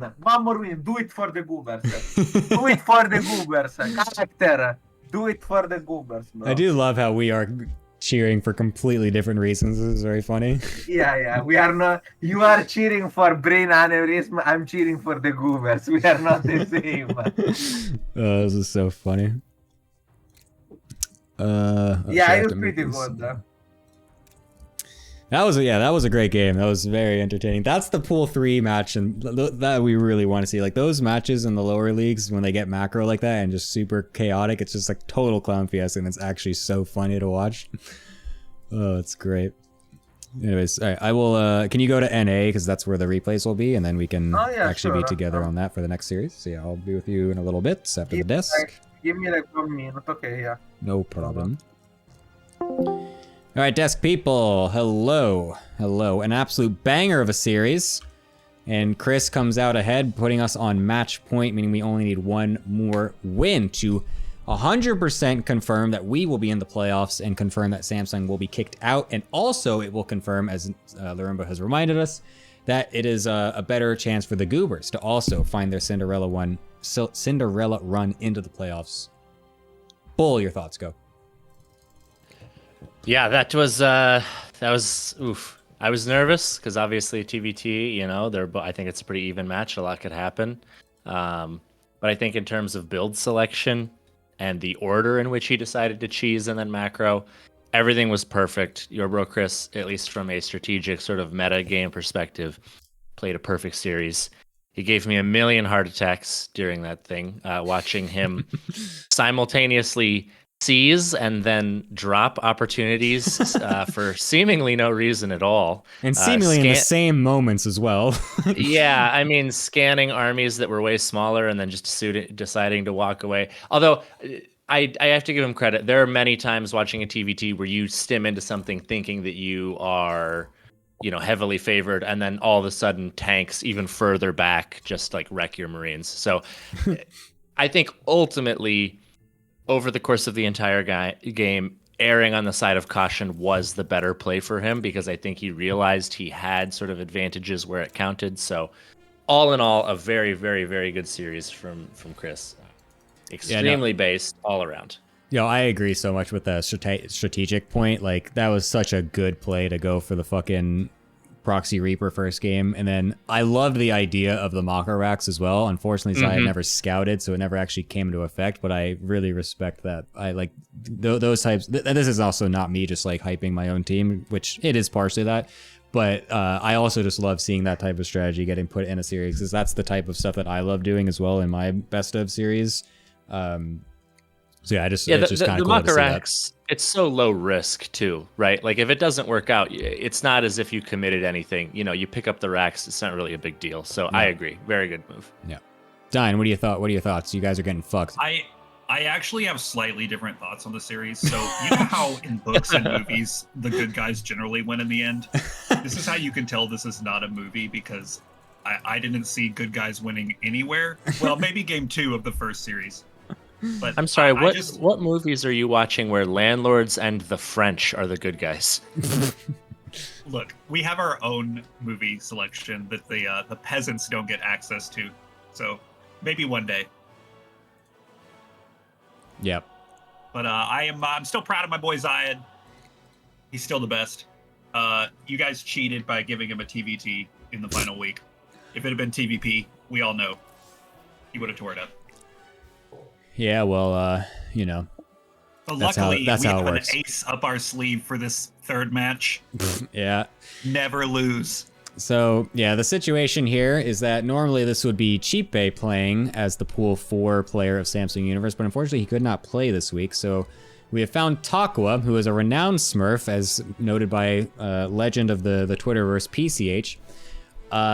But memes aside, yeah, Takwa is coming in here as the fill-in replacement, who is currently at basically the exact same MMR of character. So that's what it is, but his MMR does fluctuate sometimes. So, you know, I don't know, maybe this is actually a Smurf or not, who actually really knows, but it is mostly memes when we talk about Smurfs, just to clarify. But I am super excited for the PCH Twitter post after this match. Oh my god. Anyways, yeah, I don't know, Bull. What do you think? By the way, he doesn't want me on his podcast because he found out that I have actual credentials, and he called me an education Smurf, and then proceeded to write me an extremely long email about how I was ruining podcasts by coming down to lower level podcasts and smurfing on people with my expertise. So looks like that's not going to happen. Yeah, this is gonna be. Team was villains. My god. Yeah, dude, isn't it? Yeah, it's. We're really living up to the name. Yeah, I think this is hypothetically even. But I do think, and I don't mean this like disparagingly, I think Takua is sort of in the long, sort of drawn out process of de-rusting right now that everyone knows when you haven't had the time to play for quite a while. So I think his ceiling is higher than his performance right now. And I think that means that in games that where he's sort of allowed to do what he wants, he probably has a pretty distinct advantage. I think it will be up to character to really throw him off to make the game goofy, because those are situations where when you're rusty, you're not playing your best. Those are the situations where you struggle the most. So I think if character can throw him off a little bit, do something kind of unexpected, then he's got a good shot. Fair enough. I have one kind of unrelated comment, but 125 viewers. Gemini, how do you feel about VOD? No, for real though. I'm impressed everyone showed up. This has been a sick league. I got raided from the very beginning of the stream. Oh, did you really? Yes. Oh man, I must have missed that part. Yeah. I purposely went live earlier so that way I could snatch that raid from State. Oh, that's sick. Yeah, I was actually not sure if you were welcome. joking or not. I knew you were obviously joking, but I felt like you definitely missed a critical piece of information. So I definitely my missed brain that actually part. didn't know how to respond. I was like thinking of the correct way to respond to that, and yeah, so silence was actually the better play. Anyways, so yeah, Dying Common, do you really think that your Smurf can pull through with a 2-0 here, which is needed to send us to an ace match? No offense to GOAT. I'm actually sacrificing the GOAT that I have here right now, and hoping that it carries us through. I don't know if confidence is the right word, but I believe. Okay, fair enough. I appreciate the belief. I'm sorry to that GOAT. That's a bit unfortunate. Kind of also strange that you just have a GOAT in your house as well, but that's fine. Bull, you said this was a 2-0. Or sorry, well, I mean, we literally only need one map, so... I don't know, what did you say? Did you predict something? I do think, honestly, though, this is probably the most Samsung favored matchup today. Mm-hmm. I think if there was going to be a match where they get a 2-0, I think it's this one. So I don't know. It's tough. I think a 1-1 is a reasonable take, but there's always a shot. All right, we will see. We will see if this is the end for Samsung or if they have one more life breathed into them with a possible ace match. I will be back with you guys soon. Thanks as always, as I will throw it over to my wonderful caster desk, who is now not empty because we also have Mr. Larimbo still waiting over there. Hello, Mr. Larimbo. Oh, okay. We can actually cast some real games. It's PvP, another banger of a matchup. We get all the best matchups here. In AT PvP League. Yep. This is the first PvP of the day, by the way. Oh, fuck! Wait, what the fuck? Blizzard changed my settings, so I spoiled myself the length of the game. What the fuck? Nice meme. Well, keep that information to yourself. Yeah. I changed it. Like, you remember that I know. It. That is strange. Unlucky. What the fuck, bro? Okay, I rechanged it. Wait, did it reset my hotkeys too or something? No, it didn't. Okay, thankfully. I would have been really annoyed by that. Okay. Anyway, we have character, we have Taqwa, you know them. I think Platinum Heroes here. Well, sorry. What's their team again? Universe went with a bit of trickery, because this whole chip couldn't do it, so we are gonna make Taqwa.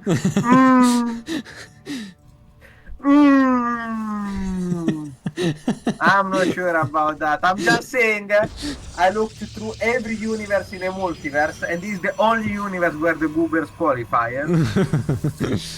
So no matter what you do, guys, no matter what sketchy shit you pull, the goobers are qualifying. We will see. We will see.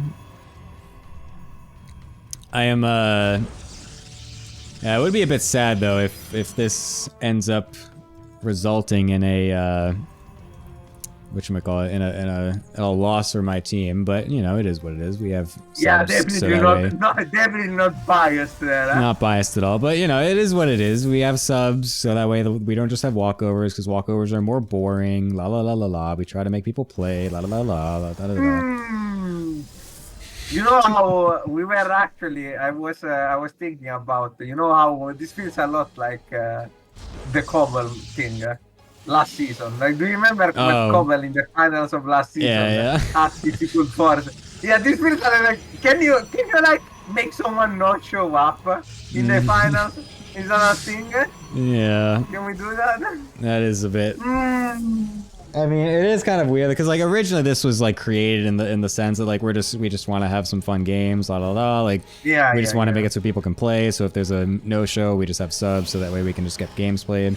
But now we got 10 teams. It's like, you know, we got some decent money on the line now. It's like, well, how many? How much is in the line? I think it's $200 or $250. Holy shit, I'm getting paid nothing? What the fuck? Actually, if the Googles qualify, I'm gonna get paid at least $5 or euros. Well, yep, it's true. You know, I'll allow myself to get scammed. I'll say dollars. Anyway, Aqua with the base sentry opening. Character with a even more based double stalker opening. It's PvP. There is a proxy gate, character is going for it. He's expanding, so it's a 3-gate pressure into expansion. I kinda like this build. Yeah, it's a character classic. He loves going for this build. It did not get scouted either by Taco. There was going to be a probe that would actually go scout it, but he moved it a little bit, and then character was able to kill the probe. I did get a sub, but the problem is that giving me a sub gives money to Gemini, not to me. You forgot that part. Also true. I don't actually get the money. Anyways, character is coming on in. Oh my god, it's sick because Taco has no idea. Can you do it with some micro? The battery is going down. Oh my god. Insane force speed. What is going on? Can you see it? I cannot see it. I cannot see it. I think he holds. I think he holds. Character, you need to back up a little bit here. You need to get some reinforcements in and stop losing your units to a bunch of units that are attacking you. That would be wonderful. It was a good start to the attack, but unfortunately he kind of flopped it on the back end there. He made a sentry for some reason in his attack as well. I don't know what's going on with that. He needs to start remaking probes. He is doing that very well. Okay, cool. He's going charge as his first upgrade instead of blink. That's kind of insane, but okay. I kind of like it in a way. I think that's big balls.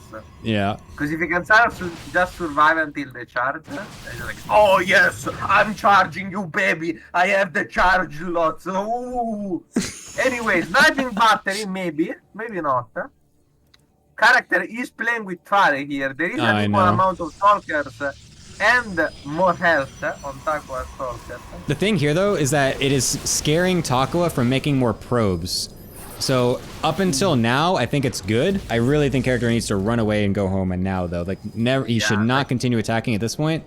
And because he got the he got the eco advantage, or at least evening it up, which is at least what you need to do in this situation. So he forced another battery. He's forced Takoa to stop making probes for a while, and now he's evened up the probes and he is backing up. So this is good. So character finding himself in a decent spot. Gonna get the forge as well, so we can eventually get upgrades. The charge is gonna be kind of cool to allow it, so that way it might catch Takoa off guard, and he might just randomly have a shit ton of charge suddenly in his face, and he dies.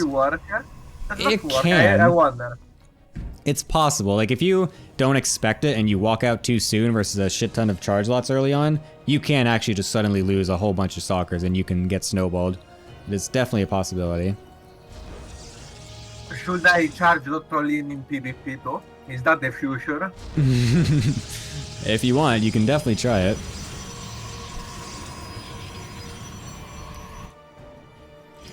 Overall, though, I think Takoa is still, he's not dead, and he's definitely in a decent spot still, so it's not like this is, you know, it's just not game over, but I was scared for a second the character was going to just keep all-inning and then die for no reason. So I'm just kind of happy that that didn't happen yet. It seems like character might actually just do a huge charge lot all-in as well, because he's making a ton of gateways and no gases, and stopped making probes as well. I don't know if I like that decision, but it's a decision that's being made nonetheless right now. Ooh, character going for the Templar's Archive. Surely this is for Storm, right? Wait, right? Why is he going to Templar Archives? He has no gas income. How is he going to make Archons? Wait a minute. Yeah, surely this is for Storm, right? Right? Yeah, surely. It's the PvP Storm. I guess it's the I was- super optimized 1 Archon attack. He's gonna have exactly enough for 1 Archon with this. He doesn't have a prism either, so he's gonna be warping in off of this pylon from really far away. Where the fuck is the pilot? Oh, you mean the It's one? the at original start? one, yeah. He's also attacking from the opposite side as well. I don't know about this one, to be honest. I think somehow this is supposed to be a macro build. I guess he's I have making a this third weird base. feeling. I mean, here he goes. The charge got used a little bit early. The battery will get killed off by the stalkers. The blink biker from Taco is I pretty don't think decent. character can win this. No, I Much agree with better. you. I mean, this Doesn't is blink now. this is a strange attack because, I mean, I don't know why we're going for a charge slot 6-gate attack when we didn't even warp in any charge lots. And now charge is also. Oh! Oh, the 2 Templar are also getting F2'd into the main army. You Oh need to win no. one game, bro. Why are you doing this to me? Character! Why? Why? No. This is a brutal game for sure. Ah! This is replays too. Yes, it is. I swear, if this get to an my heart cannot take it. Please, you need to win, brain aneurysm. You need to win. Come on. Alright. Well, now Taco has character has a 3rd base, but he wasn't making probes that whole time basically, so he's got not even 2 base saturation yet. Although I guess because his main is mined out, I guess he does technically have It's that. time to put down a petition. Oh yeah, that's for sure. Please, character, please. This is your chance into back into the game. Just do it, bro. Just trust yourself. Trust your instincts. Trust your dirty Protoss instincts. He's gonna have +2 eventually, but he might not live to that point in time because there's already a prism getting made from Taco. Taco might just try to go for it. That was also 12 workers ahead, so it's not even particularly win. Yeah. And that's how observer to look at characters' army. Character is warping in 1 High Templar at a time. Kinda based. He has Some one, other actually. army supplies are actually the He same. has 1 here and 1 here. Now he's warping 1. He has That's 3 so singular funny. High Templar. We'll get them all He's together warping eventually. 1 more, still separated. These High Templars are not meant to meet each other. They're just not meant to be. I'm sorry. They're from different schools, so they've never seen each other. They don't know. Yeah, anything just about like each my other. girlfriend. Yeah, exactly. Just like my girlfriend. She goes to a different school. Yeah, thank you. I'm glad you You caught don't that know, reference. You wouldn't know that. You wouldn't know that. You wouldn't know her. I'm sorry, bro. But yeah, anyways, Taco is actually kind of slipping macro-wise. He's had the better economy for the better part of this game, but he's actually not really macroing very well because their army supplies have been pretty equal up until this point. He actually just did a big warp in, so now he's finally actually jumping ahead. But Taco could be way more ahead than he currently is, but he is still really far ahead. Character has 1 High Templar with 100 energy and another with 92. Please, Aqua. No, please, Aqua. You have 4 High Templars. You're warping a 5th. Please. What is this? Does he have storm, actually? No, okay. No. For a second, I thought. Oh, finally. Oh my god, they finally found each other. In the worst spot possible, yep. Yeah, that's also true. They're gonna get jumped on here, No which is a bit battery either. unlucky. Oof. Oh, that's so painful. There's a lot of charge lots here, though, so if these charge lots do end up dying... He's got the +2, yeah, you're right, he does have +2. He's got 2 Immortals as well. This army is mostly Stalkers. This is what I'm talking about. If you actually push forward a little bit too much, but actually there's a huge warp into the main base. I didn't see this at the same time. Never mind. Yeah. Talk was rolling this game. Reinforcement warp in, winning the fight even in the actual main fight. Oof. Oof. Oof. Yeah, this is over. If you had 2 more Archons, I could have seen a world in which wins this. Yeah, but the prism and the zealots in the main still have not been even. They might not even been noticed. I don't know. Yeah, but like still, you go full ape, full base trade and stuff and hope. Like a battery and 2 Archons would have gone so much farther. Maybe. Anyways, this game is over. A bit of copium here, eh? Yeah, that is for sure. Character is for sure coping out of his mind right now. We've had a lot of cope today. I'm kind of sad to hear. Yeah, see that. I saw some cope too. Magnath, Revo, now character. I didn't see Revo. I missed those, as I said. Oh, those but I are did see Magnath. the Revo cope in game. I think it was maybe in both games. But one of the games was ridiculous. Anyways, this game is fucking over. We can move on to the next one. Surely. We're at 10 supply. We're going to lose every single unit. There we go. The GG will play. Takwa takes the game. Keeping their team in it. The Smurf doing what he does best. Please, Taco. Please, character. You need to win one game. One game. One game and the Goobers might qualify. Like, there were so many things that had to happen. Like, waste management had to lose. Universe needs to lose, and then the Goobers have to win. And this is the only universe in which this can possibly happen. Aren't you excited to pay me $5, Gemini? Yes, Aren't you excited? How good would that be? Like, such a good script that we wrote for this story. Oops, I wasn't supposed to say that. Wait, what? I missed it. Sorry, I was talking to someone. I said such a good script we wrote for this season. Oops, I wasn't supposed to say that. Yeah. Takwa, you need to lose. Do it for the Goober. I don't care about your team. I only care about the beauty of the Cinderella story. I'm a full believer of the Cinderella story as well, to be honest. I think it is absolutely possible. From 0-5 or like 1-4, whatever, Yeah. to 4-5 and qualifying. That would be the most insane comeback ever. Yeah. You came for ladder. You can do it for ATL2. No, that's not true. That's a complete opposite, Aluton. You are delusional. No one who wanted waste management to win that was not in waste management. yeah, no one. Literally nobody. Literally nobody. The Goobers at least have one fan that's not. Yeah, no one is typing one. No one gives a fuck about waste management. The Goobers have at least one fan outside of their team, and that's me. Yeah.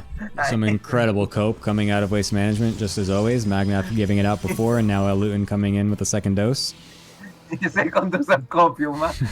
International copium dealers we have here. Someone call the police. Character for going for a one base expand.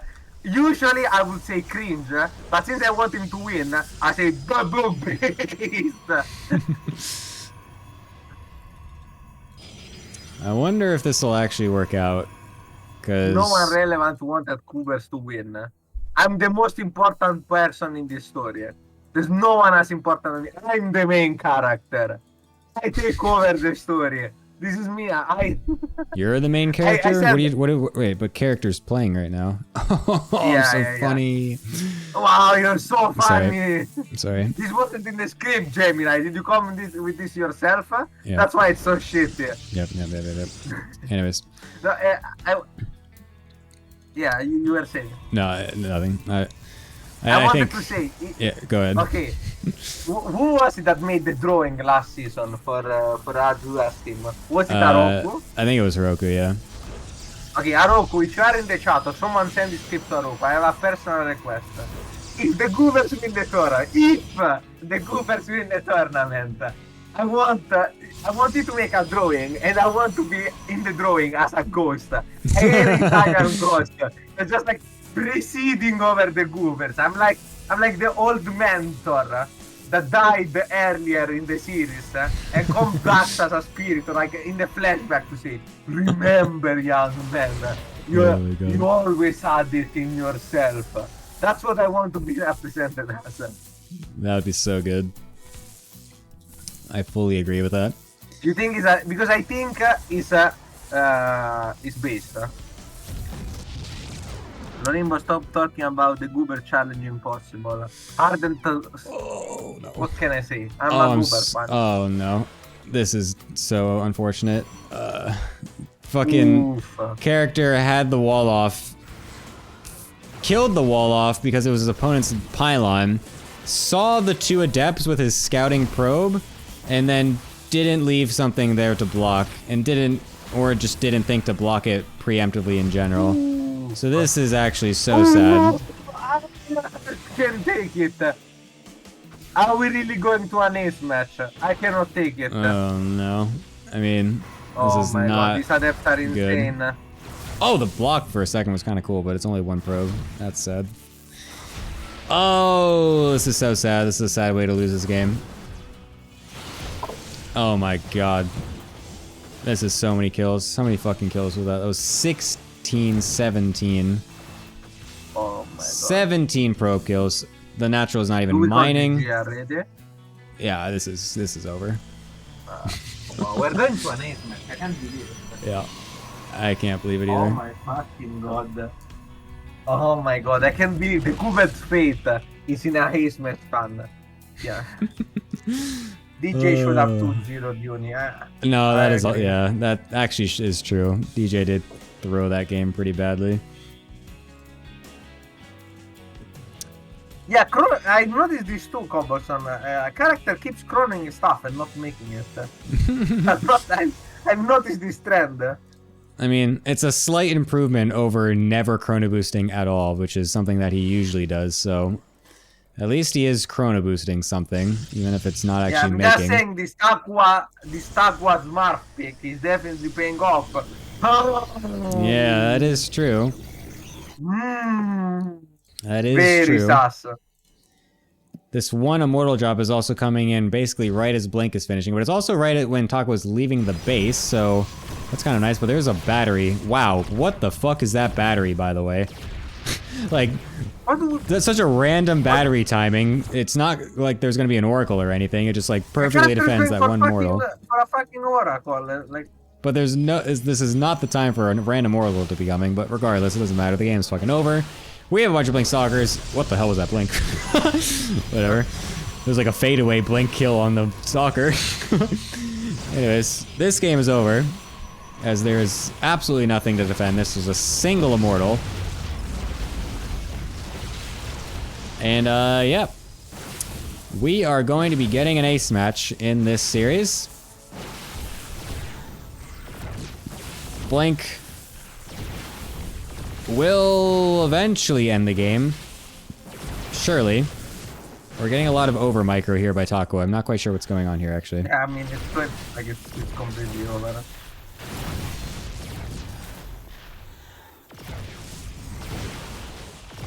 Alright, we're actually gonna suicide these units and not quite end the game just yet. And since character is a cope maniac, he's gonna stay in the game. Do I have to watch this game? Do we have to keep catching this? Is this what the future also? Is this the one time that I will take the administrative privilege of ending the replay before we see the end? Maybe. Is this where we hit the ×8? I'm gonna be honest. I have a feeling I already know the ending. You know. It's a bold prediction, Lorimbo. I'm gonna be honest. I'm amazed you're even willing to say that. I can't believe how rude you would be to call this game over. Yeah. I know. Oh, apparently, sorry, I just saw that character suddenly made a Stargate, which was actually scouted by Taco, which is what that battery was doing in the main mineral line earlier. And now it's only... Yeah, sorry, I didn't notice that at all. And now it's gonna just make a void array. That was going to tease for good measure. You can never be too safe. You can never be too safe with the fucking DT transition in a PvP, no matter how ahead you are. I mean, I guess so. What if Taco's internet cuts out?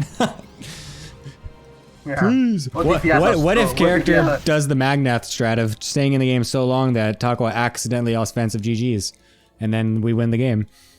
What about that? What if he has a stroke or something? Yeah, that would be terrible. What if his kid accidentally walks in the room and punches his computer and turns it off? Yeah, it's like it's. Oof. Oof. I am amazed that this game is still going on. Yeah. It's literally nothing. I'm drinking my tea. Like, he teched all the way up to this drafter, by the way, I'm just saying, yeah. You know, in a weird way. Yep. Wait, didn't he have, like, way more immortals? Who? Character. I thought he had, like, 3. He does have 3. Where are they? One's at home. The other 2 are in the prism. Oh, he just did some. He just did some sick micro and killed a couple probes there. Yeah, now it's dead. I was like, with 3, like, is that up? No, I can never tell. That's prism speed. Yes, that is prism speed being upgraded. As Takwa finally realizes just how far ahead he's been this whole game, as he will just walk right into the natural and finally end it for us. Hopefully. Surely. Surely character will leave the game at this point. I'm prepared for 3 more minutes at least.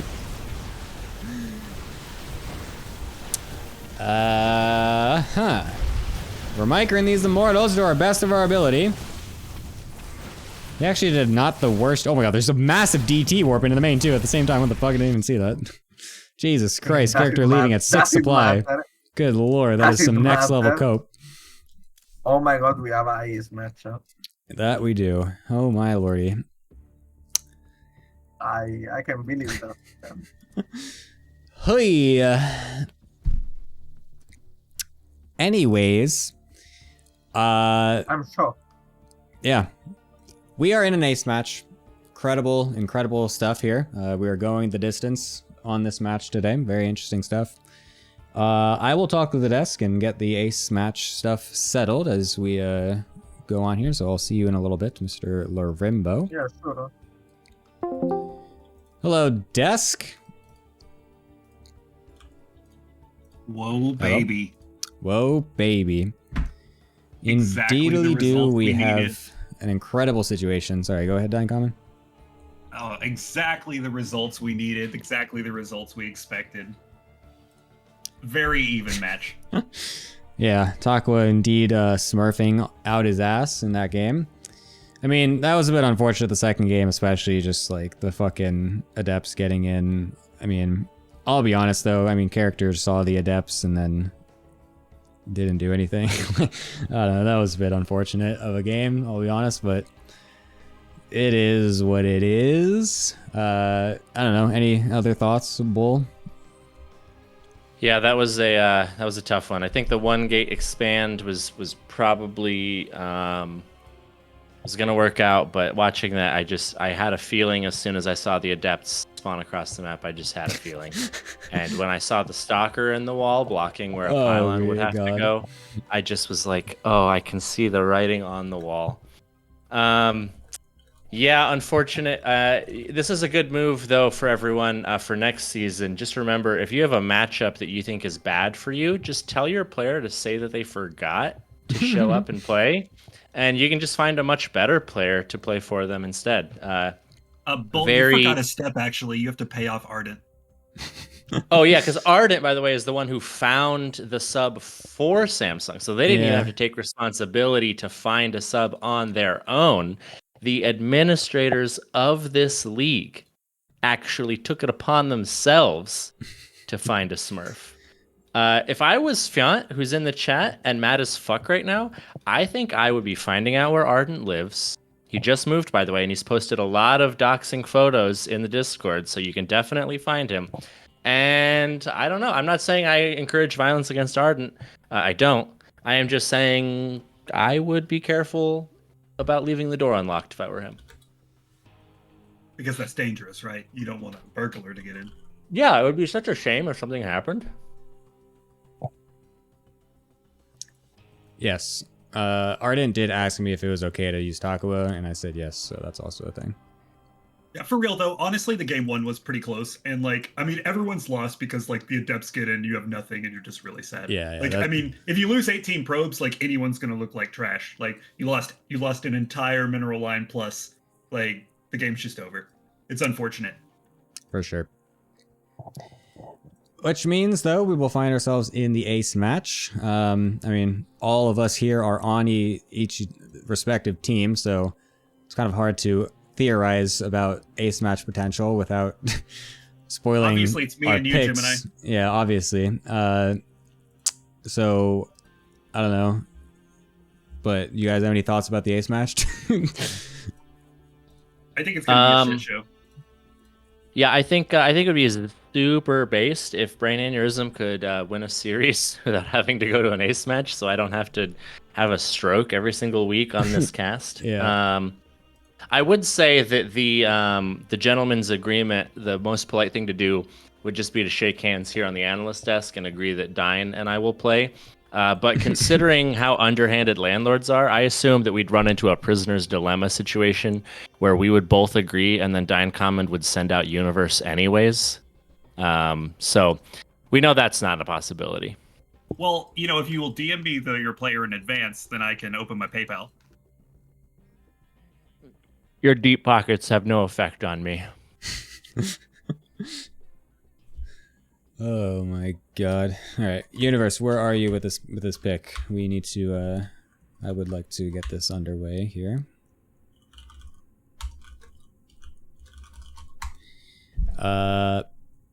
Anyways, yeah. I'm very curious about how this will work. Yeah, all things spoilers, considered, we're almost done deciding, sorry. Yeah, it's okay. All things considered, the situation has it where, though, my team, cannot actually be disqualified. So we are currently at the map score that it's totally fine anyways, so that was always confirmed. So even if we lose, we are not out. We will get 6th place at the lowest, but we do obviously want to win, because then we will secure ourselves a top 3 by chance. I think, right? It's like, is that 100%? We have the chance. No, if Jin Arrow wins, then we would not jump them. But if they lose, we definitely would. Yeah. Yes. So the potential for top 3, but at least guaranteed top 4. Yep. We would love to have that. It would be a wonderful. So what you're saying is you're cheering for us to win so that we can have our rematch. No. Later in the playoffs. No, I'm not cheering for that at all. Oh, what? That's bad sportsmanship. No, it's me recognizing that it would be fucking hilarious for the Goobers to pull this off. Yes, that as well. I really want the Goobers to keep going because it would be funny. Oh my god, just the layers of comedy between Larimbo getting paid, between the Goobers coming back. I mean, just truly incredible. Plus, it would kind of absolve you, Dine Common, and your team of their sins for this smurfing fiasco that you've gotten yourself involved in. So that if we won, it wouldn't have mattered that you did that and eliminated Goobers from the playoffs. So really, I'm technically on your side when you think about it, because that means you wouldn't get lynched by the angry mob of ATP TL players. So okay, Bull, I just don't think you know how the world works. Like, I actually have a sin quota. This was just like another day. So I just I know that you don't. Sorry. It doesn't matter. I know that you don't care that it's evil, but I look forward to you saying, "I actually liked doing this" as your head hits the chopping block. I mean, I've enjoyed every step. Holy shit! All right, we need to get these fucking things decided. Here we go. Come on. Okay, we decided you should be DM'd in just a second. Okay, wonderful. Right, Universe just outright said it. Didn't. Okay, whatever. We had ours picked already. Okay, cool. Universe saying, "No, Ginny, you should play versus me, not DJ." That's so funny. I liked it. Universe is so cute. It's so funny. Anyways, what? Bull?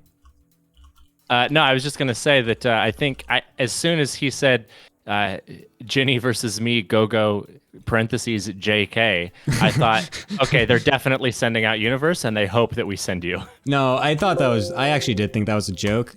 I didn't actually. I thought. I don't know what I thought. Anyways, it will be Universe versus Georgix. So that is the situation we have ourselves in. So our whole situation that we were thinking about was that we knew that DJ could not get forced to off race unless they threw out you, Dine Common, which, no offense to you, but I don't know if that would necessarily be a strong play against DJ. But Wait, what's his off race though? Like, I think his off race actually is pretty good. Yeah, I think it's decent enough, especially as a Protoss. You know, you don't just make a wall, make some batteries. You know, it's fine. I would eat an off race Protoss. I would eat him. But show match after this. Anyways, but yeah, we assumed that wouldn't happen, and we also knew that Acheron nor Universe could force him to off race either. So there's no reason for me to get thrown out to counteract that. So yeah, this was just going to be DJ all the way, basically. That was our thought process, and it's for us. I think this is a decent situation we found ourselves in. I don't know, Dine, what was your team's thought process here? Well, I mean, we kind of debated between sending out Acheron and sending out Universe, only because Acheron's been hot the whole league, but he says his PvT isn't stellar right now, so Universe already took a game. We're just hoping the magic falls our way. That's pretty much the whole thought process. Hope you guys can have... Oh shit, I forgot these guys have to do vetoes and shit. We need more time to buy. Fuck. Anyway, sorry. Okay, you guys keep talking. I need to go talk to these guys. Go talk about things. Go. All right. Well, an amazing host. I do hope my team wins. I have begun practicing a little bit of StarCraft again, so it'd be cool to bust some stuff out in the playoffs. Counterpoint, I hope my team wins. So, how about that? You guys made the playoffs. Yeah, listen, here's the deal. Have it all. When you say you've been practicing, what does that involve for a Roach Ravager player? Like, you've been hitting F2A even harder, like you set your rapid fire repeat rate for corrosive biles like 5 times as high. Like, what does practice entail? I open the game of StarCraft and click the ladder button. Mm-hmm. And then the MMR just shows up a few seconds later, usually, or? No, it's actually generally 2 to 6 minutes, depending on the build I do. Okay. Gotcha. That makes sense. I'm currently I'm watching Cham right now try to beat DNS, who's got Colossus, Oracles, Blinkstalkers, Charge Lots, Archons. What is Cham doing? Just holding down that Roach button, baby, and it's kind of working. So I think, honestly, if you just keep hitting the Roach button over and over and just increase the force every single time, get that repeat rate up like way, way super high, there's no reason to think that this couldn't be you playing in WTL next season.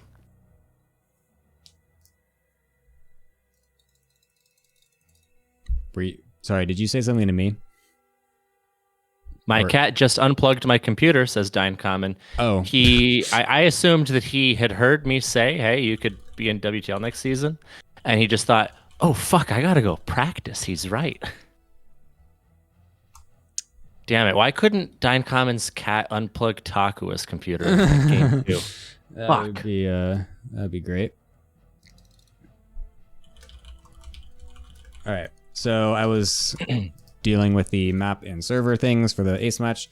So the situation is that for ace matches of players with different server preferences, we do a coin flip to allow them to choose for server preference or map veto preference.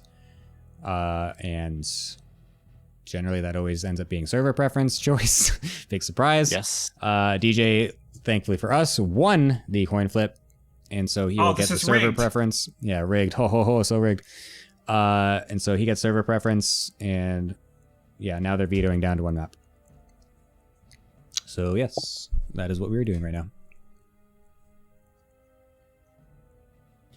Dine Common, you're back. Your computer's my not cat unplugged. unplugged my computer. Yes, that's wonderful. I plugged it back in. Luckily, SSD.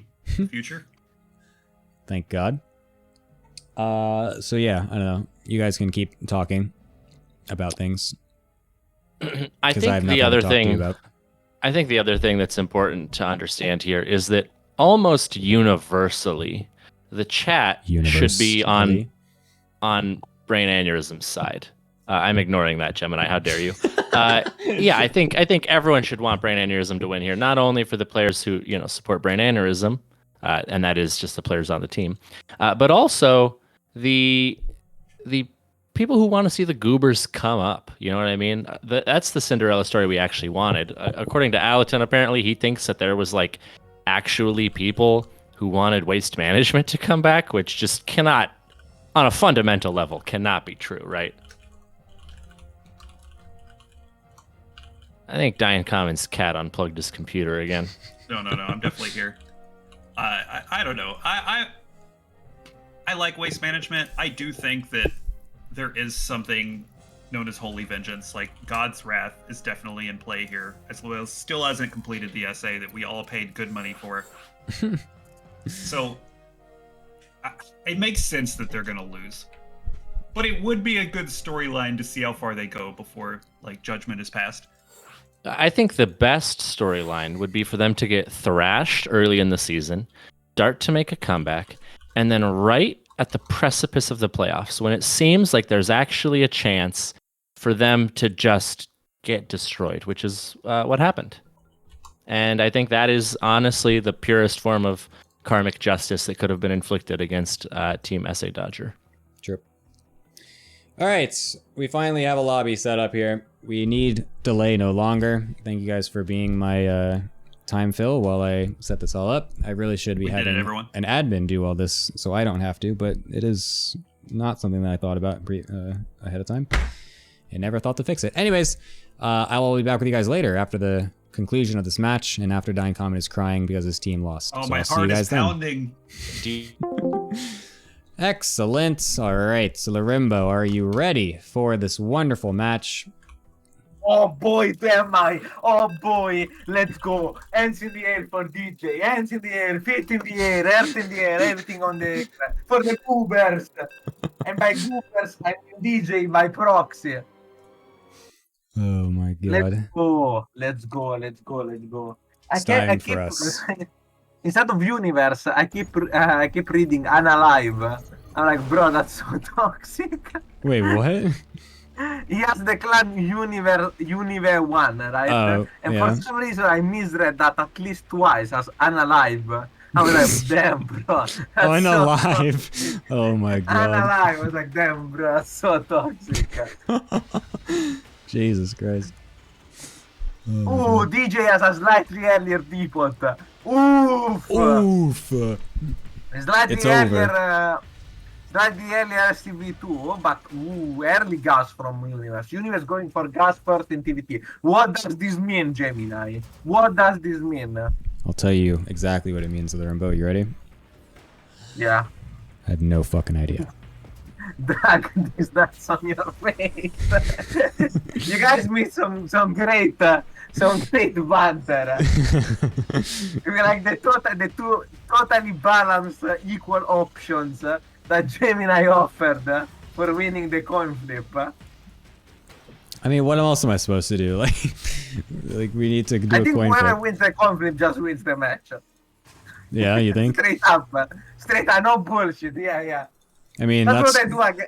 I mean, is that not like? I mean, back when it was like the COVID shit, and we always had to do every match online. It was always coin flips for who gets server preference, right? So it's like I don't know. It's just always been that way. It's like just an unfortunate thing we have to do, right? Sorry, be right back. 1 second. Okay. But yeah, I don't know. It is what it is. All right. It doesn't seem like anything is different that much for Universe. Has he always been going gas first, by the way? Did he go gas first in his other, in the other TVTs at first as well? Because this so far looks like the same build from him.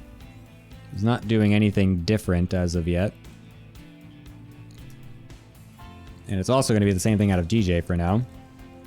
Going for Le Ripas. My chair has arrived. Your what? My chair. Chair?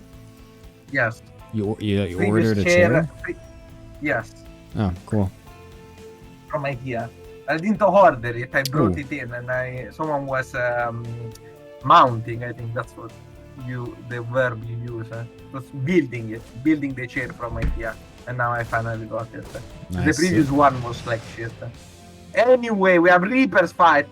DJ gets 1 SCV and earlier CC down, but there is a cyclone from Universe, and it's a fucking quick cyclone. Okay, so we saw this already from DJ. Or mine instead. Okay, I don't know about that. I was about to say, last game, like the other game, we went Reaper, Hellion into Cyclone. Yeah. But this time, he's going for a mine. I don't actually know if that's any good, but he does get... Who does it? Yeah, he does get 2 Reapers from Universe. So a really good early game from DJ. Earlier CC, killing a bit of the pressure. Now this Cyclone without the 2 Reapers is not as good. Second Cyclone coming in from DJ. Whoa. I'm actually casting for real for once. Yeah. What do you think about that? I was caught off guard for a second. I thought I was in a dream. I was like, what the fuck? Rimbo's not just talking about how much he hates TVT. Do you know, I actually fully intend to cast. Because we have memed a lot, but I intend to show that I can actually cast too. Nice, I'm so glad. the playoffs are gonna be fully casted. Oh shit. You heard it here first, folks. We got serious Larimbo dialed in for the playoffs. DJ kills the SCV building the CC, delaying it even further. This is quite an advantage. Oh yeah, I didn't even notice that. I only was looking at the Reapers, my bad. Yeah, I told you, I'm Jesus, thank you, Larimbo. This is actually insane for DJ. He's already got his gas on his natural as well as you normally do for TVT. He's got so many SCVs down here. Getting the interference matrix. Yeah. That's a really cool looking upgrade actually. It's the same icon as the actual ability, right? I never paid attention to that. I'm pretty sure it is. It looks like it. Wait, let me check. It looks like it. It does look like it. This is what you get when Larimbo, yes. I do like this random mine in the middle as well, because he kind of knows that Universe likes to like send the cyclones across to pressure, and so like that would just kind of guarantee a free kill on one of the cyclones. But wait, that's a mine actually no, never mind. No, that wouldn't one shot, right? That cyclone has way too much health, right? Surely. Yeah, I was about to say I don't think it one shots. Never mind. I don't know. Regardless, it's still kind of cool. There's a drop coming from Universe. There is a tank already positioned from DJ. He's witching, so he's looking. I don't think this drop is gonna do too much, but you never know. Ooh, tank is already shooting. There's a cyclone. The tank alone defended everything. So DJ didn't have to do anything. I love Terran. Terran responds to a Ras. The Terran response is just doing literally nothing. Yeah, this is what you get when Larimbo is actually paid. Higher quality. You're not paid quite yet. Technically. Yeah, I mean, even the chance of being paid gives it, like, it's so good. Imagine actually being paid. Oof. Maybe I should have just paid you from the beginning anyway, or would have had such high quality casting this whole season. Yeah, but you missed out. You chose the greedy. I didn't tell you on purpose because I wanted you to learn your lesson. You chose the greedy option, just like the Fables, and now you're fucked. Anyway, another drop in the same spot. The tank is still there. Oh, he's gonna drop on top of it though, but the rest of the army's waiting. Oh, even interference matrix the medevac so that way they can't get away. Anyway. Yeah, it's actually not that bad. From both of them. What the fuck am I looking at here? Alright, never mind. That actually was just kind of good for Universe. But it's a small victory. His third CC is not even halfway done, and DJ's is landing at the position now. Universe is going for a quite committed push. 3 Ravens are already out. Does he have the upgrade? He does. 3 Ravens, 4 tanks. Oh yeah, this mine. No steam. The mine killed something earlier, and it's about to kill even more things. What the fuck? He's gonna scout everything. That's pretty incredible. Good, actually. Already well positioned DJ with the Ravens. The Ravens are a bit out of position, but he's paying attention. DJ has stim though with this. Universe doesn't. The auto turrets are still gonna get placed down. The tanks also never sieged out of Universe, so the interference matrix doesn't actually really do anything. It's enough. Oh, my wow. god, it might not be enough. Oh my god, it did stuff anyways. What the fuck? Oh my fucking god. My god. Is this DJ throwing everything? Oh no. Pulling SCB doesn't look good. Oh my god, no, the Google! No. I can't believe that actually worked. That was so epic. I'm actually blown away. Oh no. Oh wow, That I can't. was the most epic thing ever. No shot. And this is how the Cinderella. It's all your fault, Gemini. That Tarqua decision. Cobblestone, you're not qualifying either. You realize that. I don't think Cobblestone realizes. Oh. Yeah, we demand rematch. So toxic. So toxic. Oh, that is so brutal. The Rainbow Curse before we even get to be casted through. Oh, I'm so that's unfortunate. Anyway, I'm gonna wish you guys. I'm so disappointed. I'm gonna cry to my sleep tonight. Yeah. I'm glad you could Goodbye, be here guys. for this. See you, Limbo. See ya. Well, that's unfortunate. Hello, desk people. Oh, my heart is pounding. That was a game. How did that work that way out? I think the crucial tanks are OP. I think the crucial mistake for DJ was using auto turrets and not interference matrix in that engage. Yeah. The auto turrets just didn't get a lot of DPS off, and actually, ironically, because the tanks were not sieged, it was better. Because instead of wasting like a full round of DPS on the turrets, which could have still maybe been okay if the tanks were sieged, the turrets just died super quickly, and then the tanks could change target to anything else. So, I think the use of auto turrets instead of interference matrix was the game deciding event. Yeah, that was unfortunate. I don't know. I don't know. Rough. I have a confession, guys. I am actually in love with Universe. Yeah, I'm not surprised. Greatest player of all time. Right up there. Alright, so because Cabo's spamming it and being an absolute idiot in both chat and Discord, and now Alutin also mentioned something about Slip not getting a fill-in. Slip was playing live and wasted our time live because he wasn't here, and so we can't just find a fucking replacement live in the middle of the stream for him. Takua was replaced in advance because Chipe told us in advance he wasn't here, and so that's why we got a villain. So you guys can stop being stupid. Thank you. Anyways, yes, congratulations, Samsung, on continuing to keep your dream alive. It's 100% alive, actually. That means you qualify, correct? That's just, they get 5th place? That is correct. Like, are they... The top 6, I think, is confirmed? Fully decided. Oh, wait, no, actually, I'm sorry. They could switch around a little bit. Yeah, Samsung actually could still... Yeah. Okay, actually, no, I think we're totally fine, because we are +3 now. Actually, if Ninjas in Pink Pajamas 6 O's, they have the same map score. But we beat them. And yeah, and so I was just gonna say, it depends on the head-to-head, and we beat them, so that would give us the tiebreaker. So I think actually, the top 6 and the bottom 4 are fully decided now.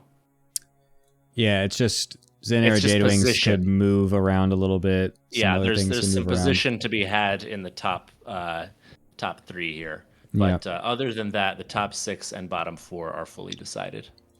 Gemini, I have a question for you. Sure. What are your thoughts on the fact that you're going to cast Samsung Universe 5 more times this season? Yeah, if you mean like 5 individual games of you guys playing in your first match, and then you guys even forfeit because you lost so hard after the first 5, then yeah, I guess so. I'll enjoy that. And everyone plays in playoffs, right? So it's like Yes, basically yes. best of 10, and then Best eighth of match if 11. needed. Correct. Yeah. Yeah, best of 11. Yeah, you That guys is really, accurate. you guys are actually very boring because like you winning here actually just made tomorrow's match so not interesting because it actually just means nothing now. This could have been apologize for so winning. much more interesting if you guys lost. Don't you realize this? Unbelievable. Yeah, we're Unbelievable. truly suffering from success. Yeah. Anyways, that is how it is. I'm still glad that we are qualifying for playoffs regardless. So it's still good that we'll be able to keep playing. So that's very fun and wonderful. Congratulations. I'd love a rematch in the playoffs. That'd be sick. Yeah, I mean, it's possible we might rematch for the first match even, because if things work out the way they do, then we will be in 5th and 6th place respectively. So that'll be a first round rematch. So that is possible. Maybe you'll have your actual player here this time instead of a Smurf. Hup! Anyways, thank you guys for joining me on the desk here. As always, I very much appreciate it. Any final parting words, Mr. Bolbolgia? Tough week. Tough week for us. Unfortunate that it worked out this way. Cobble, just screeching everywhere he can into any available microphone. But excited for the playoffs. I think the parity of the league has shown us that even the teams who are 5th, 6th, 4th, who are down in the playoffs can still definitely make a run because everyone is clearly capable of beating everyone, I think. And the fact that your whole team has to step up will kind of, I think, illustrate that. You can't sort of just skate by a tough matchup by getting a little fortunate with who happens to be playing that week. So it'll be interesting. It will be interesting. Very excited to see what the playoffs bring.